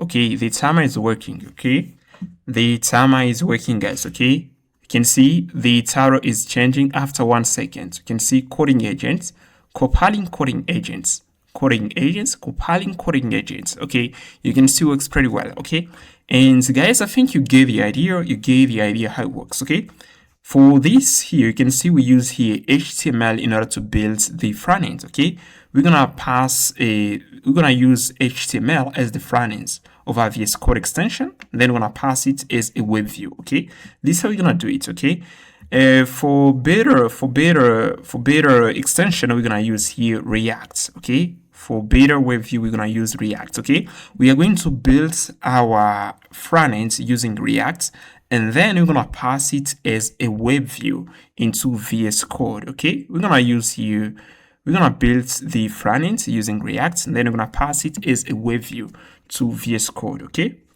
you can see we got here the front end, and then we pass it as a web view to the extension. Now this is what we're gonna do, and the first thing we're gonna do, guys, we're gonna head into here, and then we're gonna run here this command. Let me show you what you're gonna do here. I'm gonna first do this. I'm gonna head on this repository in here. They explain how to install React, within a VS Code extension. Okay, now you're gonna head on this repository here. You're gonna tab Microsoft VS Code WebView -UI Toolkit samples. You're gonna head into here, and then you're gonna see here this repository. You're gonna see here this folder. You're gonna head into first frameworks, then you're gonna head into Hello World React Vite. Head into here. They explain how to install React. And now what I'm going to do, guys, I'm going to create a folder. I'm gonna call it. You can see here we got a folder. Let me go back here. Okay, you can see here we got a folder. We're gonna create it too. Let me zoom a little bit. You can see we got a folder WebView UI. I'm going to copy it in here. Then I'm gonna head into in my editor. I'm gonna head into in here. I'm gonna pass here a folder. Okay, like this. We're gonna rename it WebView like this. Now we're going to cd in the WebView folder. Let's cd in. I'm gonna cd WebView, and instead of folder, we're gonna run here this command in order to install React. I'm going to copy this command here, npm create via lattice. We're gonna copy this, and then we're gonna pass in here. Like this, tap inner. We want to install React, and then we're gonna pass React into a web view. Now I'm gonna tap here inner, like this. And then here I'm passing the name of my projects, CoderAgent. I can pass here, CoderAgent front end, like this. And then we're gonna pass, I'm tap inner. And here we're gonna choose the React. I'm tap inner, we're gonna choose the TypeScript. And then you can see in here install with npm install with npm and start now. I'm gonna click here yes. Okay, and then we're gonna start here installing React. And guys, once you finish installing React, you're gonna cd in the folder WebView. Okay, I cd in the folder, and you can see in here we got literally a React project. Okay, here's the React project into the WebView UI. Okay, we got it in here. Okay, WebView UI. Okay, this React, And you can see if I head into the source folder, we got here app.css, React, guys. We got here the app.tsx, we have here the index and main.tsx, okay? This is React. Now, the next package that we're gonna install here this, okay? You're gonna run here this command here, you're gonna tap npm install at vscode/webview UI toolkit. You're gonna install this package and you're gonna install the tabs for this package, okay? We already run here Vite to install React. Now you're gonna run here these two commands. Once you finish, you're gonna install to Tailwind CSS. For the UI, we're gonna use Tailwind CSS to start the UI, okay? Head on Tailwind CSS, and then in here, you're gonna head into the installation menu. Then you're gonna run here this command. You're gonna type here npm install Tailwind CSS at Tailwind CSS/Vite. Then you're gonna head into the config.ts. You're gonna pass in this line and you're gonna pass here Tailwind CSS is plugin. Then you're gonna copy here this line here. You're gonna pass it into the index.css. Okay, you're gonna pass it at the top here like this. Okay, you can see I pass it in here, and you're gonna head into Vite here, that config.ts. You're gonna pass here Tailwind as a plugin. Okay, like this. So once you finish installing Tailwind CSS, we're gonna install here another package for getting icons. We're gonna use here Lucid React. Head on Lucid React and then scroll a little bit. Okay, you can see we got here the installation menu. You're gonna head into here, and then you're gonna click here. You're gonna scroll a little bit. You're gonna see here we got here View. Scroll a little bit. You're gonna see we got here React. Okay, I don't see here React. Let me show you something. Okay, let me show you something. You're gonna see this section in here. Okay, you're gonna scroll. Yeah, you can see we got here React. Okay, you're gonna click here. You're gonna choose here package. Okay, a node package manager related to. You're gonna pick here this npm, and then you're gonna run here this command in order to get Lucid React. Okay, you're gonna run here this command. Okay, once you install Lucid React, we are going to go back to this Git repository of Microsoft. Okay, head into in here, Microsoft/VS Code -webview-UI -toolkit samples. Okay, head into again into the Hello World React Vite here. Then you're gonna see we got something in here. You can see we got here folder assets. Yeah, we got here this source folder. Inside the source folder is where we got our extension. You can see if I head into in here, we got here a WebView folder. A WebView folder is where we got our React app. We got also the source folder here is where we got the extension. Okay. Now what I'm going to do, I'm going to head into in here. You can see we're gonna head into the source folder. You're gonna click here, and then you're gonna see we got here something utilities. Okay, if I click here, we got here something. I'm going to copy here the name of the folder, utilities. I'm gonna head into in here. We're gonna pass here the folder utilities. Do that. I'm gonna go back here. I'm gonna create here this function. I'm gonna head into in here. We're gonna pass here the function. Yeah, gainance.ts. We're gonna pass there. And we're gonna pass here getURI.ts. We're gonna copy that. We're gonna pass in here. Okay, like this. Now let's go back here again. I'm gonna copy the content of gainance. I'm gonna click here in order to get the content. I'm gonna copy it, and then we're gonna pass in here. This is the function of the gainance. Is basically a helper functions that returns a unique ID, a unique identifier. Now let's go back in here. We're gonna copy here something else here. We're gonna copy the content in the getURI.ts. I'm gonna click here. I'm gonna copy it in here like this, and then we're gonna pass it into the getURI. Okay, I should pass here this. That's what we should pass here in the getURI. We should pass here this, and in the gainance, we should pass here this content. Okay, like this. Gainance. If I head into getURI, we got here getURI. Okay, like this. Okay, now let me go back here again. I'm going to copy something else. You can see we got here another folder. Inside the source folder, we got here panels. I'm gonna click here, and then we're gonna copy the contents. First, I'm gonna click here. Yeah, we're gonna pass here. I'm gonna copy hello world's panels.ts. I'm gonna copy that. and then we're gonna pass in another folder, panels. We're gonna pass in another folder, panels, like this, and then we're gonna pass here our first panel, hello world panel.ts, okay, like this. Now let's go back in here, and then we're gonna copy the contents of panel.ts. I'm gonna click here again, and then I'm copy the content. We're gonna pass in here, okay. This is the content of panels, okay, like this. Okay, now what I'm going to do next, I'm going to come back here.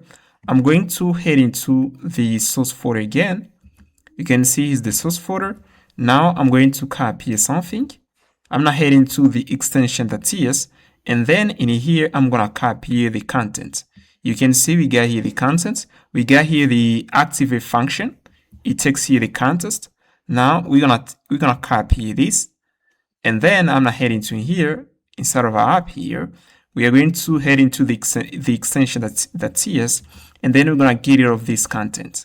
Let me close this first. I'm gonna click here. Then I'm heading to the extension, and then I'm going to get rid of this code in here. I'm gonna do copy paste, then I pass you this, and you can see I import here the hello world panel, and then I pass here hello world panel dot render, and then we're gonna run it. Okay, now let me first compile my React app. You can see if I head into the panel, hello world panel, let me head in, and if I scroll the bottom here, we got somewhere where we pass here the builds of our React app. You can see we got here this line, okay, script URI. You can see pass here web view, builds, assets, index.js, okay. This is the line that imports our React app when we build it. Okay, now let's build our React app, and then you're gonna see we're gonna open our React app inside VS Code. Okay, now what I'm going to do, I'm going to copy here some commands here. Let me show you something. I'm not heading to here. Let's head into the source folder here. I'm going to head into the package.json, and then you're gonna see we got here some commands. Let me scroll up. You're gonna copy these commands. Okay, I'm gonna copy these commands, and then you're gonna copy this, the first one and the second. We're gonna copy this. Then we're gonna head into here. You're gonna look for package.json file, and then you're gonna pass here these 3 lines. This one, okay? Now I'm going to build here the web view. Okay, we are going to cd in the web view, and then we're gonna run here npm run build. If I head into the web view UI, you can see we got here a command here, okay? If I head into package.json, we are going to run here this command in order to build our React app. That's what we're gonna do. And now let me see where we got into the app folder. Let me head into the app folder. Okay, let me get rid of this stuff here. I'm gonna go here and I'm going to copy something. We're gonna head into the web view again, and then I'm going to copy here something into the app.ts. Okay, I'm going to copy this stuff. Guys, head into in here, and you have to copy here the app.ts6. We're gonna copy the content, and then you're gonna head into in here. I'm passing the content. Okay, here's the content. You can see we got here the content, and at the top here we got an header, utilities folder. Actually, we don't have here the folder. I'm gonna create it in the source folder. Do it. Okay, we're gonna pass utilities. Now we're gonna head into the utilities folder. We're gonna pass here another file. Let me see here what we need to pass in. VS Code.ts. I'm gonna click here, and then you can see we get here the contents. I'm gonna copy it again, and then we're gonna head into in here utilities. We're gonna pass here VS Code.ts. Like this, we're gonna pass in the content. And let me move at the top. Okay, like this. Let me head into in here. You can see actually the error disappear. Okay, the error is gonna disappear here, guys. You can see pass here utilities. Okay, like this. I think everything is okay in here, guys. Now what I'm going to do next here, I'm going to pass here a button. I got here button. We're gonna pass here a counter. Okay, let me pass here counter. Okay, like this, and we're gonna define here state const count. Yeah, we're gonna pass here. Yeah, we're gonna pass here const count. Then pass here set count is equal to use state, and then I'll pass here a default value 0. Okay, like this. Okay, now we're gonna compile our React app, and then we're gonna run the we're gonna see the UI in the web view. Okay, we're gonna compile it, and actually let me see what we got here later. Okay, let me see here what we got here later. Okay, we got here later, guys. Okay, we are going to, let me copy the name of the folder, and then I'm gonna pass here this. I'm gonna click here rename. Okay, VS Code. I'm gonna delete here this. Now we're gonna import it again. Okay, we're gonna import it, and you can see actually the error disappear. The error disappear, guys. Now what we're gonna do next? We are going to head into in here, and then we're gonna run here this command. Okay, if I type here type package.json, you can see we got a command here. Okay, we got here this command npm run build web view. We are going to cd in the web view, and then we're going to run here npm run builds. If I head into in here, I head into the web view, which is our React app.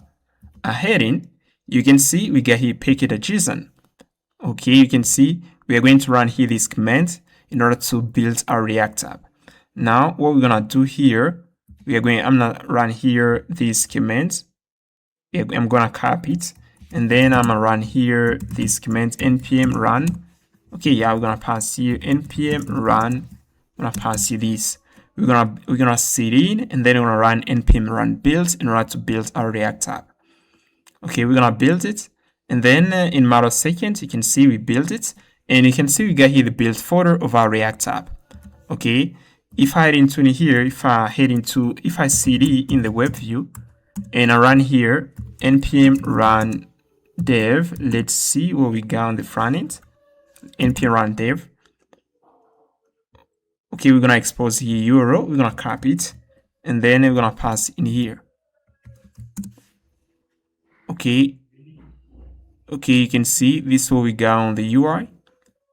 Okay, yeah, you can see this is what we got on the UI. We got here hello world, and we got here count. If I click here, you can see the counter is working. If I click here on the second button here, where you can see we pass here this on the button, we don't see here any effects. And if we head into the code, you can see when we're gonna invoke here the function, we are going to run here commands. Okay, you can see the name of the command is hello world. Now if I head into the source folder here, you can see panels, hello world panel.ts. You can see the bottom here, we got a function here, set web view message listener. Okay, inside a function, we are listening to a command. If the name of the command is equal to hello, we're gonna run here this code. Okay, we are going to display this message. Okay, it means we're gonna display here this message, hey there. Okay, that's what we're gonna display. Now what I'm going to do, I'm going to run now the VS Code extension. We're gonna run it. Okay, I think yeah, we're gonna run it. Okay, let me see here. We're gonna run it. Okay, we pass in here, and here let me pass you the commands. Let me head into my package.json here. Okay, you can see this is a React app. We're gonna head into the package.json. We're gonna copy the command of our app. This is the command with start. I'm gonna copy it, and then we're gonna pass it into the extension. I'm gonna get it out. Yeah, we are going to head into the source folder, and then we're gonna head into extension.ts. We're gonna pass in here, right here, guys, like this. Okay, like this, guys. Now let's run here this extension again. I'm gonna click here, run and debug. We're gonna click here, run here. Okay, we're gonna start it. You can see we open a debugging window. Now I'm gonna click here, Ctrl-Shift-P. Then we're gonna click here with CoderAgent, and then we're gonna see here the results. Okay, let's wait a bit. Okay, let's wait a bit. Okay, actually stop here. Okay, actually stop here. Okay, let's check right here. We're gonna click here again. I'm gonna click here, run again here, and then you can see we open here again the debugging window. And I'm gonna click here, Ctrl-P Shift.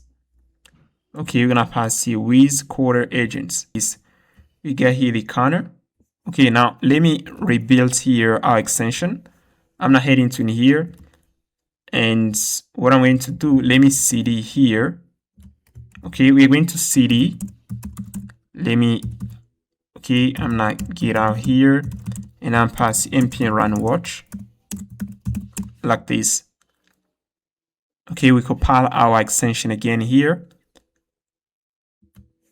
Let me try this again. We are going to click here. We're gonna click here run. We're gonna open here again the compiling window.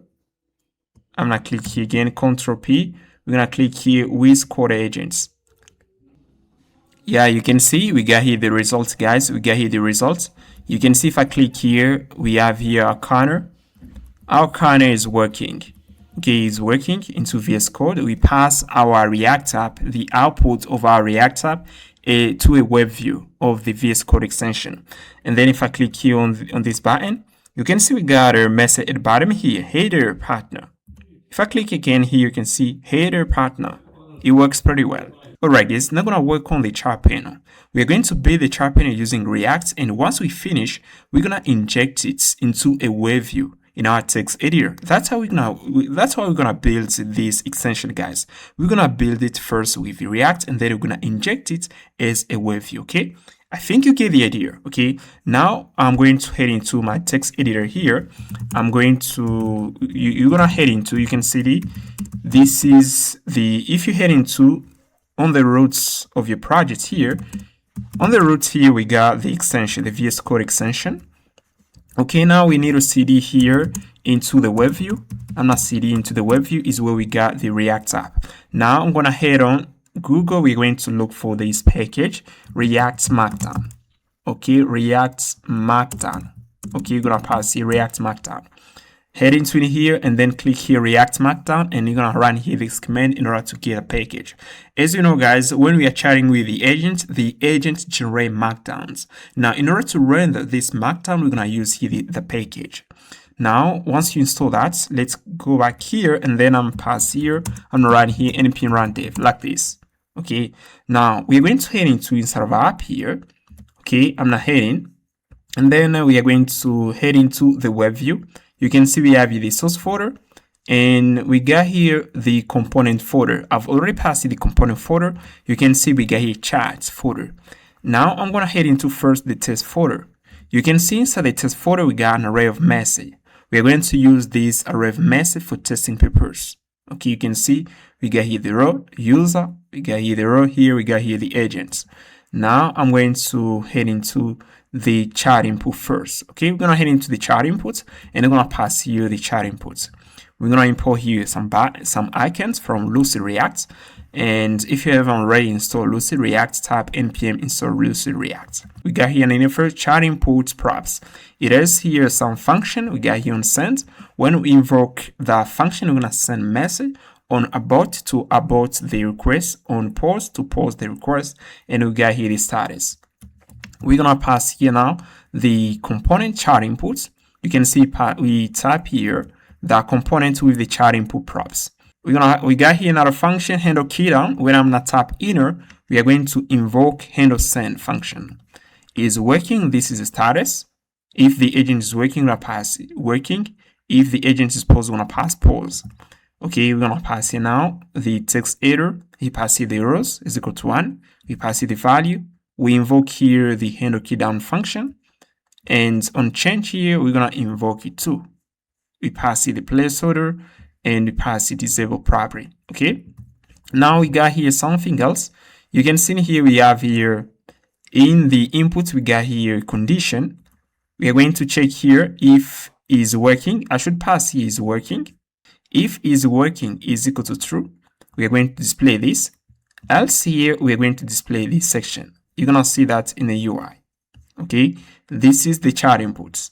Let's head into we're gonna head into now the chat panel, the chat.ts.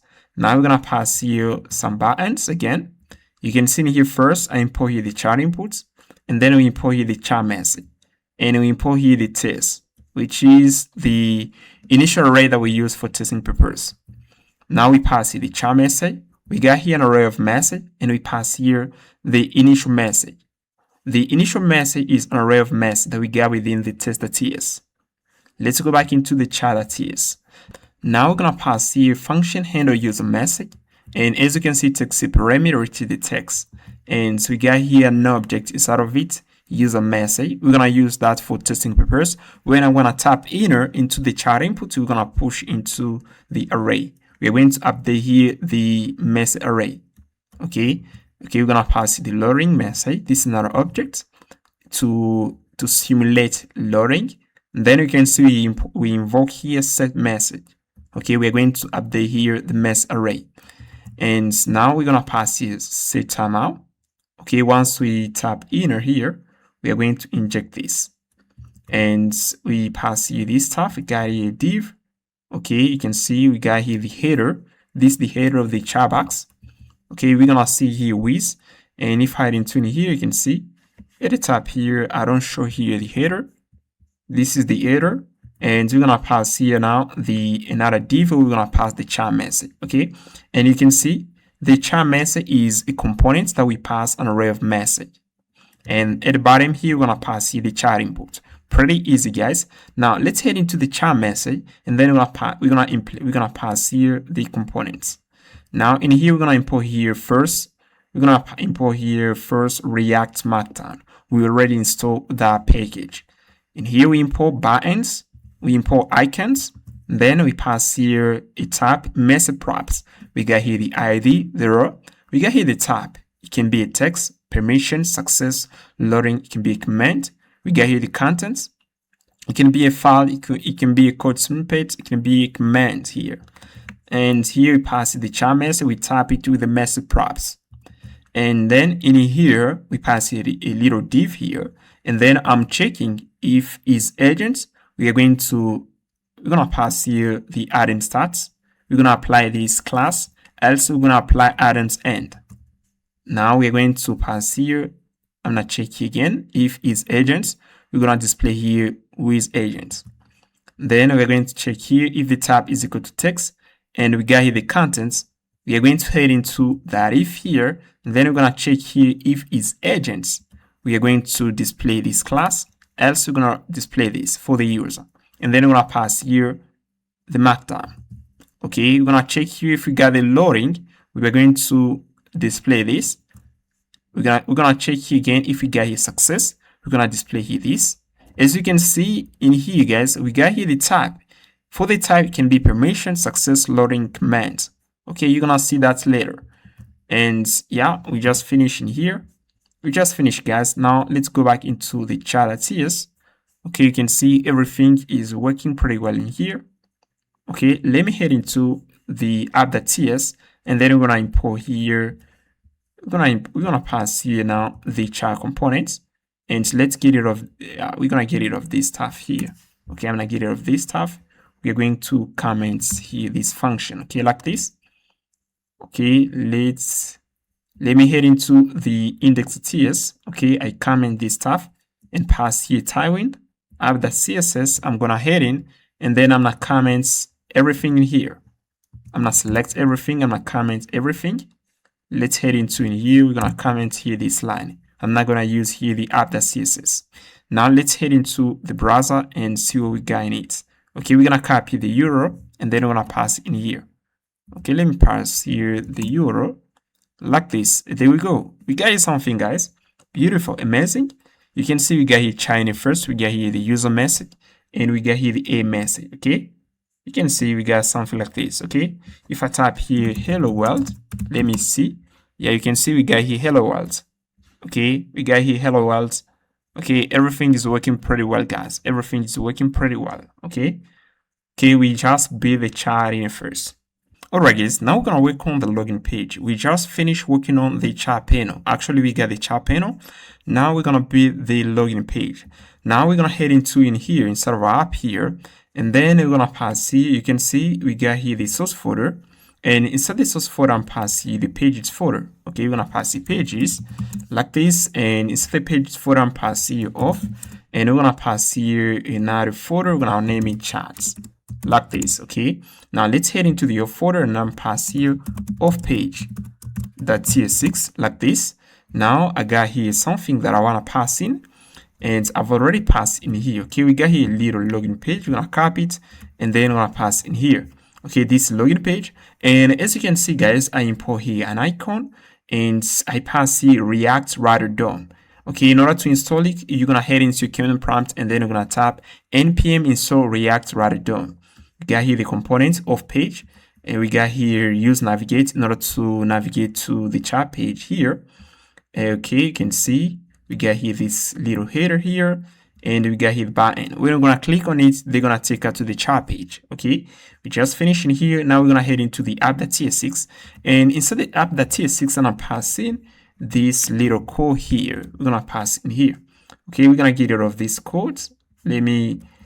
I'm going to comment this stuff here, and then I'll pass you this. Okay, we pass you the memory roots, we pass you the base URL, and then pass you two roots. We got here the login page and we got here the chat page. Okay, like this.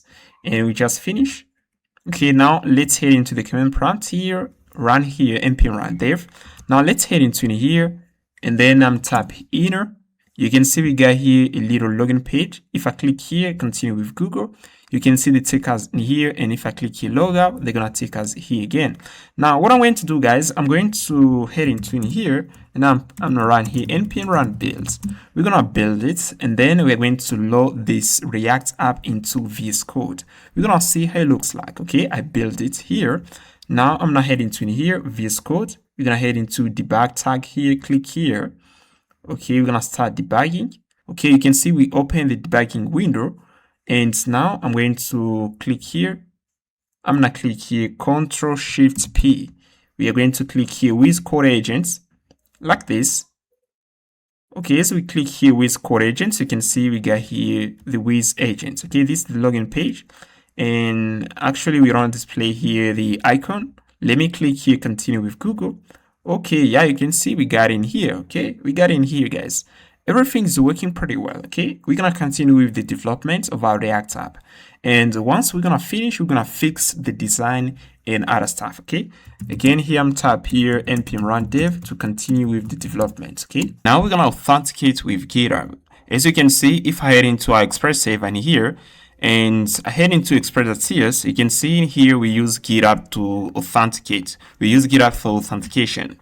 And if I head into my .env, you can see we got here the front-end app URL, and it was like this. I was passing here like this localhost, and I pass here port 3000. Okay, as we're gonna use here VS Code, we're gonna pass here this link. Okay, I'm going to pass here this. You're gonna pass here VS Code. This is the protocol //, and then we're gonna pass here local dev that with engineer /of complete. Okay, this is the name of our extension. If I head into in here, let me show you something. I'm going to head into, I'm gonna scroll at the bottom here. You can see we got a package.json file. Now in here we got the name of our extension with engineer, then we pass here display name with, we got here the publisher. I've added here this line, local dev. We're gonna pass here this, and we got here a little description, CoderAgent, like this. Now let's go back here. Okay, I'm gonna go back to the backend here. You're gonna pass here the front-end app URL. You're gonna pass here this local dev that with engineer, the name of your extension here, and then you're gonna pass here of complete, like this. Head into the Express server, and in here you're gonna pass here of /github /callback, and then you're gonna pass here now the callback here.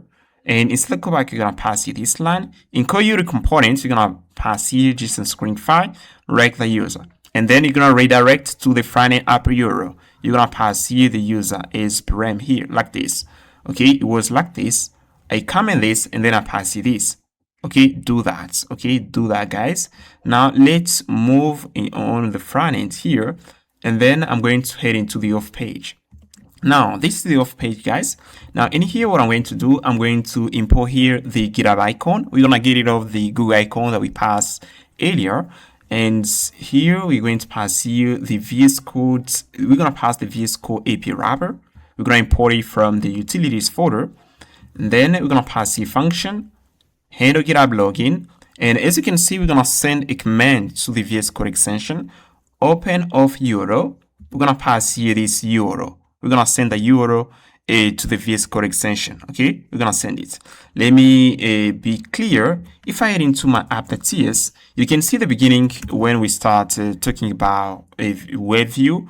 I explain you how to send a command to the VS Code, extension. We send here hello, and inside the VS Code extension, when we receive the hello command, we are going to console here, hey there partner. We did this previously. Okay, I use the same technique. As you can see, we are going to send here this command, and we're gonna send here the URL. Okay, the URL here, like this. Now we're gonna pass the use effects, and instead of we're gonna pass the function handle message. We're going to handle a message. Then I'm going to check here if we got here the data, because we're gonna get data, and then we're going to check here for this command of success. If we got here this command, we are going to take the user data. We're gonna pass a message that's a user. We're gonna take it, and then we're gonna keep it. We're gonna pass into the state. And for VS Code, in order to keep the data into the state, we're gonna pass here VS Code that set state. If you're using JavaScript, we use to local storage. As we are using VS Code, we're gonna pass here VS Code that set state like this. You're gonna set here the user, and then you're gonna navigate to the chat page, and we are going to pass to the chat page here the authenticated user. Now in here, I'm going to listen to that event. When we're gonna get mass events, we're gonna fire it, and when we're gonna leave the page, we are going to remove here that event. Okay, like this. Now I'm going to pass here the function handle GitHub login, and we're gonna pass here the icon like this. And we just finished in here, guys. Now what I'm going to do next, I'm going to head into the component folder. You can see the component folder. And if I head into the chat.ts, you can see the tab here. At the top here, we got here the header. Okay, this is the header. Okay, we got here the header of the chat page here. I'm going to pass here we're gonna pass here the name of the authenticated user. Okay, now I'm going to create a component. I'm going to get rid of this. We're gonna create a component for that. And inside the chat page here, I'm passing here component chat header, and inside chat header we're going to pass here the components. I'm gonna import here first, use navigate composable and use location. Then we are going to extract here now the user. Okay, location that states we're gonna extract here the user from the state here. Okay, when we're gonna redirect to the chat page, and if we arrive here this line, we are going to try to retrieve it from the states. You can see we pass the VS Code that get state. We're gonna pass the user, and then we got here another function handle logout to log out, and here we are going to enter the state, the VS Code state, and then we're gonna navigate to the home page. Okay, now we're gonna pass here now the header, and inside the header we're gonna display here the user. I pass here the name, and here we pass here the image, and we pass here a button like this. We just finished. Pretty easy, guys, pretty easy. Okay, we just finished. Now what I'm going to do next, I'm gonna head into the chat here, into the chat page here, and I'm going to pass here the chat header component like this. We're gonna pass it the chat header so that we are going to see that. Okay, we're gonna pass it in here. Now we are going to close this, and we're gonna head into the hello world panel, and you can see we got a section here where we listen to VS Code commands. You can see here I'm checking if we got the hello command. We are going to show you a message. Okay, previously I showed you how to send a command. You can see we got here this. Previously we did this. I show you how to send the hello world command, and then when inside the VS Code extension we listen to the command, we're gonna show here a little message. Hey there partner. Okay, I showed how to do it previously. Now let me go back here, and then we're going to listen here to another command. Okay, I'm going to check here if we got here this command, open of URL. If we got here this command, we are going to head into the try-catch block, and then we pass here the login URL, and here I'm going to pass await and open external URL pass. We're gonna pass it the login URL like this. If we got here, we're gonna console here this. Okay, now let me head into the off page here. You can see we pass here this command. Okay, open of URL. We send here this URL. we send it into the VS Code extension. We send it there, and then in here, you can see into the Hello World panel. In here, I'm going to retrieve here the URL. Okay, you can see I'm gonna check here if we got here this command. We're gonna take here the URL, and then we're gonna pass in here like this, and then we're gonna pass in here like this. Now we are going to head into the extension .ts, and in here I'm going to pass here a function URI handler. Okay, this is a function. You can start pass here URI handler. We're gonna pass here now this handler here, URI handler. I'm going to check here if we got off complete, and then if we got off complete in the URL, we are going to get here the user, and then I'm going to check here if isn't undefined. We are going to get here the user. We're gonna check here if it's undefined, and then I'm going to console here the user, and then we are going to decode here this URL. We're gonna get here that data, and then we are going to pass it to the panel. Okay, you can see here we get data, and then we are going to pass here to the panel, and in here we're gonna send here commands, and we're gonna pass data. Okay, like this, and then we are going to console here this. You can see we send here command of success. Let me head into the off page here. You can see the bottom here. We are going to listen here to a command here. Okay, of success. And if you got this, you're gonna set here the data into the states, and after that we're gonna navigate here to the chat page. Okay, guys, I think you get the idea. Let me go back here. You can see we pass here this stuff. Okay, if I head into the extension .ts, you can see we send here this command. Okay, if I scroll the bottom here, yeah, you can see we send here the of success command. Okay, we send it, and then when we're gonna listen to it, we're gonna take the data, and then we're gonna keep it into the state. Okay, this is how we do it. In order to understand this stuff, guys, you have to practice. Really you have to practice, because we have a lot of stuff, guys. You have to practice in order to understand this stuff better. Okay, as you know, in coding you have to practice in order to understand. I'm showing you how to do it. Now, in order to understand this pretty better, you have to practice. Okay, I think I just finished in here, guys. I just finished in here. Now I'm going to compile this, and we're gonna see what we're gonna have here. Now I'm gonna head into my command prompt here, and then I'm gonna run here this command npm run build. We're gonna try this npm run build to compile here React. I'm not heading to in here we got here an error. Let's head into the chat.tx. Let's head into the chat.tsx, and we're gonna fix here an error. Let me head into chat.tsx here. We got an error at the top here. We're gonna get rid of this. We're gonna get rid of this unused icon. Okay, this is unused. Okay, I'm not commenting this. Okay, we're gonna comment here this line. Okay, like this. Let's run here this again.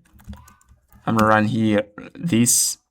Okay, npm run build, and let's head into the VS Code and pass here npm run watch to build it. Okay, we built here this. We built here the VS Code extension. Let me head into here. In here again, we got an header into the chart header. Let's fix that. Okay, I'm not heading to the chart header. Charts header. We're gonna fix here an header again. You can see we got here this.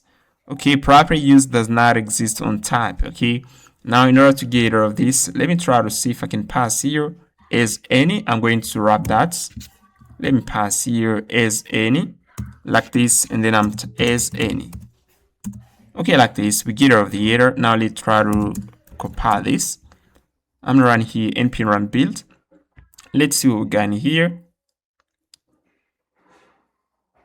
Okay, let's see. Okay, we compile it. We compile here the front end. We finish in here, and I'm going to close here all these windows, and then we're gonna try this. I'm not heading to in here. I'm not heading to the debug tag here. I'm click here run. Okay, we're gonna run it, and okay, like this. Okay, now I'm going to type here Ctrl-Shift-P. We're gonna look for the extension here. Let me click here first run.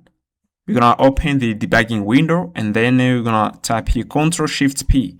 Tap Ctrl-Shift-P. You can see we got here with CoderAgent. I'm gonna click here. You can see here, guys, we got here with agents. Okay, here's the with agents. You can see for the name of the panel here, we got here hello world. Okay, Now, what I'm going to do, I'm going to modify here the name of the panel and pass it with agents. Okay, this is the name of the extension. We're going to modify the name. I'm going to close here this, and I'm not heading to the hello world here. We're going to head into the hello world panel. We're going to close this, and at the bottom here, you're going to see we got here something here. Let me scroll a little bit. You can see we got here window create web view panel. We are creating here the web view. Okay, now you can see panel title. I'm gonna modify this, and then I'll pass you with agents. Okay, like this with agents, and you're gonna see. Okay, actually I'm compiling here the app. Now we are going to click here on the tab here. I'm gonna click here run to start debugging, and then we're gonna open here the window. I'm going to click here Ctrl+Shift+P. Okay, we're gonna select here with CoderAgent. Okay, you can see we got here the extension, and you can say modify here the name with agents. Okay, with agents. You can see here we got here with agents. Now, what I'm going to do, guys, I'm going to open here the debugging window. You're gonna type again Ctrl+Shift+P. You're gonna look for developer colon open web view developer tool. You're gonna click here, and then you're gonna open here this. Let me show you what you're gonna open. Okay, let me click here again. I'm going to click here. I'm gonna click here Ctrl+Shift+P. You're gonna see here the line web view developer tools. Click there. Okay, you're gonna open here the web view developer tool. You can see we have it in here. Now I'm going to clear out everything in here. Okay, we're gonna head into console here. Let me zoom a little bit. And when I'm gonna authenticate, we're gonna console here something. Let me try this. I'm gonna click here continue with Github. You can see we open here a tab here. You can see open Visual Studio Code. Okay, I'm gonna click here open Visual Studio Code. We're gonna head in, and in here you can see a low with extension to open this URI. Okay, now I'm gonna click here open. Once I click here open, you can see they take us to the chat page, and as you can see we got here my name. Okay, we have here my name, and we get here logout, and we can even pass here hello. Let me pass here hello. Okay, you can see I pass here hello, and it works. You can see the bottom I pass here hello, and we got here my name. Okay, it works pretty well. Now let me head into the tool here. Let me show you. I'm not heading to the debugging window that we open here. You can see when I'm authenticated, we console here this. Okay, we console here the ID, the name, and we got here even the image. Okay, it works pretty well, guys. Okay, you can see we got here this information. Okay, now what I'm going to do next here, I'm going to do something. Let me head into here. You can see when I switch here the window and then I come back, they take us to the login page. You can see they take us to the login page. Now I'm going to check if we got the state. We are going to go back to the chat page. That's what we're gonna do. First, let me copy this URL. I'm gonna copy this URL, and I'm going to head into the off page here, off page. And what I'm going to do in here, let me close here this first. I'm going to scroll the bottom. You can see pass here the GitHub icon. I'm gonna get rid of this and pass here this URL. Okay, we're gonna pass here this URL, and I'm going to get rid of this icon right here. Okay, like this. I can even take here this. Okay, yeah, we can let it like this first. Okay, we're gonna pass the URL, and okay, like this. I got the icon on my server, and I'm going to head into the chat header. I'm not copying something. I'm going to copy this, and then I'm going to pass it into, yeah, you can see, we're gonna pass into the chat page. Yeah, I'm not heading to the chat.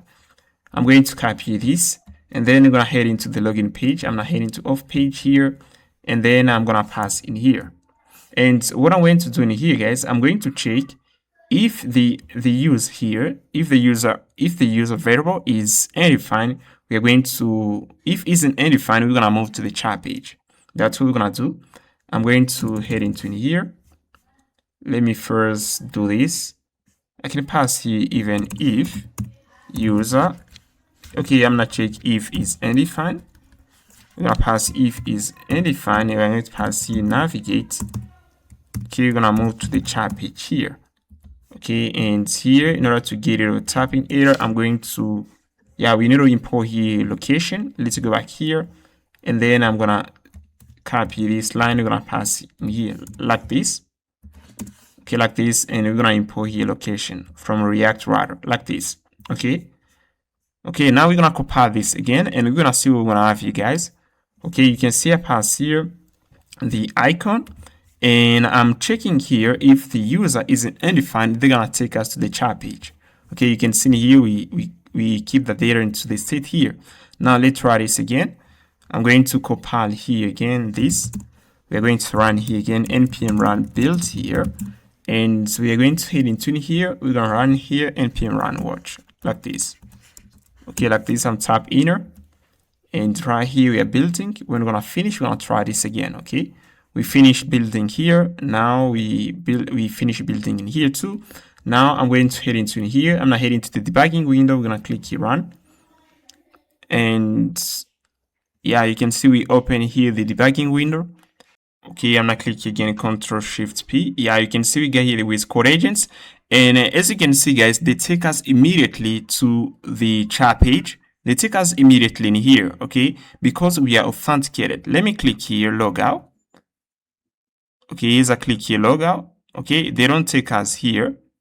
Okay, logout. I'm going to, you can see logout doesn't work here. Logout doesn't work. Okay, logout doesn't work. Now, what I'm going to do, guys, I'm going to, let me head into our React tab here. I'm going to fix here something. I'm gonna head into the off page. Let's head into in here. Okay, I'm gonna close this window. And in here, you can see right here.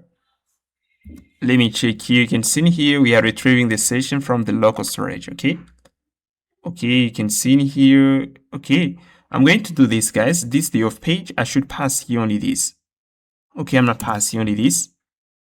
Okay, like this, and we're gonna get rid of this line, and we're gonna get rid of this line here, guys. Okay, and we are going to retrieve the state from VS Code, and then I'm going to check here if I'm going to check here if user, if we got here the user, if the user is authenticated, they're gonna take us to the chat page here.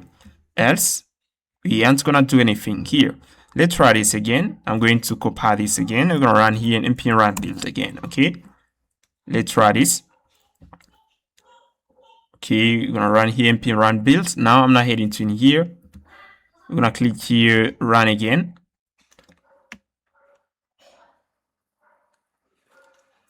Now we're gonna type here Ctrl+Shift+P, and then we're gonna click here with CoderAgent. Okay, you can see actually the app is open here. Now let's authenticate here first. Okay, I'm now authenticate.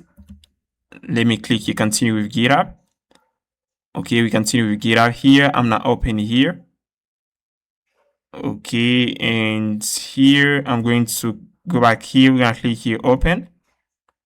Okay, you can see they take us here again the chat page, and if I click here, I get out of the extension tab, and then I come back here. You can see they take us to the chat page because we have the state.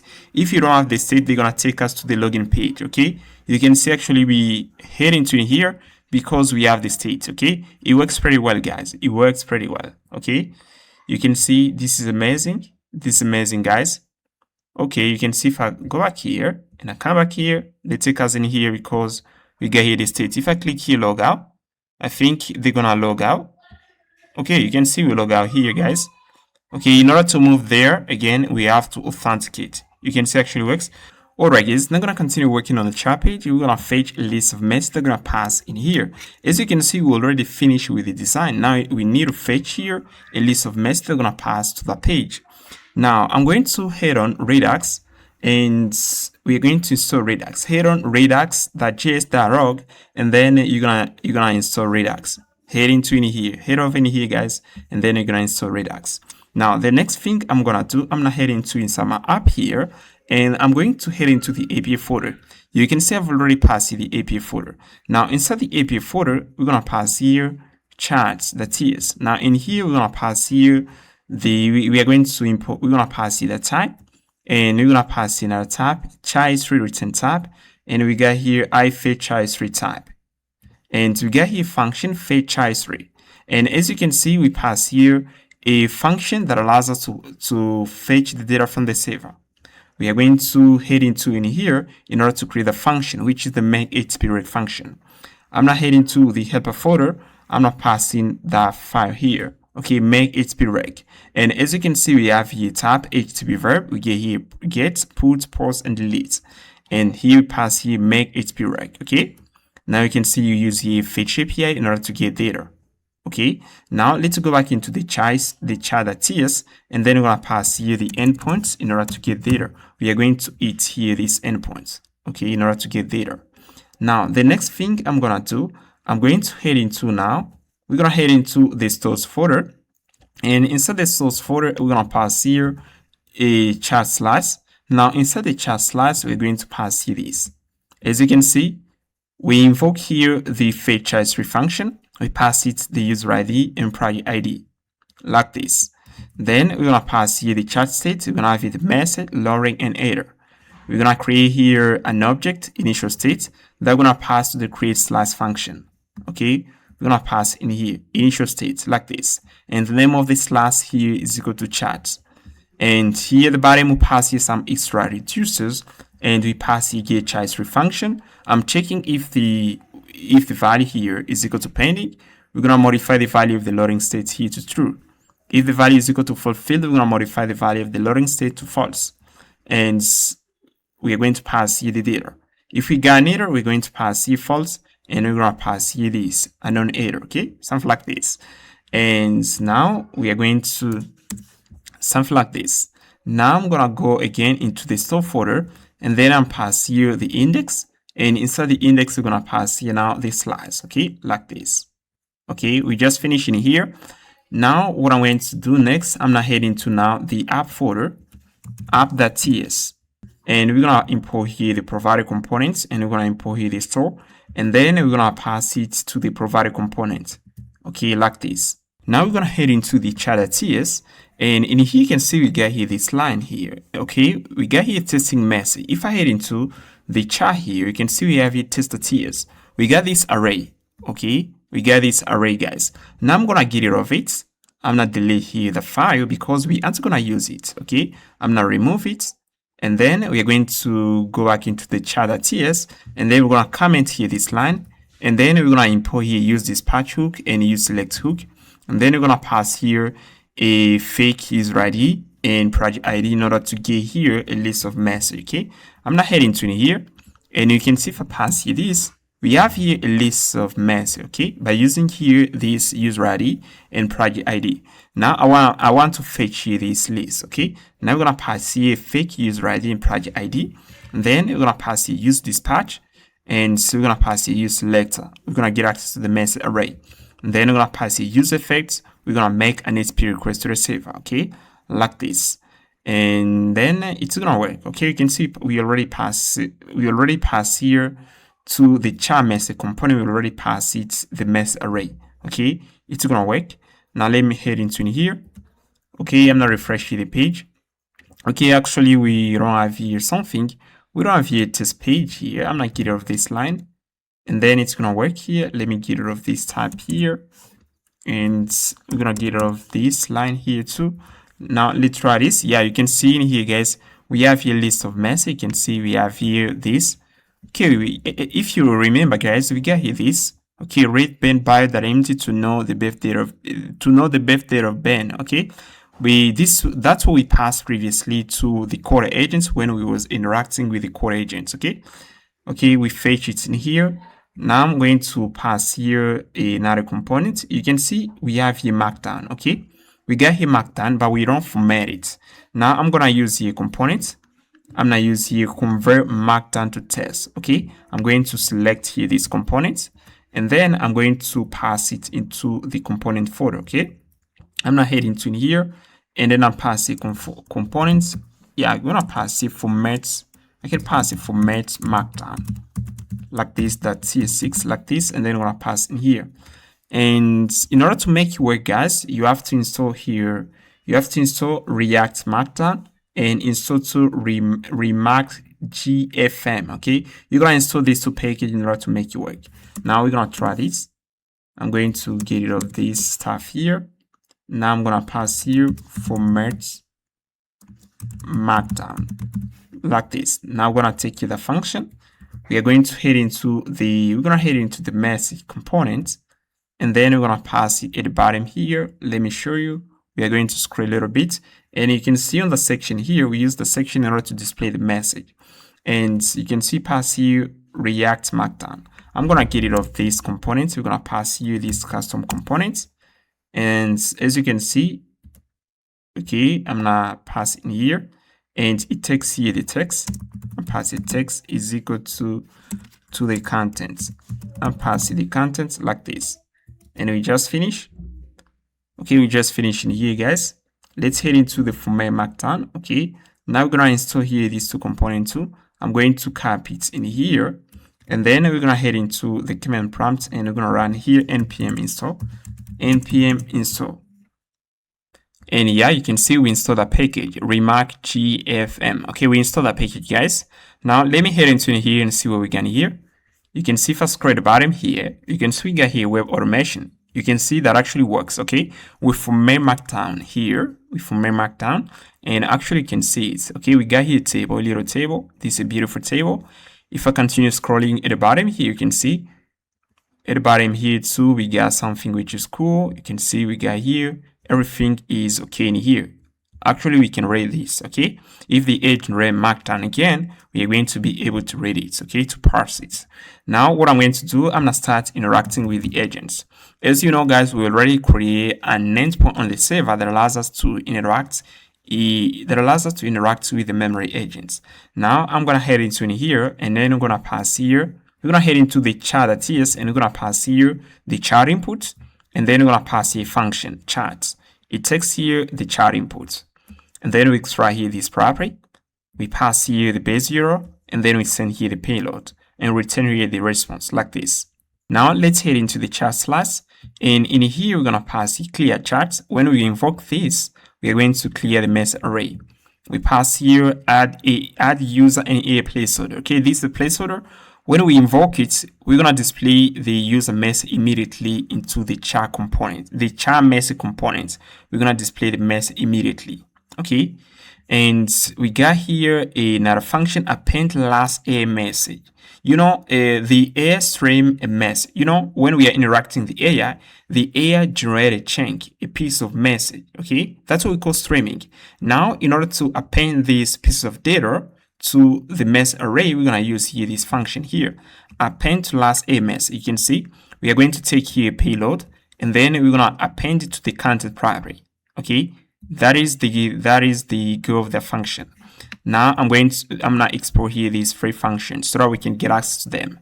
Let's head into the chat.ts. Okay, let's pass here to the chat input. We're gonna pass here a function send mess. Okay, we're gonna pass it here, and now we're going to import here these functions, add user and a placeholder. Okay, we're gonna pass here these functions. Okay, now we are going to pass here now some states here like the loading property. We got here the user ref. You got here the user message ref. This is an array where we're gonna push in the data, and then we're going to use it in order to add a tapping simulation effects. We got here tapping is equal to ref here. Now we're gonna pass here two states, the loading. Okay, this is a Boolean value. You know, when we send a message to the server, we are going to modify the value of the loading property to true. And we got here user message ref. We use the user message ref array in order to add the tapping simulation effects. We're gonna use here the array for that. Now we're gonna pass here tapping ref is equal to false. Okay, we're gonna use here the tapping ref in order to check if inside the user message ref we got data. Now we're gonna pass here tap next user mess. Okay, we're gonna use the function in order to remove chunks of message into the user message ref. And as you can see here, first I'm checking if we got data here. If we don't got data here, we are going to modify the value of the tapping ref to false here. And here else we're gonna pass it true, and then we are going to pick here. We're gonna pick here chunk. Okay, we're gonna pick a chunk of message, and then we're gonna pass it to append to last a message function. We're gonna append the content, and then we're gonna invoke here the tap next user message. Okay, after 3 seconds, we're gonna invoke it. Now we're gonna pass here the send message function. It takes here the user inputs. If I head into the chat inputs, you can see in here, if we head into the chat inputs, we got here on send. On send takes here a parameter, which is the text. This is a string, okay? Now we're going to pass here an input, okay? And then we're going to remove here space. Then we're gonna initialize here the user message ref. Now here I'm going to add the AI and user placeholder. You know, when we're gonna tap enter immediately, we are going to display something within the chat message components. Now we are going to pass here set loading because we're gonna make here an HTTP request to receiver in order to send data. As you can see, we're gonna modify it valid first to true, and here we are going to make now the HTTP request to receiver. Now I'm going to start here now streaming. You can see pass here reader, and then res.body.get reader. Then we pass here, we instantiate here a text decoder, okay, in order to decode the message. Okay, decoder is equal to new text decoder, and we got here we pass here the buffer. Now the inside the buffer variable is where we're gonna pass in a chunk of message. Now I'm gonna pass it true. While true, we're gonna start streaming here. I'm gonna start reading these pieces of chunks that we got from the server, and here we're gonna pass here buffer. We're going to append here this message. You can see pass here buffer plus decoder that decode, pass here this value. And here we are going to create an array. And then we are going to iterate through the lines array here. You can see we get here the buffer. The buffer is an array of string. Then we are going to split it. We're going to convert it into an array here. And then we're going to iterate through the array. And then I'm going to get access to the data here. And then we're going to take the payload. We are going to parse it. And then we're going to listen now here to the mess events. Then if we got a mess from the server, we're going to push it into the user message ref so that we can start with the tapping simulation effect. Now we're going to pass here tap next because we got data, and else here, if we got here the end event, we are going to close the connection. If we have an error from the server, we're going to close the connection. Okay, and into the catch block here, I modify here the value of the loading property to false. And then we're going to head into the final block here. We modify here again the value to false like this. And we just finish. Now I'm going to pass to the chat input here. Another property, you can see we have here loading. We're going to pass it in here. We can pass here loading is equal to loading like this. I'm passing loading like this. And we just finish. And we're gonna pass the loading, and we just finished, guys. Now let's head into the browser and try this. Okay, now let's pass here a little message. Okay, let me scroll at the bottom here.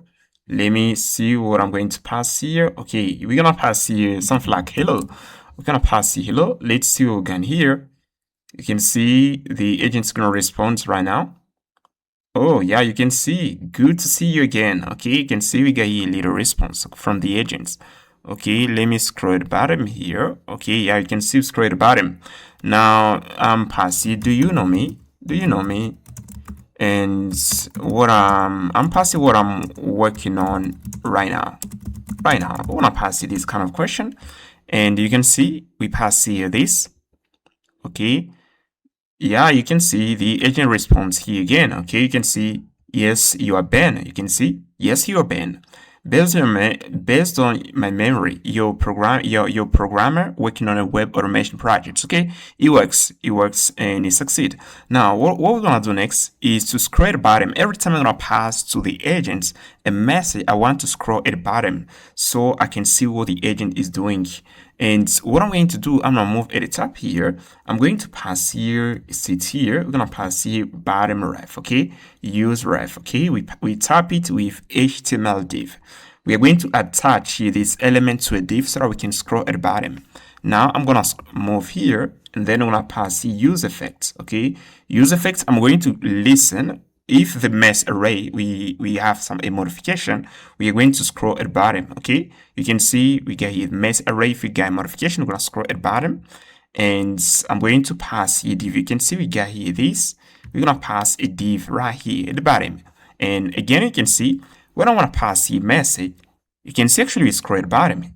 Okay, if I pass here hello, you're going to see we scroll immediately at the bottom. we scroll immediately at the bottom, and you can see the agent respond immediately. Okay, let's wait a bit. Okay, the agent respond immediately, and you can see we are scrolling at the bottom. Now, what I'm going to do next here, guys, I'm going to head into in here, and we're going to try out this VS Code extension. And I'm going to run here first npm run build like this. Let's see what we're going to have here. And I'm not heading to in here. You can see we got here the VS Code extension pass npm run watch. We're going to compile it. Okay, and here the build failed here. Let me get rid of a constant here. Okay, we are going to get rid of something here. We got here this line. Okay, you can see we're gonna run here npm run build again. We're gonna run here, and here we're gonna run here npm run watch to compile our extension npm run watch here, run watch like this. And we're gonna go back here. You're gonna see in here we finish building. Yeah, you can see we built here the front end, we built the web view. Okay, and in here we compile the extension. Okay, now what I'm going to do, I'm going to debug this. I'm not heading to in here. We're gonna head into the hello world panel, and we are going to, you can see we got here this button. I'm gonna click here debugging again. We are going to debug this to see what we're gonna have in the browser. Okay, we're gonna click here run here. You can see we open here the debugging window, and I'm gonna tap here Ctrl+Shift+P, and you can see we got here this line with CoderAgent. I'm gonna click here, and then we're gonna open here our CoderAgent in a matter of seconds. Let's see what we got in here, guys. Okay, let's see in here in a matter of seconds. We're gonna open here our VS Code extension. Okay, let me check in here. Yeah, you can see the bottom here. Yeah, you can see the with agents open here. You can see we got here the agents. We got the agents, but actually we don't have a message. Okay, we don't have a message, guys. It seems we got an error. Let me try to fix that. Okay, we are going to, you can see in here, if I click here developer open web view developer tool, we're gonna click here. Let's head into the console. You can see actually we got an error, guys. Okay, you can see connect to. Okay, they block here fetch API cannot load. Okay, they block here fetch API. Okay, refuse to connect because it violates the document content security. Now, in order to fix this error, what I'm going to do, I'm going to copy this stuff. We're gonna copy this stuff, and let me pass in here like this.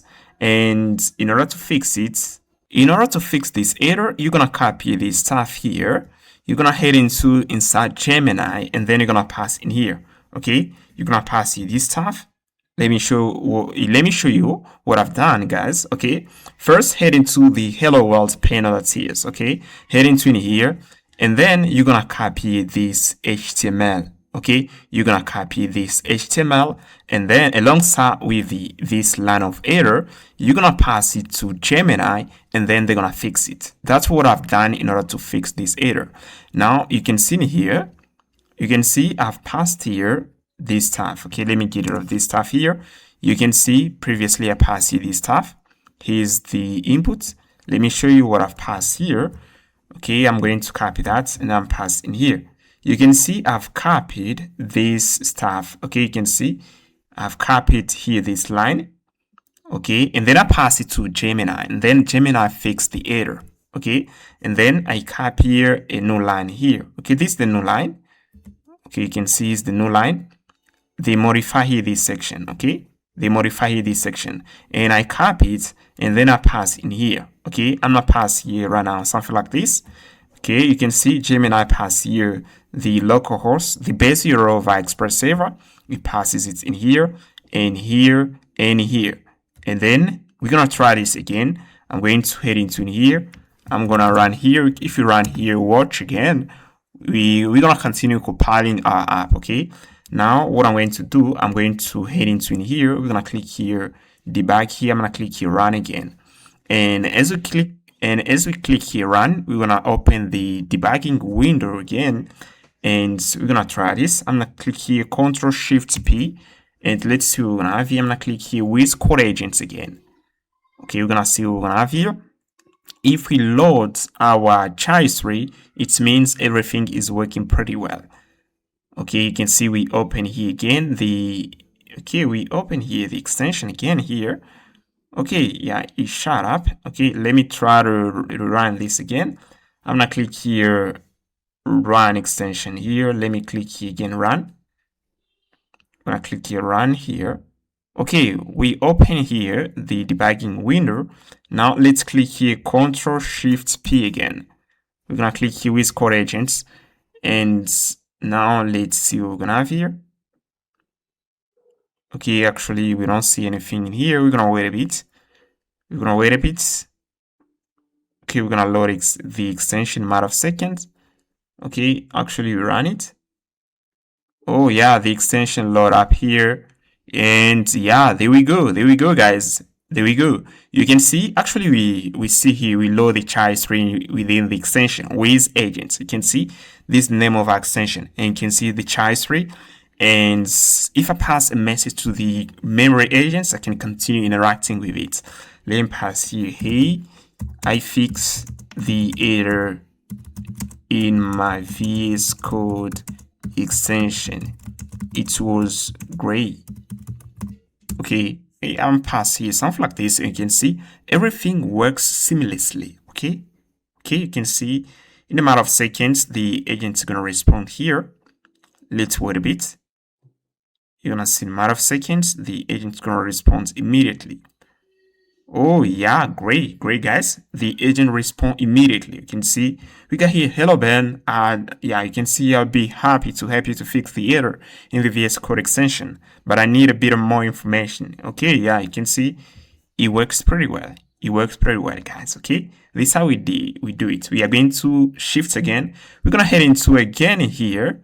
We're gonna head into our React app. I'm gonna head into in here, and then we're gonna continue with the development. Okay, I'm gonna head into the web view again. We're gonna tap here npm run dev. We're gonna continue with the development. Okay, this is how we build this, and at the end we're gonna fix the design, even the layer of the extension, to make it looks beautiful within the VS Code editor. Okay. Alright guys, now gonna implement the human loop component within the chat page. Okay. Actually, if let's say I want let's say to edit a file, if I pass this kind of input to the agent is gonna try to run the edit file. And when it's gonna try to edit a file, we're gonna interrupt it. And once we interrupt it on the back end, I want to see a component pops up on the front end. That's what we're gonna do. We already talked about human loop.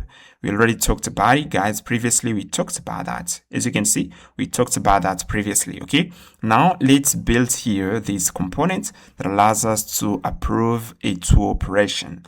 Now, I'm not heading to in here. I'm not heading to the chat slice. And inside the chat slice, you can see we got here this interface here. You can see we got here the chat message. I'm going to click here, and you can see we got here this type, okay? Now, what I'm going to do in here, I'm going to add here this property, human loop.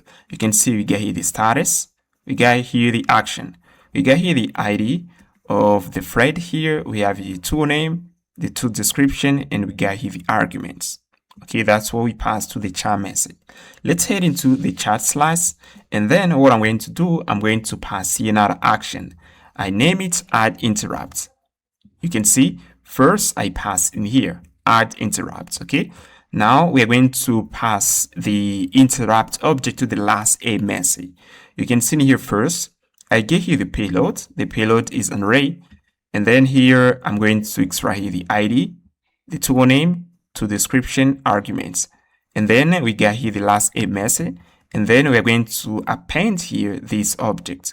I pass here last a message is equal to human loop, and then we're gonna pass here this object like this. And you can see here too, when we are going to pass something to the, when we're going to invoke here the add user in a placeholder, we're going to pass human loop. For the status, we're going to pass by default, it's going to be false. And here for the a by default, it's going to be false. And if at the backend we interrupt a tool execution, we are going to pass up a UI. Okay, we're going to pop up a UI. Okay. That's how it's gonna work. Okay, now I'm gonna head into the chat.ts, and inside the chat.ts we are going to we're gonna listen to the interrupt event. If we get the interrupt event, we're gonna invoke here this line add interrupt. Once we invoke here this, we are going to cancel here the connection. greater cancel. Okay, and then we're gonna pop up a UI so that we can approve this operation or we can reject it. Now we're gonna head into the chat message. Okay, in here, head into the chat message. Okay, we use the component in order to display the conversation between the A and human.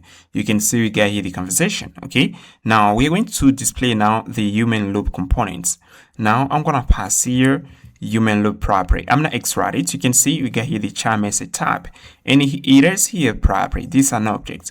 We're gonna extract it, and then we're gonna use it in order to display these components here. Human loop. Okay, this is the component human loop. Okay, let me do something like this so that you can see that pretty well. Okay, we get here this component human loop. Okay, is basically a car. And as you can see, I pass here, if the status here is equal to true, I'm going to display the components. If the status is equal to false, we aren't going to display the components. And as you can see, we're going to pass here, we pass here the arguments. And if I continue scrolling at the bottom here, we got here toolbar approve and reject. Okay. And we pass here the tool description. You can see pass here tool description.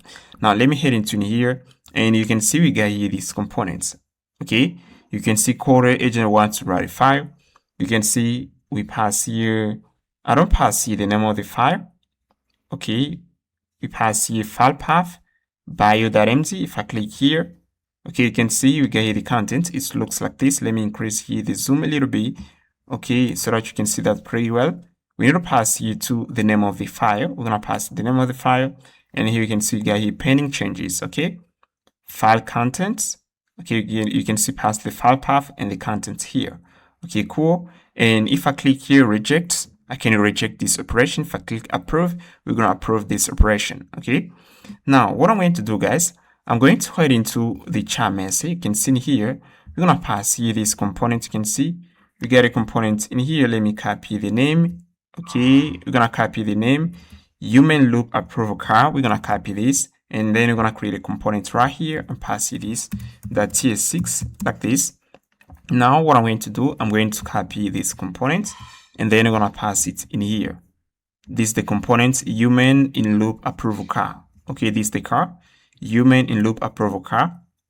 Okay, we're going to copy this, and we're going to pass it to function approve and reject. Okay, and here for the status here, we got here this.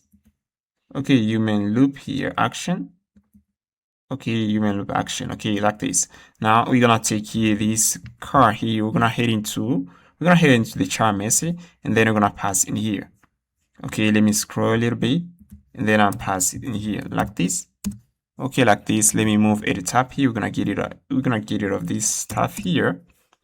We're gonna scroll at the bottom. I'm gonna get rid of this line here, and we're gonna import here these components. Now we're gonna pass it some property. Okay, we're gonna pass the human loop is equal to human loop here, objects like this. Now we need to pass here the approve and reject function. We're gonna pass here approve, and we're gonna pass here reject. Okay, like this, we pass here approve and reject. Now we are going to head into first, we're gonna head into inside the human loop here. We're gonna head into the human loop approve car, and we're gonna pass here handle approve. We're going to pass here this function in order to handle approve. We are going to invoke here a wait on approve. Okay, we pass it in here. It's going to be a promise, and you can see pass here on approve. Okay, like this. We're going to pass here to on reject, like this. Now we're going to take here this function. We're going to pass that to the button here. At the bottom, you can see we got here button, handle reject here, and we're going to pass here handle approve. And you can see here we got here property is approving. If is approving is equal to true, we're gonna display here loading indicator. Okay, else we aren't gonna display, and if you're gonna display a check icon. Okay, like this. Now let's go back into the chat message. We're gonna go back in here, and I'm going to create here these two functions in here. Now at the top here, we're gonna pass here a function handle rejects, and I'm going to extract here the thread ID like this, and then we're gonna send here this. Okay, we're gonna send the thread ID, and type here is gonna be rejects. And we're gonna send here, we're gonna pass in our function handle approve. Okay, on send, we're gonna send here the thread ID, and type here is equal to approve. And now we're gonna pass here on send function, and we're gonna pass in here chat message props here extend here message. Okay, we're gonna extend here this, and then we're gonna extract here the onSend function like this, and we just finished. Now what I'm going to do, I'm going to head into the chat.tsx, and what I'm going to do in here, guys, I'm going to pass here some property. You can see we get here this function send message. Okay, this is the send message function. We're gonna pass here resume decision. It's gonna be here second parameter, and we have here human decision. We're gonna pass the thread ID and the type. The type can be reject or approve. Then I'm going to check here if we get here resume decision. If is undefined, okay, if is undefined, we want to gonna head into the if. If is undefined, we want to gonna head into the if block. I'm going to continue here. We're gonna pass it to the chat function. Now I'm going to move at the bottom here. I'm going to pass here resume decision. Okay, we're gonna pass here the send message function. We're gonna pass it in here. You can see if I click here and I head into in here, you can see pass on send. Okay, now as we pass on send, we are going to pass it right here to the chat message components. Okay, like this. Now we're going to head into the chat.ts, and inside the chat.ts, we're gonna pass here and in first we're gonna pass here a human decision. We have here the thread ID, and we got here the tab approve or reject. Then I'm gonna pass here to the chat inputs. We're gonna pass here resume decision. Then we're gonna pass here resume decision. Here we're gonna extract it. Then we're gonna pass here user input constant. This is property. User input is equal to resume. If we got here resume, we are going to send the user ID, existing thread ID, and we're gonna send here the resume property, the resume objects. We're gonna pass here decisions, and we're gonna pass here the type. Else, we're gonna send here only the user ID, project ID, and message. If the resume property is undefined, we're gonna send here this free property. Then we're gonna take here the user input. We're gonna pass it to the body here.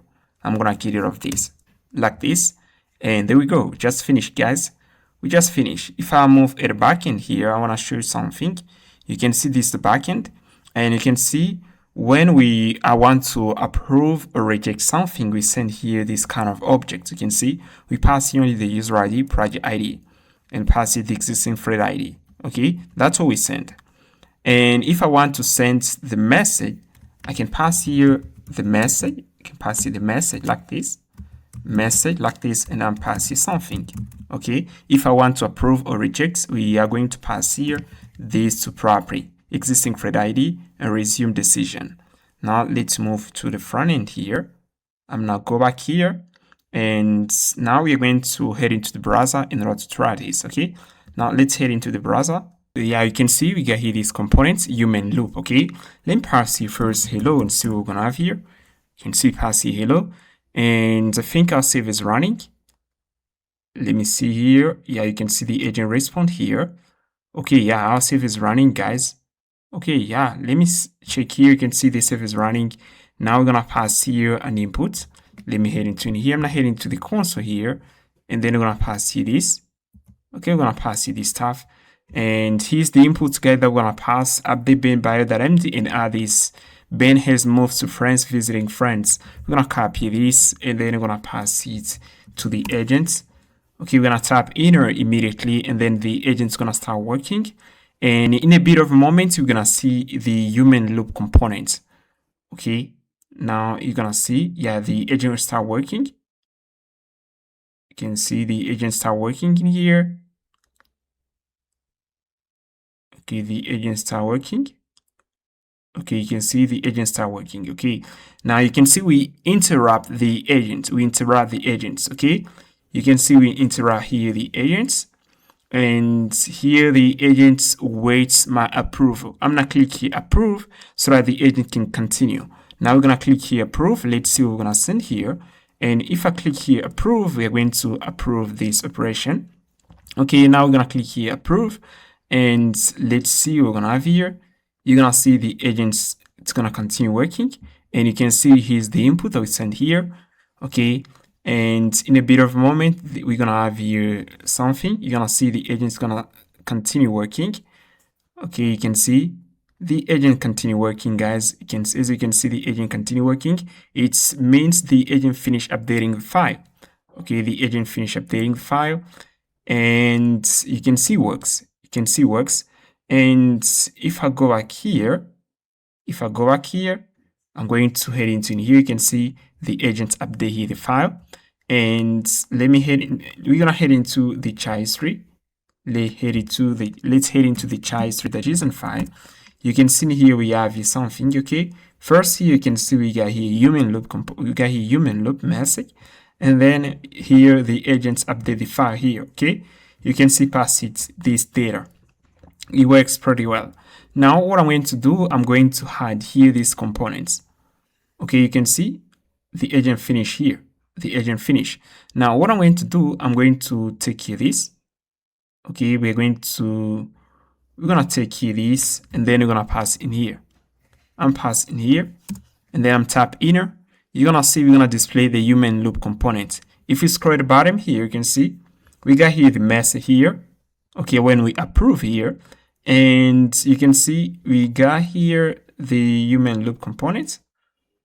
Okay, let me see here. Okay, this wasn't the last message. Okay, let me see here. Okay, let me see here what we got in here. Okay, this was the last message. Let me go at the back end here. Okay, you can see pass here content task. Yeah, you can see pass here task completed. I've successfully updated the ben.bio.md.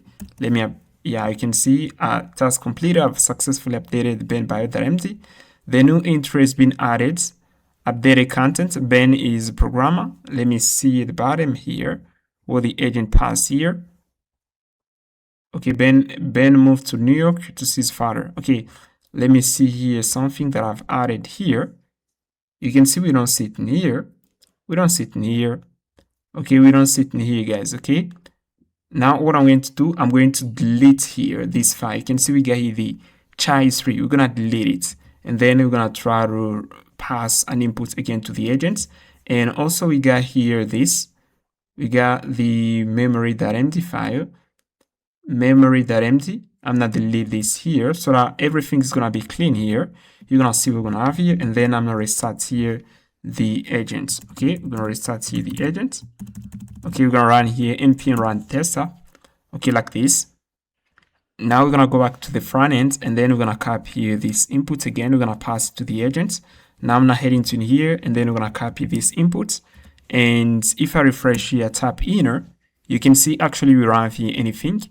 You can see actually we don't have here anything. Okay, now let me pass here first hello. Okay, let's see what we're gonna have here. Okay, yeah, the agent response here. I'm gonna tap here this. Okay, I'm pass here move these inputs to the CoderAgent. I'm pass here this. Okay, let's see what we're gonna have here, guys. Yeah, you can see the agent start. Yeah, you can see start working here. You can see start working. Okay, you can see task transfer to the coder. Okay, let's wait a bit, and then we're gonna see here what we're gonna have here. Okay, let me first check here the child history. Okay, if I head into here, you can see we get here the chat history. Chat history. Okay, let me head into. We're gonna head into here. I'm going to head into the child history. Yeah, we have already run into the child history. You can see actually we don't have anything. Okay, let's wait a bit. Okay, actually the CoderAgent is working. Okay, let's wait a bit. Okay, let me move it back in here and see what's going on in here. And you can see actually the agent is reading files here. Okay, let me see here. Okay, now I think we're gonna interrupt it. Yeah, you can see we don't interrupt it. Okay, the coder is now handling this file. Okay, yeah, you can see in here we got here a little message from the CoderAgent. Let me see here. Continue here. You can see it said something like this. If I move here, you can see it said here that Ben has moved here. You can see Ben has moved to France. and you can see visiting friends already exists on line 9. Okay, it said it already exists. And pass here update the Ben bio.md and add in this. Ben has moved to Nigeria. And pass here, we're gonna pass another country. Ben has moved to Morocco. Morocco, like this. We're gonna pass here this. I'm gonna copy this, and then we're gonna pass it to the agent again here. Now let me pass it in here. Okay, this is another input. Okay, let's see what we're gonna have here. And I think the agent's gonna try to update here. Okay, yeah, you can see actually we got here human loop. Okay, you can see we got here new stuff. Okay, you can see we got here human loop. Let me go back in here. Okay, we interrupt here the agent. Okay, we interrupt here the agents. Now let's head into the child tree. We're gonna head into the child tree. We don't have here the child tree. Now let me click here approve. Okay, I approve here. Okay, we approve here, and I think the agent's gonna continue working. Okay, we don't have here something. Okay, we don't have here anything. Let me try to move here the backend. Okay, let me try to see. Yeah, you can see actually we got here an error. You can see we got here an error. Now I'm gonna restart it here the server. I'm gonna restart here the server, and then we're gonna pass here the same input. Okay, we're gonna wait a bit. Okay, now let's move here again, and then we're gonna copy the same input. We're gonna pass it to the CoderAgent. Now we're gonna pass it the inputs, and then we're gonna see what the CoderAgent is gonna does here. Okay, we're gonna pass in here, update the Ben bio.md and add this. Ben has moved to Morocco visiting friends. Okay, and here first the agent's gonna start working here. Okay, let me move it backend here. You can see actually start working. Equal here think tool. Let's move here. You can see start working here. Okay, please start erase here the file.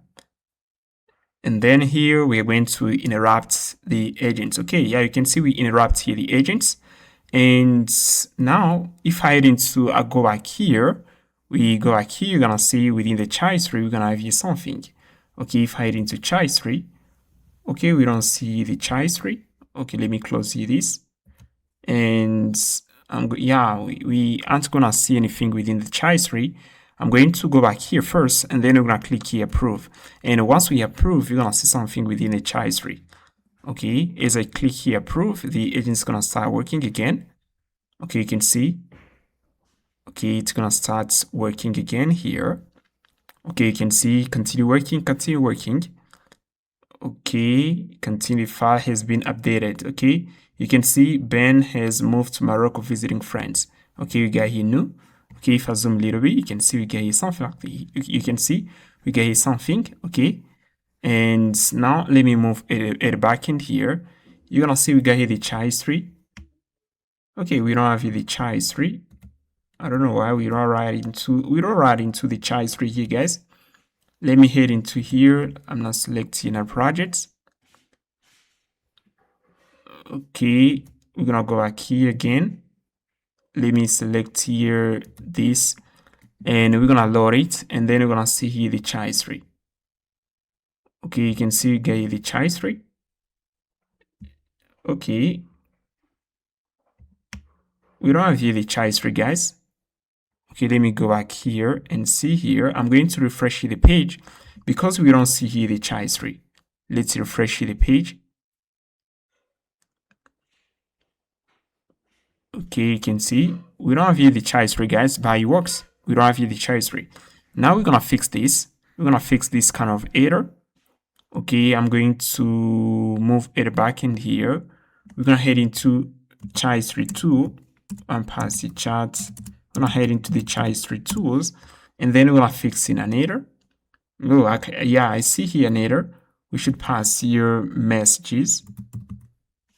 Okay, like this. And then we're gonna get rid of this stuff here. Okay, like this. And now we're gonna restart it here again, the server. And then we're gonna tap here inner. Okay, and then we're gonna see what we're gonna have here again. Okay, we just fix here an error. Okay, let's go back here again, and then I'm pass here hello. We're gonna pass hello to the agent, and then we're gonna see what we're gonna have here. Okay, actually the save isn't up here. Let's wait a bit.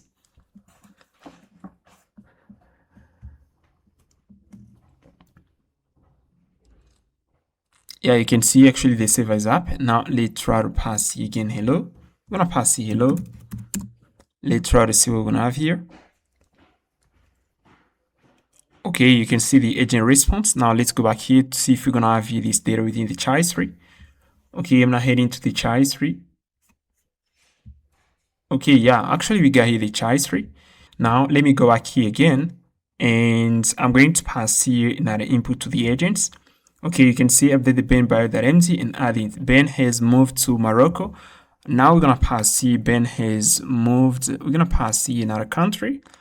Let me see. Yeah, we can pass here Egypt. Okay, Egypt, like this. We're gonna pass this, we're gonna copy this, and then we're gonna pass it to the agents. Like this, we're gonna tap inner, and you're gonna see the agent's gonna start working again. Okay, you can see the agent continues working. Okay, continue working here.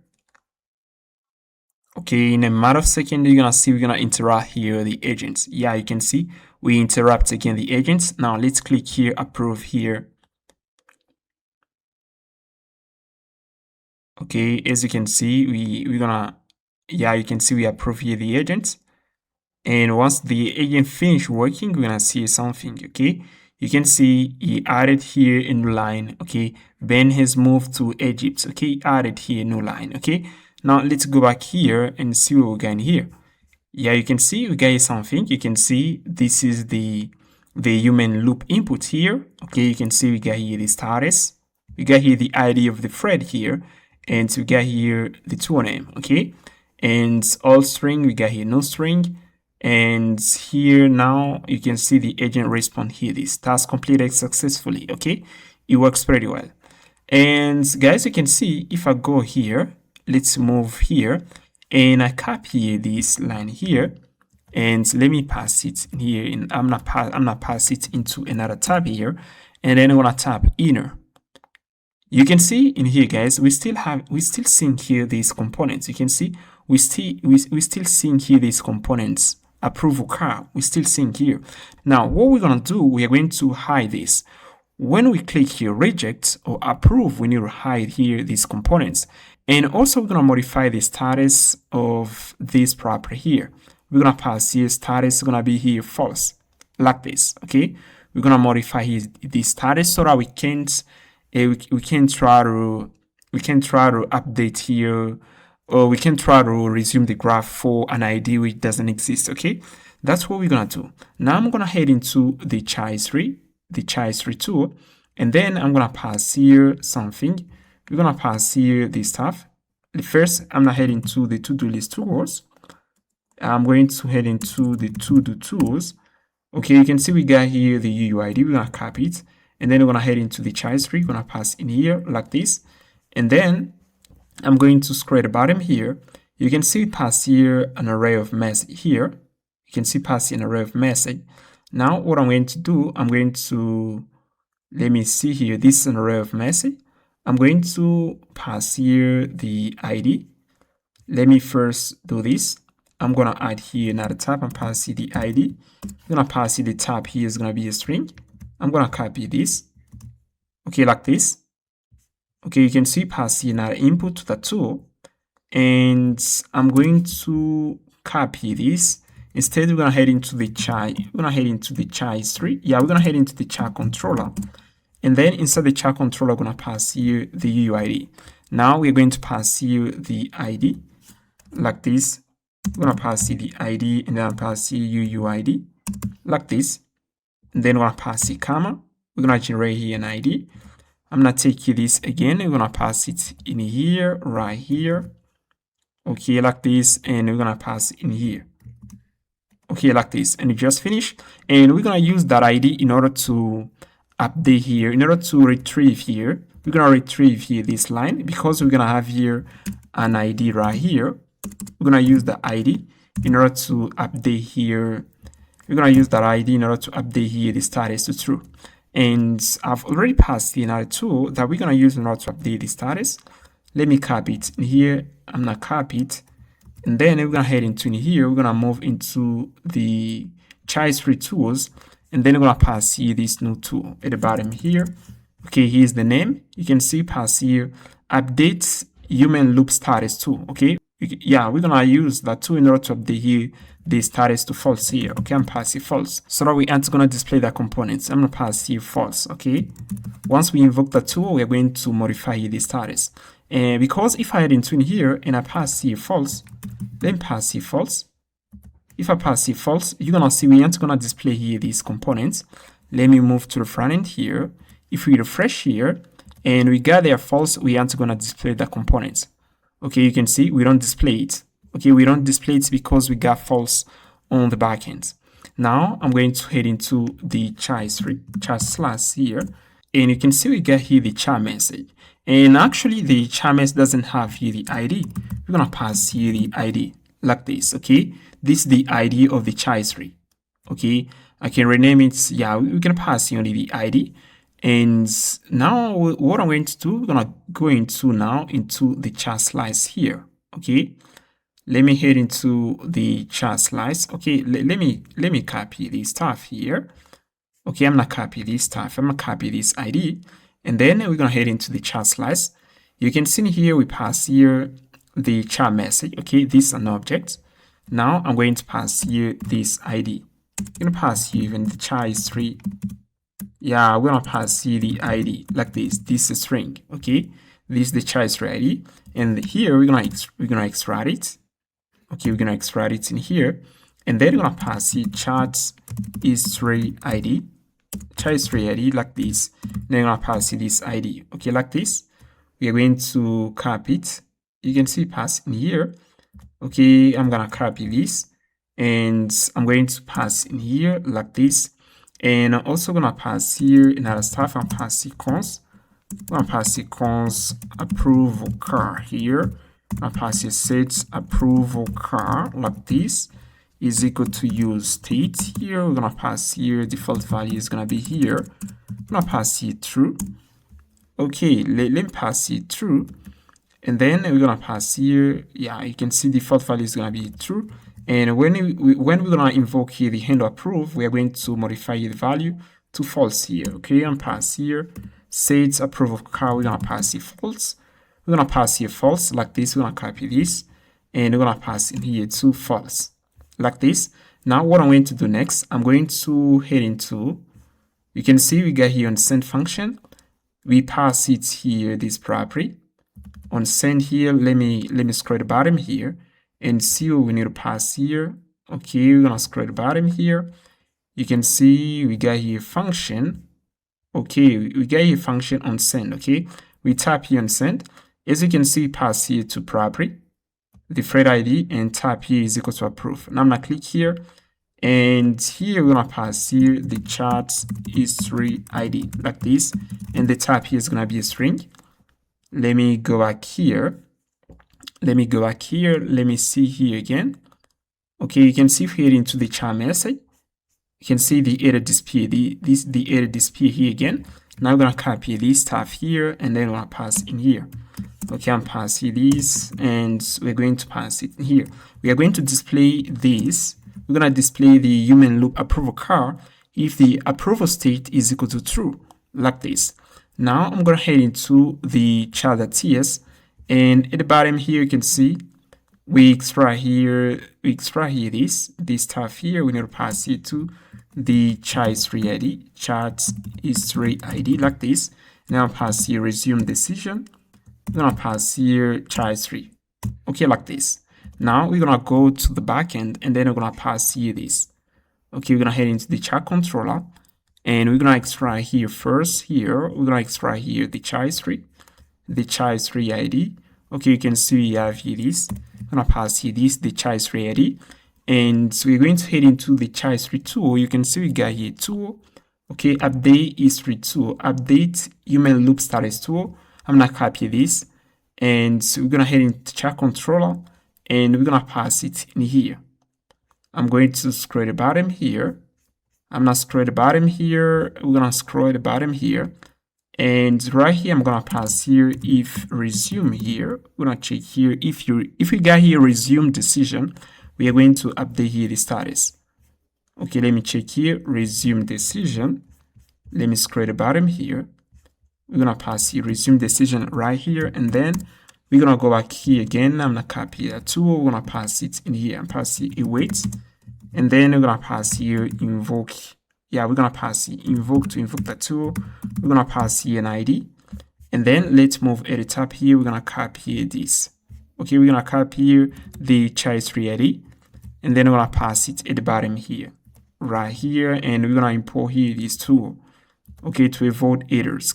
Okay, like this, guys, and we just finished. We just finished in here, guys. We just finished. Now we're gonna try this again. And what I'm going to do, I'm going to rerun here the save again. I'm gonna type here npm run test app, and we're gonna see what we're gonna have here. Okay, we're gonna try this again. I'm gonna head on the front end here, and we're going to pass in our inputs. Okay, we're gonna pass here this. Okay, we're gonna pass here our inputs. I'm gonna head into here. You can see we're gonna pass here as the CoderAgent heading to the bin.empty and passing. Okay, we're gonna pass in this stuff and passing Ben is a teacher and passing Ben. Yeah, we're gonna pass in passing. I'm gonna pass this. Pass it Ben is a YouTube teacher. We're gonna pass here this YouTube teacher like this, and then we're gonna copy this, and then we're gonna pass it to the agent again. Let me go here. We're gonna check here the save is up here again. Let's copy this stuff, and then we're gonna pass it in here. Okay, to see if it's gonna work. Okay, you can see actually we don't display here any component, and let's pass here again this. Okay, the agent's gonna start working again.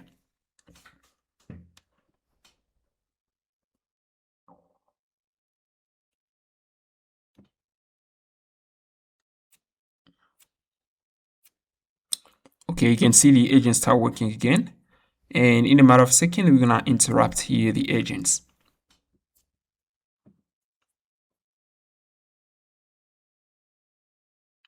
Okay, you can see again here we interrupt the agents. You can see we get here the human loop component, and what I'm going to do, guys, actually I'm going to reject here.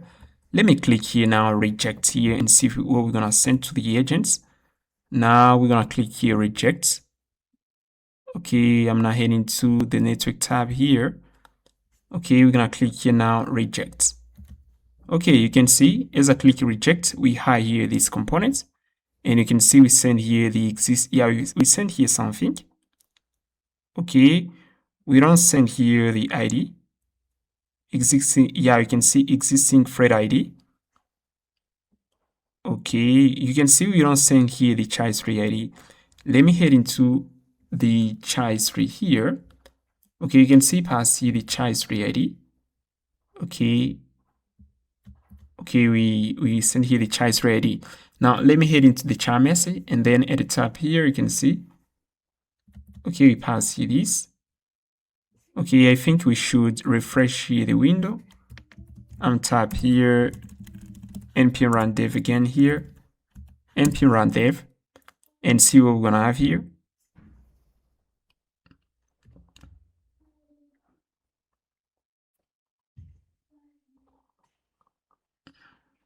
Okay, we're gonna copy this stuff, and then we're gonna pass it in here.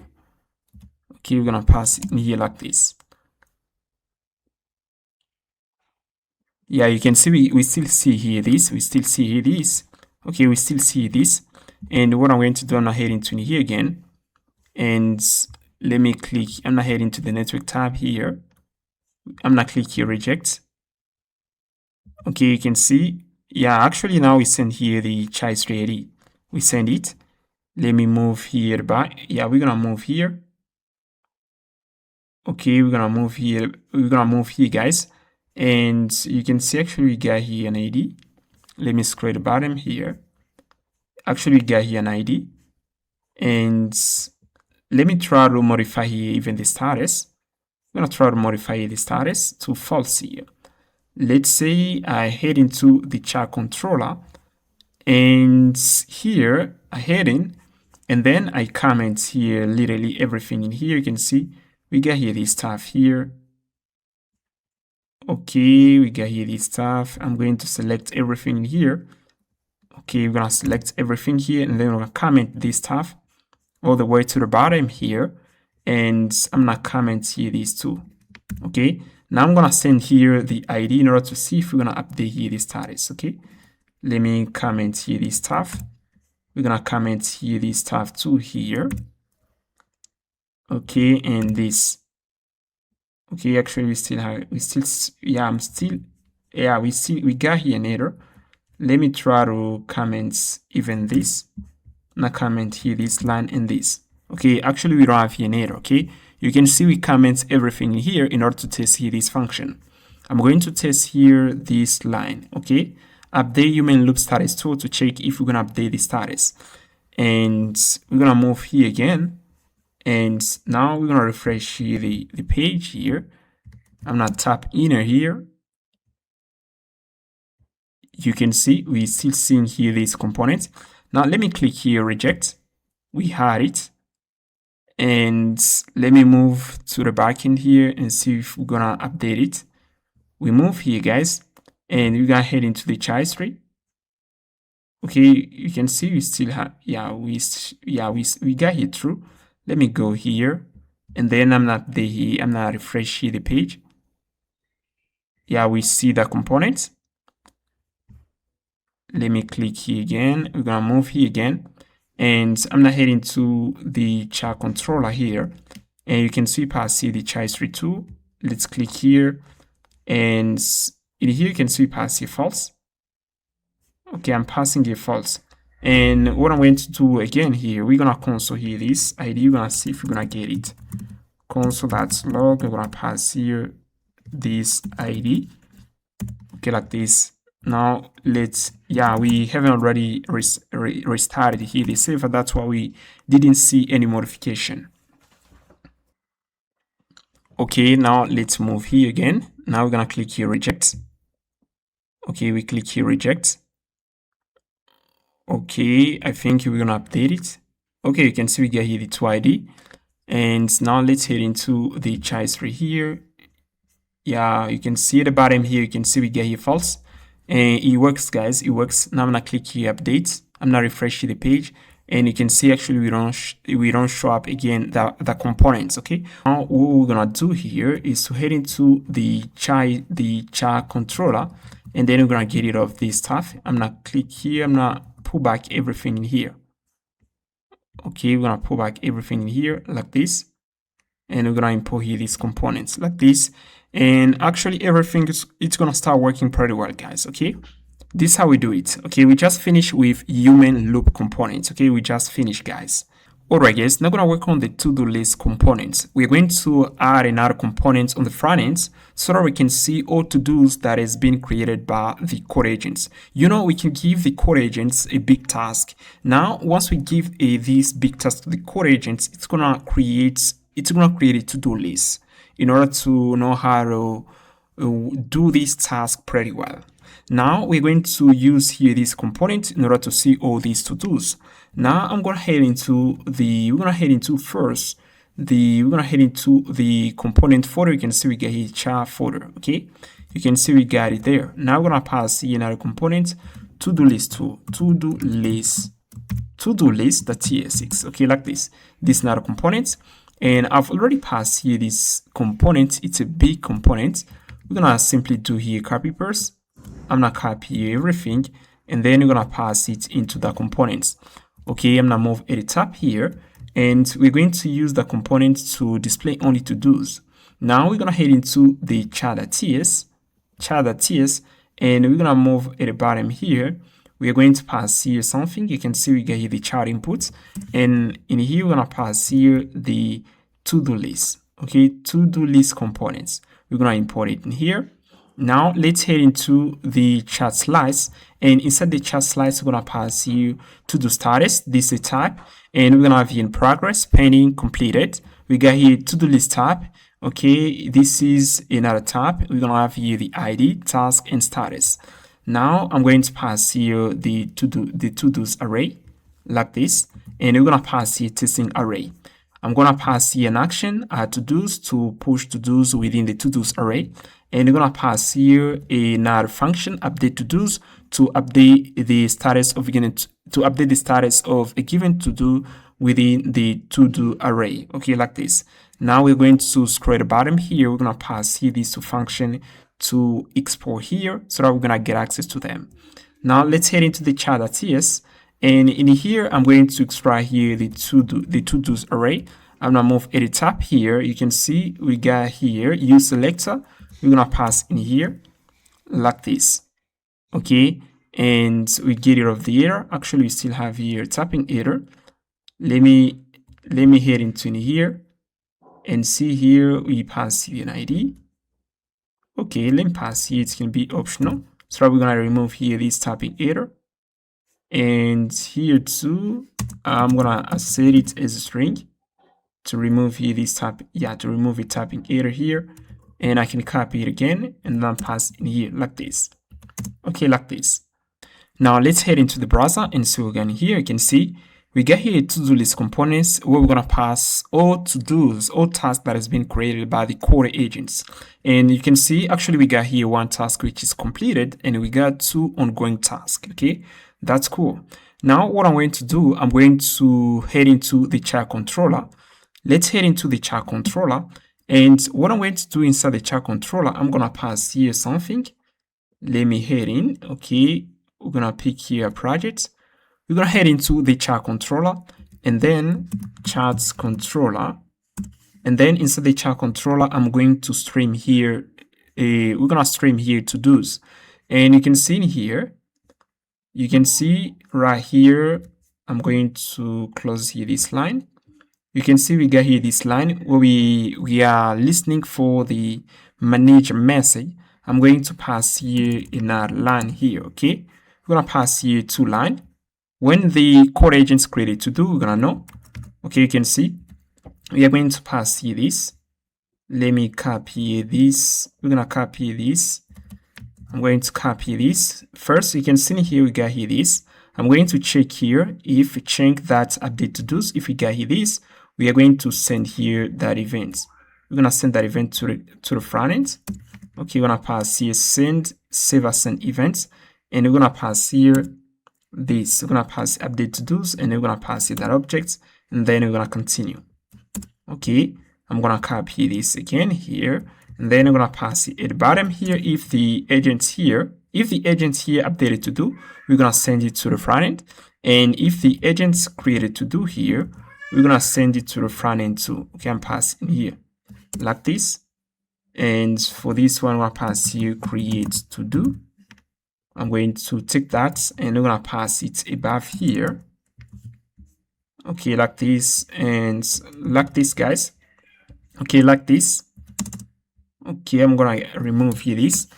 Now we're gonna head into To-Do Tools and pass it To-Do Tools, and we're gonna look for update to do. You can see we got here the two update to do. You can see pass here to config that router. We stream here a to do that is going to be updated by the CoderAgent. You can see we stream here a to do. We pass here the message update to do, and we pass here this array, the to do to update. If we look for create to do tool, you're gonna see we stream here a list of created to do. You can see. Let me scroll the tab here. You can see we got a tool here. Let me look for create to do. Yeah, you can see we got here tool write to do. You can see we got here tool write to do, and you can see pass it to config that router to do's, and here we return here all to do's that has been created by the CoderAgents. Okay, we're gonna return that, and then within the loop here, we are going to get access to this property here. Okay, like this. It's pretty easy, guys. It's pretty easy. Okay, now we're gonna head into the chat.tsx. Okay, here's the chat.tsx, And as you can see in here, we got the message. Okay, you can see we got here this function, send message. Okay, this is the function that we use in order to stream a message. Okay, now in here, I'm gonna pass here another event. You can see we got here, if I head into in here, you can see I'm listening here to the interrupt event. We are listening here to the message event. Now we're gonna listen to the to do events. When the CoderAgent created to do, we're gonna listen to it. And when the CoderAgent updated to do, we're gonna listen to it. This is how we do it. Okay, it's pretty simple. Or you can do stuff like this. I can pass here current events. I can pass events something like this. Current events is equal to update to do. I'm gonna pass here this stuff. Okay, and then we're gonna get rid of this stuff here, like this. And I'm going to copy this again. Current event here is equal to TodoList. And I'm gonna take here this stuff and I'm passing here. I'm gonna remove here this. Okay, you can see. Okay, you can see if current event is equal to TodoList, we're going to run here this. If current event here is equal to update to do, we're gonna update here the to do. Okay, like this, and we just finish. Now I'm going to head into the chat slash here, and then I'm gonna get rid of these to dos in here. Okay, we're gonna remove here these to dos, and okay, we get rid of this to do array. Now we're going to pass an input to the CoderAgent. Now let me move a backend here, and then I'm gonna update here my server. I'm gonna run here npm run test app. Okay, like this. And then we're gonna move to the front end, and then we're gonna pass here an input. Okay, let's first prepare here an input. Here's the input that we're gonna pass here. We're gonna pass here as the CoderAgent to create a to-do list of, we're gonna pass of 6 random tasks, and start. We're gonna pass here and start updating one by one here to completed, like this. Okay, and now we're going to take that input, we're going to pass to the CoderAgent. You can see the save is up here. Now let's pass it that input, and then I'll pass in here. Okay, it's gonna start working in here, guys. Okay, you can see start working. Okay, start working. Okay, start working here, guys. Start working. And when the CoderAgent created to do, we're gonna know. Okay, yeah, you can see created to do, and then it's gonna start updating one to do, one after another one. Okay, let's wait a bit, and let me move here. You can see it calling here to. If I go back here, you can see you already update here one to do to complete it. It update here to another to do here to complete it. Here you can see it update here another to do. It update here another to do. It update here another to do. And it's gonna update the last to do. Okay, you can see succeed. We can clap for our CoderAgent, guys. Our CoderAgent is pretty smart. Okay, our CoderAgent is pretty smart. Okay, finish. Alright, guys, now gonna load the chat page within VS Codes into the sidebar. You can see in here, if I zoom a little bit, you can see we got here the Wiz agent within the sidebar of VS Code. Okay, is where we're gonna load it. Okay, now let me show you how you're gonna proceed in order to load it there. Now I'm gonna head into in here. I'm gonna head into my VS Code extension in here. You can see the root here we get package.json file. I'm gonna zoom a little bit in here. You can see we got here this section contributes. Okay, you can see, let me copy it right here. I'm gonna copy it, and then I'm passing here so that you can see that pretty well. Okay, you can see we have here contributes. Okay, you're gonna pass here this line, you're gonna pass here this section contributes, you're gonna pass here view containers, this is an object, you're gonna pass in activity bar, you're gonna pass an ID with sidebar container, you're gonna pass the title with agents, you're gonna pass an icon, and you can see pass views with sidebar container again, I pass tab with view, ID with sidebar view, and then I pass here with agents. Okay, and if you notice in here, you can see we got here with, I'm passing here with. Okay, you can see display name here, I pass here with. Okay, I choose this. Okay, now you're gonna do this, and also you're gonna head into the hello world panel.ts, and then you're gonna head into here, you're gonna pass here these lines, Okay, you're gonna pass here this, and then you're gonna pass here view type is equal to with sidebar view. You can say I pass here this. If I head into in here, you can see we pass here the ID, okay, with sidebar view. Okay, you're gonna pass in here. Once you pass that in here, we're gonna scroll a little bit again. Okay, you're gonna head into in here. You're gonna see you got here the constructor. You're gonna see you're gonna have here private. You're gonna remove here private. You're gonna pass here public. And you're gonna pass here this code it is okay, pass here this. Okay, now we're gonna scroll a little bit again, and for this one I didn't change here anything. Okay, you're gonna pass here this. Yeah, you're gonna pass here this resolve web view. Okay, you're gonna pass here this function. Okay, you're gonna pass here this. I'm gonna scroll a little bit again. You're gonna pass here this. Okay, you're gonna pass here this, and maybe you're gonna pass here to the render function. Okay, you're gonna pass here these two guys. Okay, and yeah, and we just finished. And also for the dispose function, you're gonna pass here this line. Okay, in order to avoid errors. Okay, once done, we're gonna head into now the extension.ts, and then we're gonna move at the top here. You're gonna pass here this line. Okay, yeah, I forgot to show you something. Let me go first here. I forgot to show you this. Okay, you can see here we have here the Hello World panel. You're gonna add to here. You're gonna add implement web view provider. You're gonna add here this. I forgot to show you this. Add here this line. Now let's head into the extension.ts, and you're gonna pass here new Hello World. You're gonna pass here contest.extension URL. You're gonna pass here this. We're gonna scroll a little bit again. Okay, we're gonna scroll a little bit again here. Okay, you're gonna pass here this. We're gonna scroll at the bottom here. You're gonna pass here this line. Okay, you're gonna pass here this. Okay, yeah, you're gonna pass here this line right here. Okay, in order to register the sidebar view, you're gonna pass here contest.subscriptions.push. You're gonna pass here window, register web view provider, and then you're gonna pass here hello world panel that view type, and then I'll pass here the provider like this. Okay, you're gonna do this, and now I'm going to head into in here. I'm gonna click here. First here, tap npm run builds. Okay, compile your React projects. I'm gonna head into my web view here, web view, and then we're gonna run here npm run builds. Once you run this, we're gonna compile it.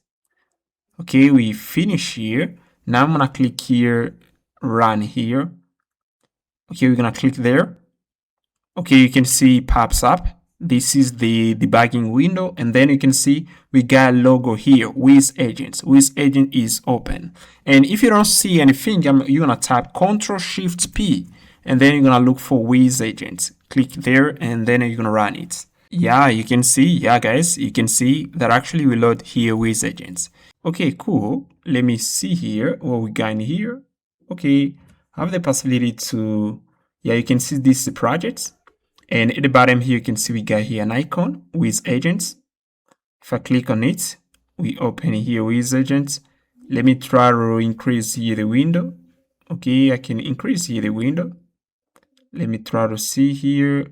Okay, right here we don't I don't have here the possibility to increase the window. Let me try to check here. Okay, I got here the way. Okay, you can see I can increase here the window. Okay, you can see I have the possibility to increase the window of the with agent. Okay, I can pass here this, and now let's pass here hello. Okay, let's see. Yeah, you can see it works.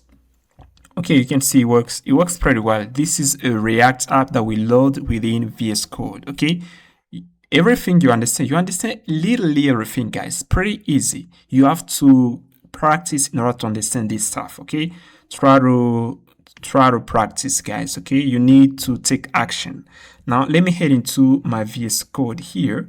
I'm gonna head into in here. I'm gonna head into chat slash. Okay, inside the chat slash, I'm gonna get rid of something in here. You can see we got here. If I head into in here, we got here the to-do list at the bottom here.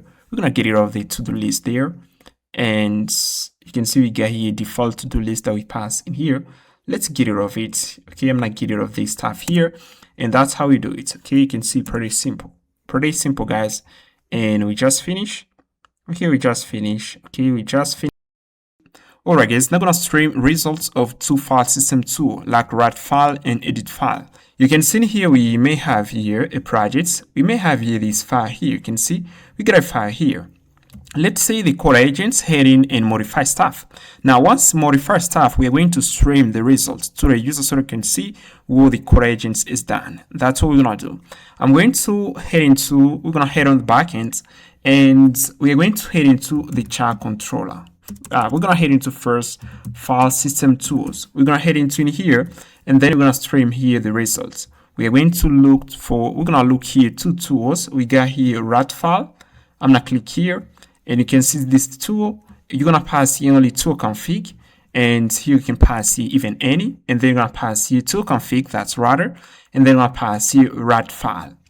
And you're gonna pass here the file path, and you're gonna pass here the contents. This only. We're gonna look for another tool here, which is the edit file. You're gonna look for it here. You can see it takes here this input, this the input, it takes the file path, all string, no string, and it takes here the tool config. You're gonna pass in here, and then you're gonna scroll a little bit, so you're gonna pass here this tool config, that's router, you're gonna pass edit file, file path, and the new content here. You're gonna pass here this. Now let's head into the ChatController. And in here, we are going to pass here another line here. You're gonna pass here this in order to stream the content. And for write file, you're gonna pass here this, and then you can see we pass here, we send here an event write file, and we pass here this object, and you can see pass here edit file, we pass here an object, file path, and contents, and we send here an event edit file like this, as we did for TodoList. Now we're gonna move to the front end. We're gonna head into the front end, and I'm gonna head into the chat.ts, and we are going to get access to the content. Okay, we are going to scroll a little bit, guys, and then you're gonna scroll a little bit. You're gonna see we got here this function, send message. We use the function in order to stream the message. Okay, and you're gonna scroll a little bit. You're gonna see the section here where we pass some events, where we listen to some events. You can see we got here for to do. You can see we got here for edit to do. Now we're gonna pass here another event here. Let's scroll a little bit here. We're gonna pass here another one. Okay, let me scroll it up here. Okay, yeah, you can see we got here this stuff. Okay, write file. And yeah, you can see we got here this. Okay, write file. I'm checking if we got the write file events. I'm checking if isn't now and undefined. We're gonna head into the if, and then here we are going to send here a command to VS Code. You can see pass here command update file content. We're gonna pass here the file path, and we're gonna pass the contents. We do the same thing for edit file. We send here the file path, and we send here the contents. Okay, this is the command here. Now what we're gonna do next, we're gonna head into the Hello World panel. You can see we got here the Hello World panel, and we got here this section, set web view message listener. Okay, we got here this function, heading, and you can see we are listening here to incoming commands. If we got here this command here, like open off URL, we are going to authenticate with Github. We passed here this previously. Now I've passed here another command, update file contents. Okay, once we send here the command, you can see we send here the command, update file contents. We're gonna send here the file path and contents. And then in here, we're going to extract it from the payload. And then we're gonna get here the workspace folder, and then we're gonna create in a file. That's how it works. And for this command, guys, I use Gemini in order to create it. Okay, you can see pass here some stuff. Okay, we have here the workspace folder, and then it get here the root folder, and then it pass in the file, pass in this stuff, and pass here workspace file write. Okay, like this, write file, and then pass here the file URI, and it pass in the contents like this. This is how we write into a file using VS Code API. And you can see that's all, guys. You can see the code is pretty simple. First, we have to send here data from the front end. We send here only the file path and the contents. Then in here, we listen here to the command. We extract here the file path and contents. And then we are going to create a file, okay, within an existing folder, within an existing project, okay. We get here the workspace folder. And then we get here the URI, the root there, okay, which is the root URI. And then we pass here file URI is equal to URI.John path. We pass here the root there and relative path. In Node.js or in JavaScript, we do something like this. We pass here const work there is equal to process.cw current working directory, and then we pass here full path. We can pass here path.John. That's what we do in Node.js, okay? And then we pass here the work there, and then we pass here the file name, the file path, like ben.md, okay? If I want to create here the file path, we can pass it something like this, okay? This is the alternative in Node.js, okay? Now in VS Code, we pass here URI.John path, we pass here the root there, and then we pass here the relative path. And then once we pass the relative path, we're gonna use the relative path in order to create a file, okay? Okay, we're gonna pass here workspace.fs.rat file. We're gonna pass here the file URI, and we're gonna pass here the contents, okay? Like this, you can see pretty simple, okay? You can see pretty simple, okay? Make sure to pass here this command. Pass here this command, and once you receive, we receive here this command, we are going to use the file path and content to create a file. Okay, you can see pretty simple, and we just finished. Now, the next thing we're gonna do, we're gonna upload a file to Saver. If I move at the backend here, and we're gonna head into first ChatController. I'm gonna show you something. ChatController, and you can see we got the controller in here. We got here another controller, UploadFileController. This is the controller we use in order to upload a project. We may open a project within VS Code, and then once we open it, we are going to send it to the server immediately. Okay, we're gonna send the project to the server immediately. Now, let me show you something. I'm gonna move here. You can see in here, as you can see on that image right here, let me show you something. You can see, let's say this is VS Code. Okay, this is VS Code right here. Now in here, we got here the extension and we got the project. Let's say this is the project. Okay, we got here the project. We're gonna pass here projects. Now, once we open here our extension, we are going to upload. We're gonna zip here this project, and then we're gonna send it to the server. We're gonna send it to the server. We're gonna send it to our agents. And then once our agents modify stuff, we're gonna stream the content back to the front ends. Okay. Once we open here, the logic is we open our extension within an opening folder within an existing project. We are going to we're gonna create a with agent folder. You can see me here pass here that with agent folder. We're gonna create within the existing project. We're gonna create the that with agent folder, and we're gonna create the with agent file. Okay, the that with agent file. Now inside the that with agent file, I'm not passing the project ID and the user ID, and then we are going to use here this information in order to know which projects, in order to identify projects. Let me show you something here. Let me show you something. I'm going to head into here. You can see this is the front end, and I'm going to click here. We're gonna head into debug here, and then I click here run. Okay, you can see we open here. This is the debugging window. Now you can see it right here. I've already passed here my extension. We're gonna open here the extension at the right. You can see we got it right here. Let's wait a bit. Okay, yeah, you can see actually we load here the extension. You can see this is the extension. Okay, now what I'm going to do, guys, you can see at the left here, we got a project, web automation, and we got here that with agents. This is the folder, and inside the folder we got here another file here. We got a file with agent file, and we pass in the user ID and pass in the project ID. Now, you know, when we are chatting with the agents, we send here the project ID and the user ID. I'm not heading to here. I'm not sure something. We're gonna head into the chat.ts6. Okay, chat.ts6. I'm gonna move at the top here. You can see we got here this stuff. we got here the user ID and project ID. I use here this information in order to interact with the agents.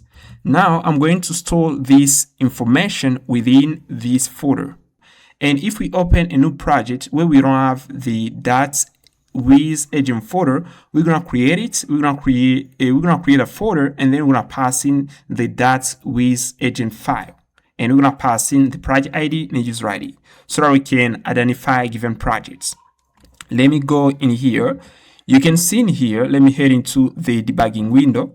You can see we got here these projects.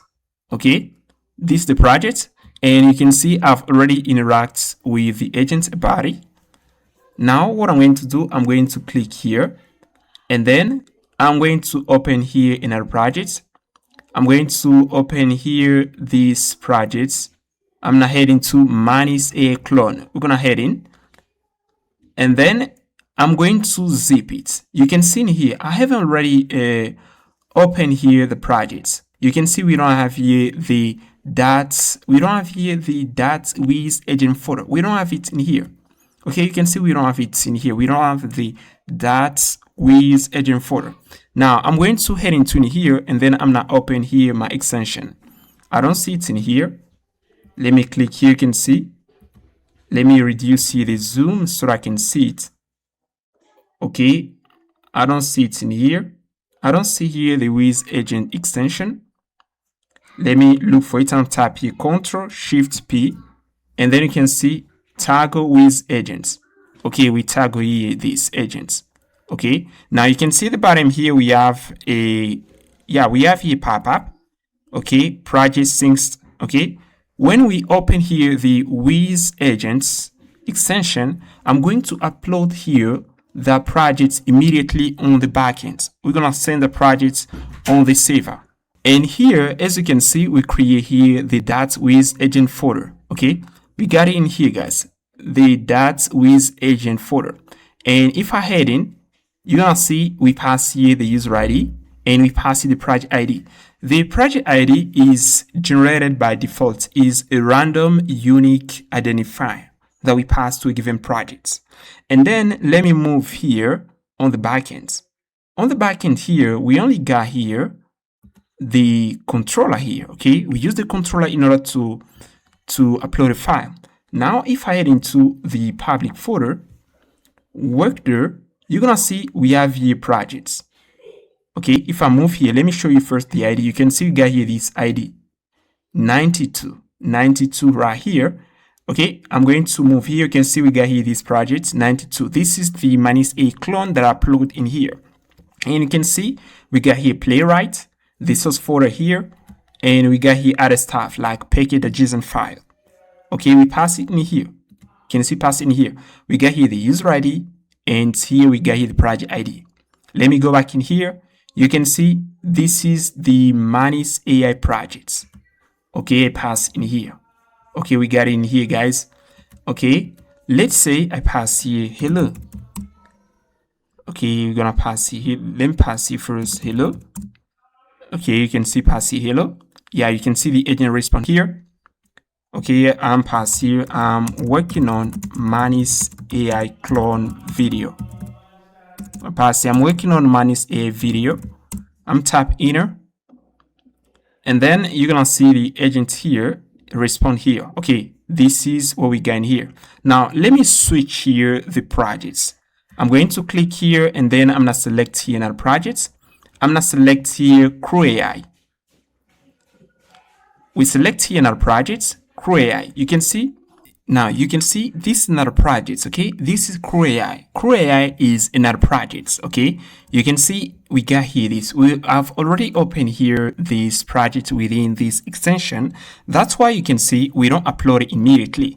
If I tap here Ctrl-Shift-P and I wanna let's say I wanna start interacting with the agents, you're gonna see in here we aren't gonna upload it again. Okay, we aren't gonna upload it again because I've already do it.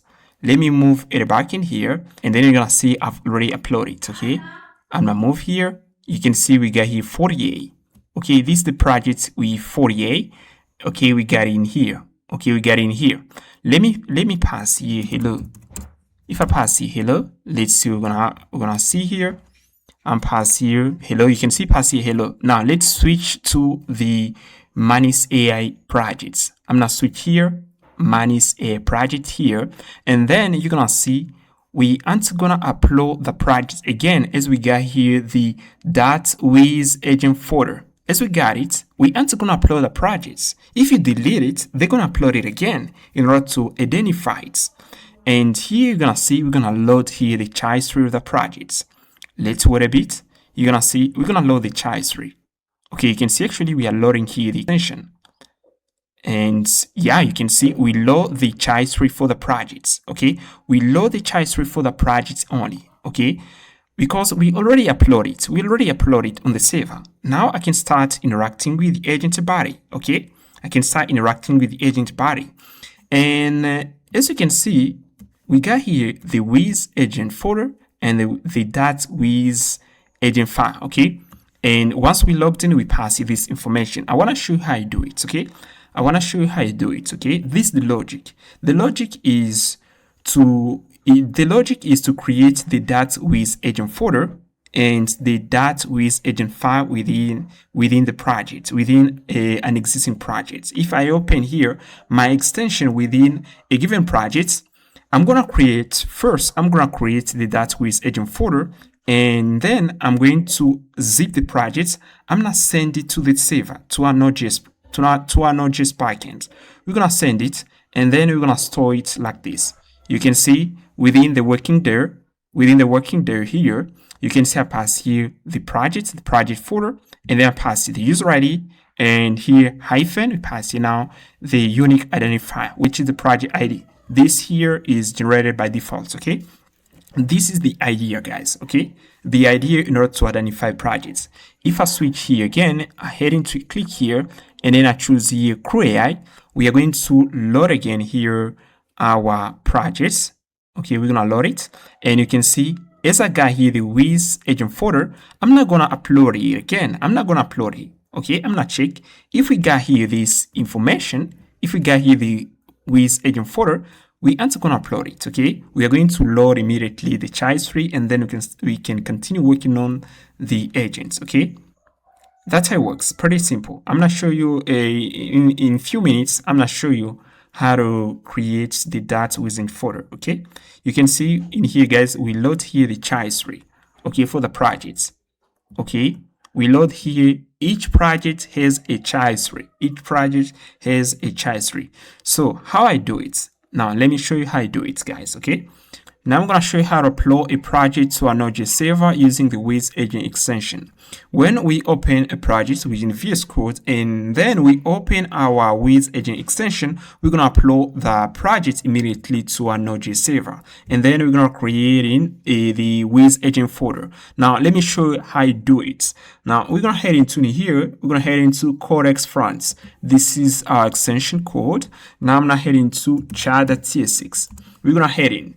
Now, inside the char.cs6 is where we got here this function, send message. Scroll a little bit, guys. You're going to see we got here the char header.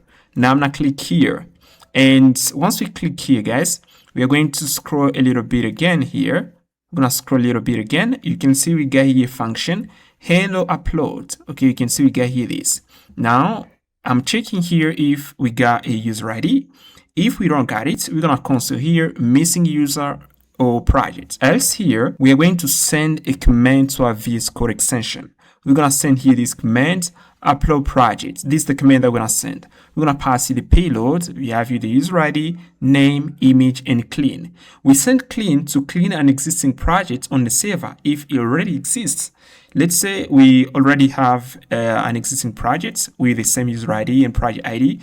With the clean property, it's going to allow the server to understand that we need to clean the project. We're going to clean it and recreate it. Now, let's head into the Hello World panel.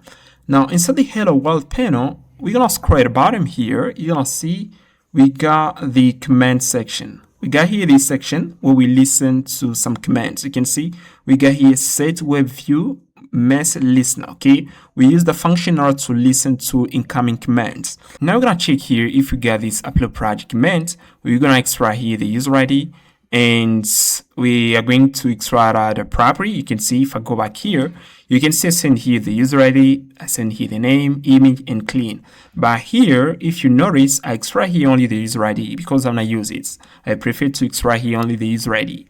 Then we're gonna check if the user ID is undefined. We're gonna show here this little message. We're gonna show here missing user ID. Then we are going to get access to the projects by using here this line workspace, that's workspace folder. We're gonna get access to projects so that we can create files or we can modify files.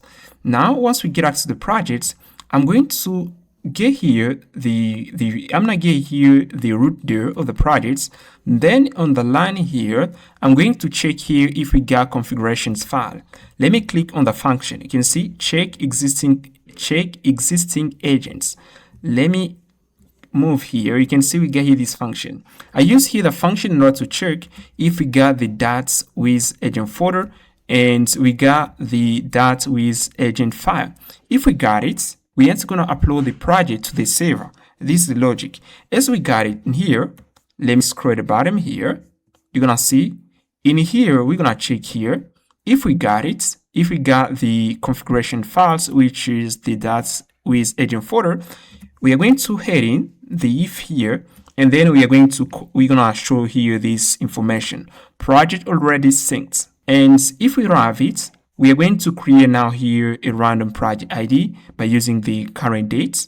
Okay, you can see pass here projects, date that's now to string. We're gonna get here a random string here, and then we're gonna use it for the project ID. You can see pass here the folder. You can see agent folder URI, and we pass here agent file URI. And then here we create a folder, and then we create a file, and inside the file we pass in the user ID and project ID. You can see on the line here we pass here the user ID and project ID. And then we pass here workspace, fs, write file. We pass here the file path, and then pass here the contents. And then we're going to post here a message to our React app. You can see this post message to WebView. We're gonna post a message to our React app. You can see this the commands load saved projects. We're gonna send here the payload. We send the user ID and project ID. Now we're gonna head into the app.ts. Okay, you can see I'm going to listen now to that event here. You can see we're gonna pass here command, switch command. If the command is equal to load saved projects, let me go back here. You can see we got here this command. We are going to take here the payload, and then we're gonna pass it into the state. We're gonna keep it into the state. We're gonna pass it into the session. Okay, like this. And once we have it into the session, we are going to head into now the TS6. At the top here, now I extract here now this property. Okay, you can see we were passing here this previously. Previously we passed here this. We used to use here this in order to test our app. It was like this previously. It was like this. Now I'm going to pass here this, and then I'm going to comment here this because we are going to extract this. We're gonna retrieve here this property from the session. Okay, we're gonna pass here this code that get states. Then we're gonna get access here to the user ID, and we're gonna get access here, and we're gonna get access to the project ID. Okay, and then we're gonna pass it to the chat function. Okay. You can see if I scroll the bottom here, you can see we got here the chat function. Okay, this is the chat function you pass in here like this. Pretty cool, guys. Pretty cool and pretty easy. Okay, this is how we do it. When I open my VS Code extension within an existing project, I'm gonna check first if we got configurations file. And when we are talking about configurations file, we see the dots with agent folder and the dots with agent file. We are going to check if we get a folder. It means we already have the projects on the server. If we don't have it, we're going to create it, and then we're going to zip the project. We're going to send it to the server. That's how it works, okay? Pretty simple, guys. And let me go back here. I want to show you something. You can see in here, we got here now the projects. We got here now this function. Upload to upload a project if we don't have it on the server. Okay, you can see here I use here gzip, And then I'm going to exclude here this folder, node modules, .git public folder, .next folder, .this, build, this, .env, .widget folder. We're going to send now the projects. We're going to send as a project to the backend, then we're going to extract it. Okay. Okay, you can see we use here this function, okay, in order to send it. Okay, you can see I pass here this in order to send it. We are going to eat here this. We're gonna eat this endpoint. If I head into the Express server, you can see we got here these endpoints. If I move at the top here, you can see we got it in here. Yeah, I'm going to move at the bottom here. You can see if I scroll at the bottom, you can see we got here this upload. Yeah, let me look for it. Yeah, I'm going to head into upload controller. If we head into the upload controller, you can see we pass here the line. Okay, let me scroll a little bit again. Here you can see we got here this line in order to upload the project. You can see we got here this upload zip. Okay, and then we're gonna store the projects into the work there. Okay, you get the idea. Okay, we just finished, guys. We just finished. Now what I'm going to do next, I'm going to head into FileSystem Tools. Let's head into the FileSystem Tools. Okay, this is a project. This is the name of the folder. Okay, I'm going to comment here this line, and then what I'm going to do, we're gonna get rid of this line in here. Let me do this. I'm going to do this. I'm going to remove here the Git repo. We aren't gonna use here this way. Now we're gonna pass dynamic data. We aren't gonna pass here the static. We aren't gonna pass the static data, but right now we're gonna pass here dynamic data. Now what I'm going to do, I'm going to head into in here. You can see we got here this function save path. Now I'm gonna pass here projects folder. I'm gonna pass here user projects like this, and then I'm type it's gonna be a string, and then I'm pass here user projects like this. Now we're going to scroll a little bit. You can see we got here this tool. You can see if I scroll at the bottom here, you can see we got here this tool save path. We're gonna pass here the user projects. Okay, now in order to get the user projects here, I'm going to do this. Let me copy this stuff. I've already passed in here. I'm gonna copy this stuff, and then I'm pass it in here. Okay, we're gonna pass here the tool config property in order to get access to project ID and user ID. Okay, we're gonna pass here this, and then we're gonna take here this line. We're gonna pass it in here like this. Save path. We're gonna pass here user project there. Okay, like this in order to get something like this. Okay, in order to get something like this, we're gonna scroll at the bottom, and then I'll pass the projects, user ID and project ID like this. We're gonna copy this stuff. We are going to move to the next tool. Here you can see we got here write file, and we're gonna pass here the user. We're gonna pass the user work there like this. We're gonna move to another. We're gonna move here to another tool here and pass here this stuff. We're gonna take here. We're gonna pass here the user work there. Okay, like this. We're gonna proceed, and you can see for this one we just finished. Now we're gonna move on to another tool. Okay, we are going to move to file tree tool, and then we're gonna pass here this stuff, and we're gonna pass here tool config and pass here tool config like this. Type is gonna be any, so we're gonna get access to the user ID and project ID. We're gonna take here this, we're gonna pass in here like this. Okay, target there. Okay, we got here the directory. Okay, like this. Oh, we're gonna pass here the work there. Okay, I'm going to pass here the target there. It's gonna be this here. Okay, it's gonna pass here the there. Okay, let me see. It's gonna pass here the there, and then we're gonna check here. We're going to return here this. Okay, I'm going to copy this line again. For this one we just finished, we're gonna copy this. We are going to move on to another tool. We're gonna move to list there. I'm gonna move here. Okay, I'm gonna move here and I'm pass this stuff. We're gonna copy this, and then we're gonna pass here any again. We're gonna copy this. We're gonna pass this. Okay, we're gonna pass here this, and we're going to continue. Okay, like this. Okay, I'm going to pass here full path. Let me pass even here to the user project there. I don't want the agent to get out of the current working projects. Okay, if the agent get out, it may modify in other projects. That's why I pass here this. And now we're gonna copy these two. We're gonna copy this.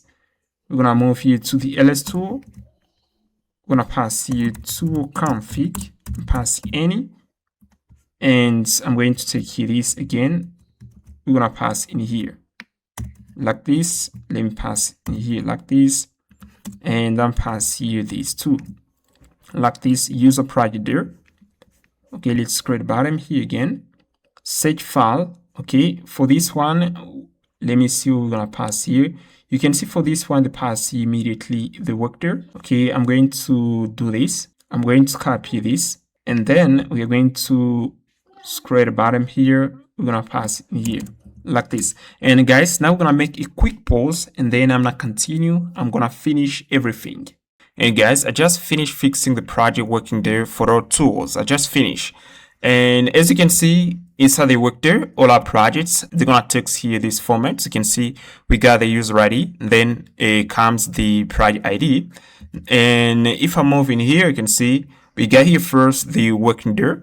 Then here, I'm going to get here the project ID and here the user ID. Then I'm going to concatenate. You can see we're gonna pass the project folder hyphen user ID, and then we're gonna pass the project ID. Then we're gonna pass it to the safe path in order to get access to a given project. I did this for all tools. So you can see we got here edit file tool. I pass it the user ID and project ID. I concatenate with the projects, and then I pass it to the safe path. If I head into the rack tools, you're gonna see I did the same thing. You can see I pass here first. Let's say, let me move here. You can see pass here first the user ID and project ID. Then we pass here the projects, pass the projects, hyphen user ID, project ID, and we pass here the work there, and then we pass the user project there. So that we're gonna get access to a given project. Okay. And guys, I just finished in here. I finished literally everything here. Let me get access of this property here. Okay, in code, yeah, we got here embed Codebase tool. Okay, and if you notice at the bottom here, we pass it the user ID and project ID. Okay, we aren't gonna pass it this property because we're gonna extract this property from the config property. Okay, from the config objects like this. Okay, we just finished. You get the idea, guys.